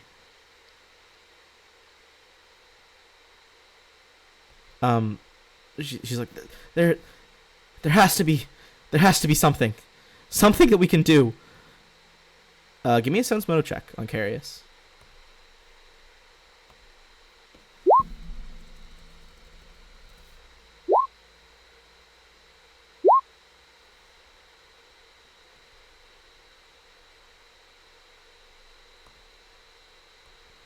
All right. He knows that there is something to be done. Well, we know we can bring you back, make you whole again with the artifact that the Immaculate Circle used. He shakes his head. He's like, it's too late. I won't make it there in time. You see he's still reluctant to, like, admit what he knows. What do you know?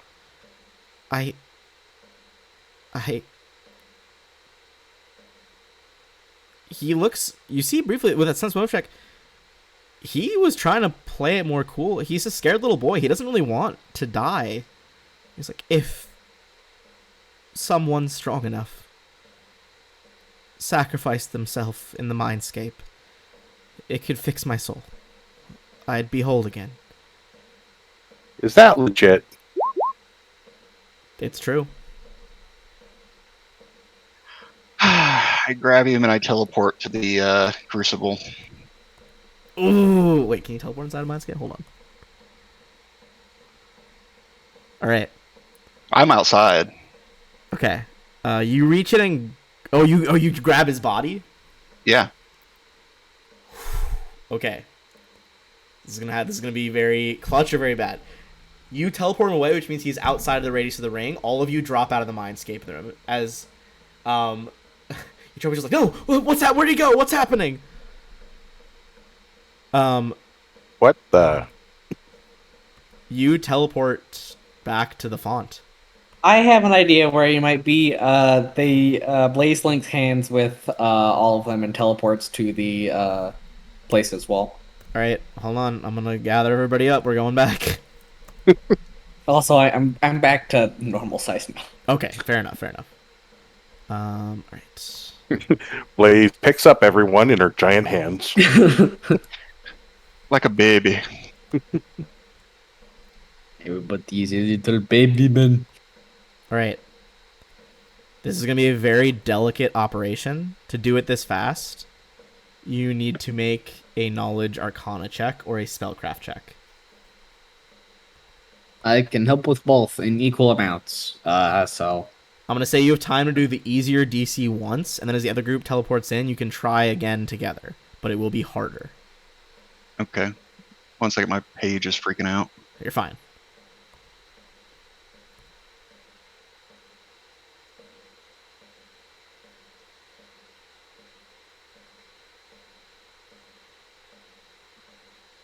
Go with spellcraft. 37. The DC is 36. Again, that same cooling pearlescent liquid pours out of the top onto his body. You hear the beating of his heart. You see, for the briefest moment, his shadow thrown like triple the size of his body against the wall, Phineas, where that empty circle is in the chest. It fills in, and his shadow is normal again. Hey, nice going. Eutropia collapses, and she's, you did it. It's over. I can't believe it's over. She hugs Carius, who is, at this point, fully passed out. He's unconscious, but he's alive.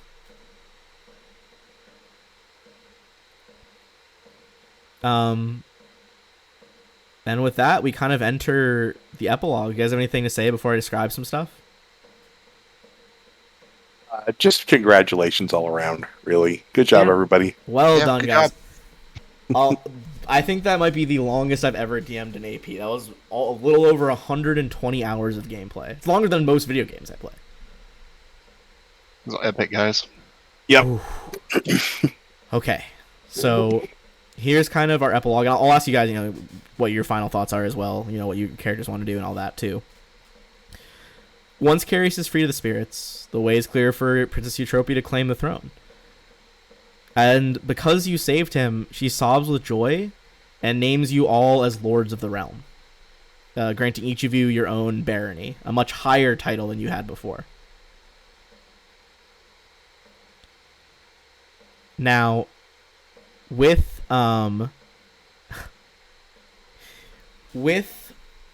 despite everything that you guys did to save her, she will always be a little bit more sickly than normal, because of all she's been through.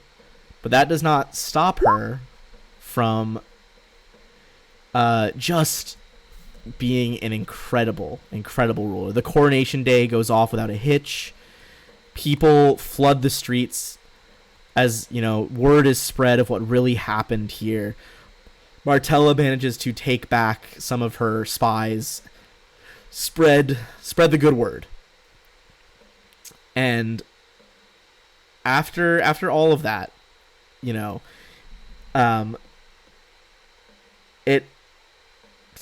months passed, a few years pass, and we see what she is like as the first ever Empress of Taldor.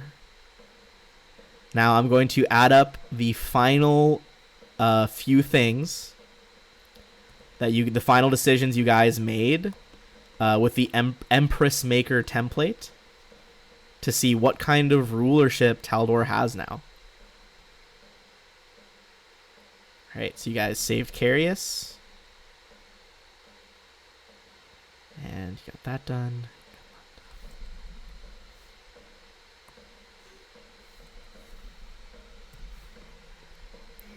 Alright. The results are in. There are several options for what kind of ruler she can be in the end. She can either be a compassionate ruler, an efficient ruler, a practical ruler, a ruler who has a few different skills as a kind of a mixed track. And with all of the actions you guys took across these books, you ended up with the compassionate track. She becomes known as Eutropia the Kind. Kind words and extended hands proved more effective than drawn blades in winning Eutropia the throne. She honors the simple truth through outreach and empathy for her subjects. Eutropia the Kind takes from those who have too much, and like the nobles, the merchants, and the coin generated by Taldor's many trade routes, and invests it in the common good to provide education, medicine, and a higher standard of living to all Taldans, to ensure that the needs of even the meekest citizen are met. It really is like a socialist utopia. She borrows from Andorran philosophy. She even introduces, opposite the Senate, who are aristocrats, she introduces a publicly elected counterpart from the average person to advise on governmental policy. While her reforms make Eutropia the Kind wildly popular with common citizens, her heavy taxes and flouting of tradition often enrages the nobility. Her reign sees a resurgence in aristocratic conspiracies and secret societies. However, it also sees a resurgence in Taldor's presence within the Inner Sea. Just so you guys know, you were by far in compassion. I was surprised. The next closest one would have been Eutropia the Builder, which is the practical path. That's like if you get the most practicality points. The darkest one is if you get the most efficiency points, which makes her Eutropia the Bloody. Ooh. Yeah, I'm guessing rough. that's if we kill most people and don't save Carius.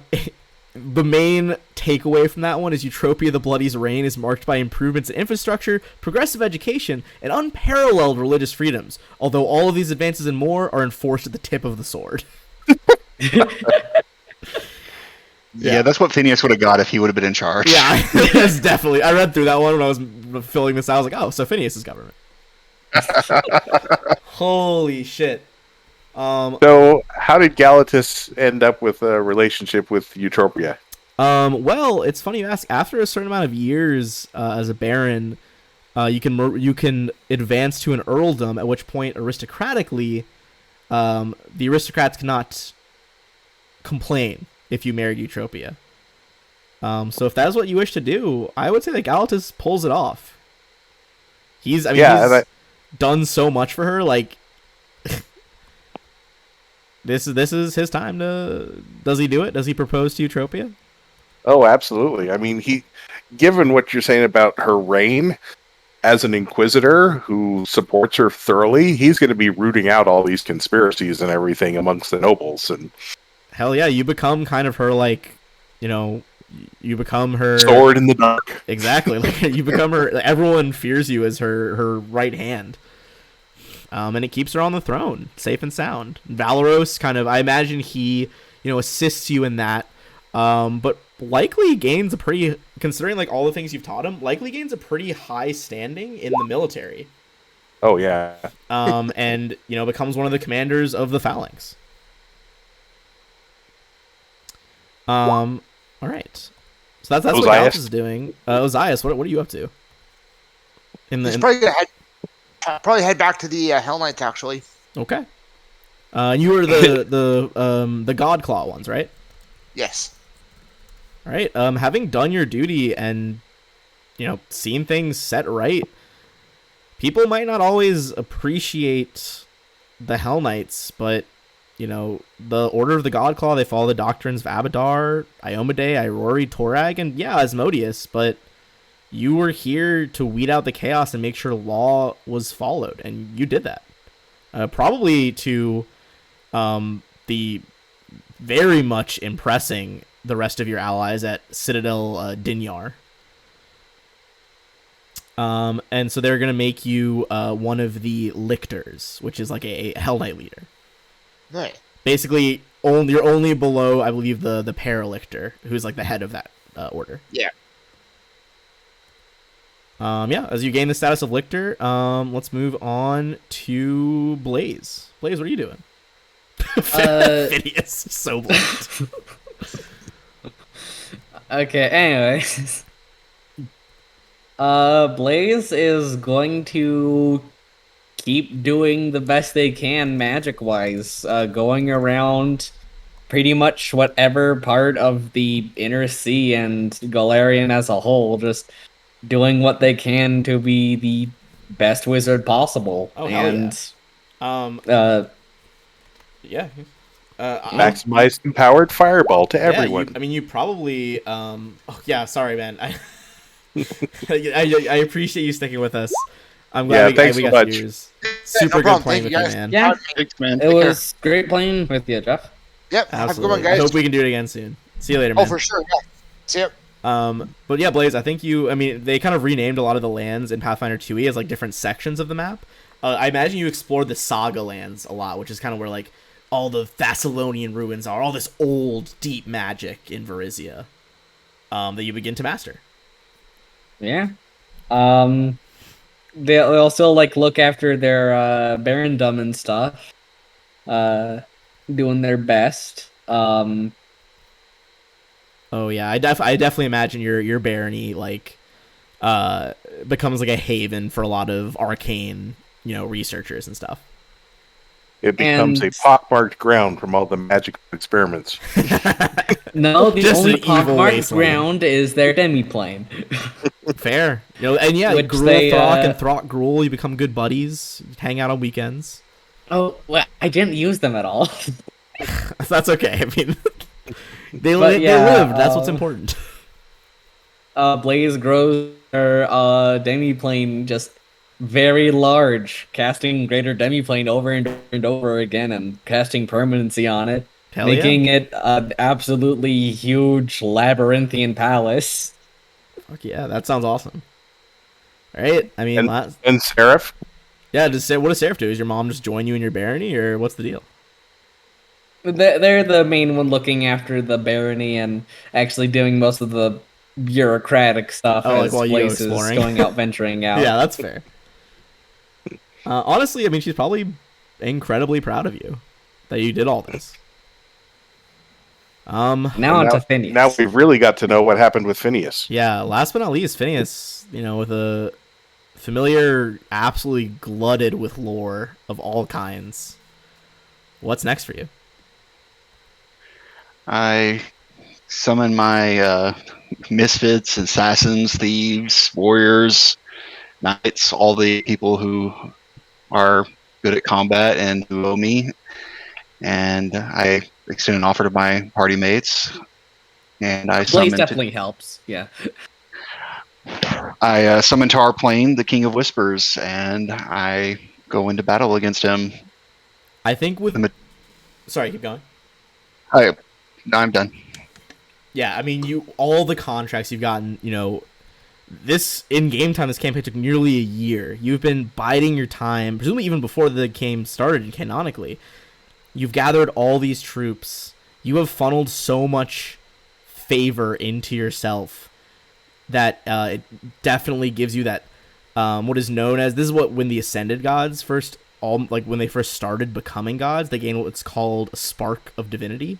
I think that's what begins to form in you and definitely solidifies as a kind of mortal demigod, living forever as with, all of your people. Some die in the battle for sure, but your party mates live, and you finally just like knife hand drive your fingers through the King of Whispers' heart, and basically rip that spark of divinity out of him. Yeah, I don't really want to ever get on his bad side, personally. Yeah, as he's like finishing him off, like having a moment, the rest of you guys in the back are just like, holy fuck. I'm good with my one leave here with Utopia. All right, well, that's fucking War for the Crown, guys. Good job. Awesome. Thank you so much. No Yeah. worries. Oh my It's goodness. been a great journey. I am for sure not gonna be able to sleep because I had a massive Red Bull before we started this. All right, I should try at least though, so I can go to work tomorrow. But I will talk to you guys later. It has been a pleasure playing with all of you. Yeah, I thanks hope we much, can do it again everyone. soon. I can't wait to binge watch all of the episodes of this campaign. I'll upload the last few to YouTube and finish the playlist later this week, so it's all like one easy watch. All right. All right. But yeah, For those thank watching, you, Ben. feel free to stick This around for an ad. But is great. thanks, guys. Talk to you later. Good night. Good night, everybody. All right.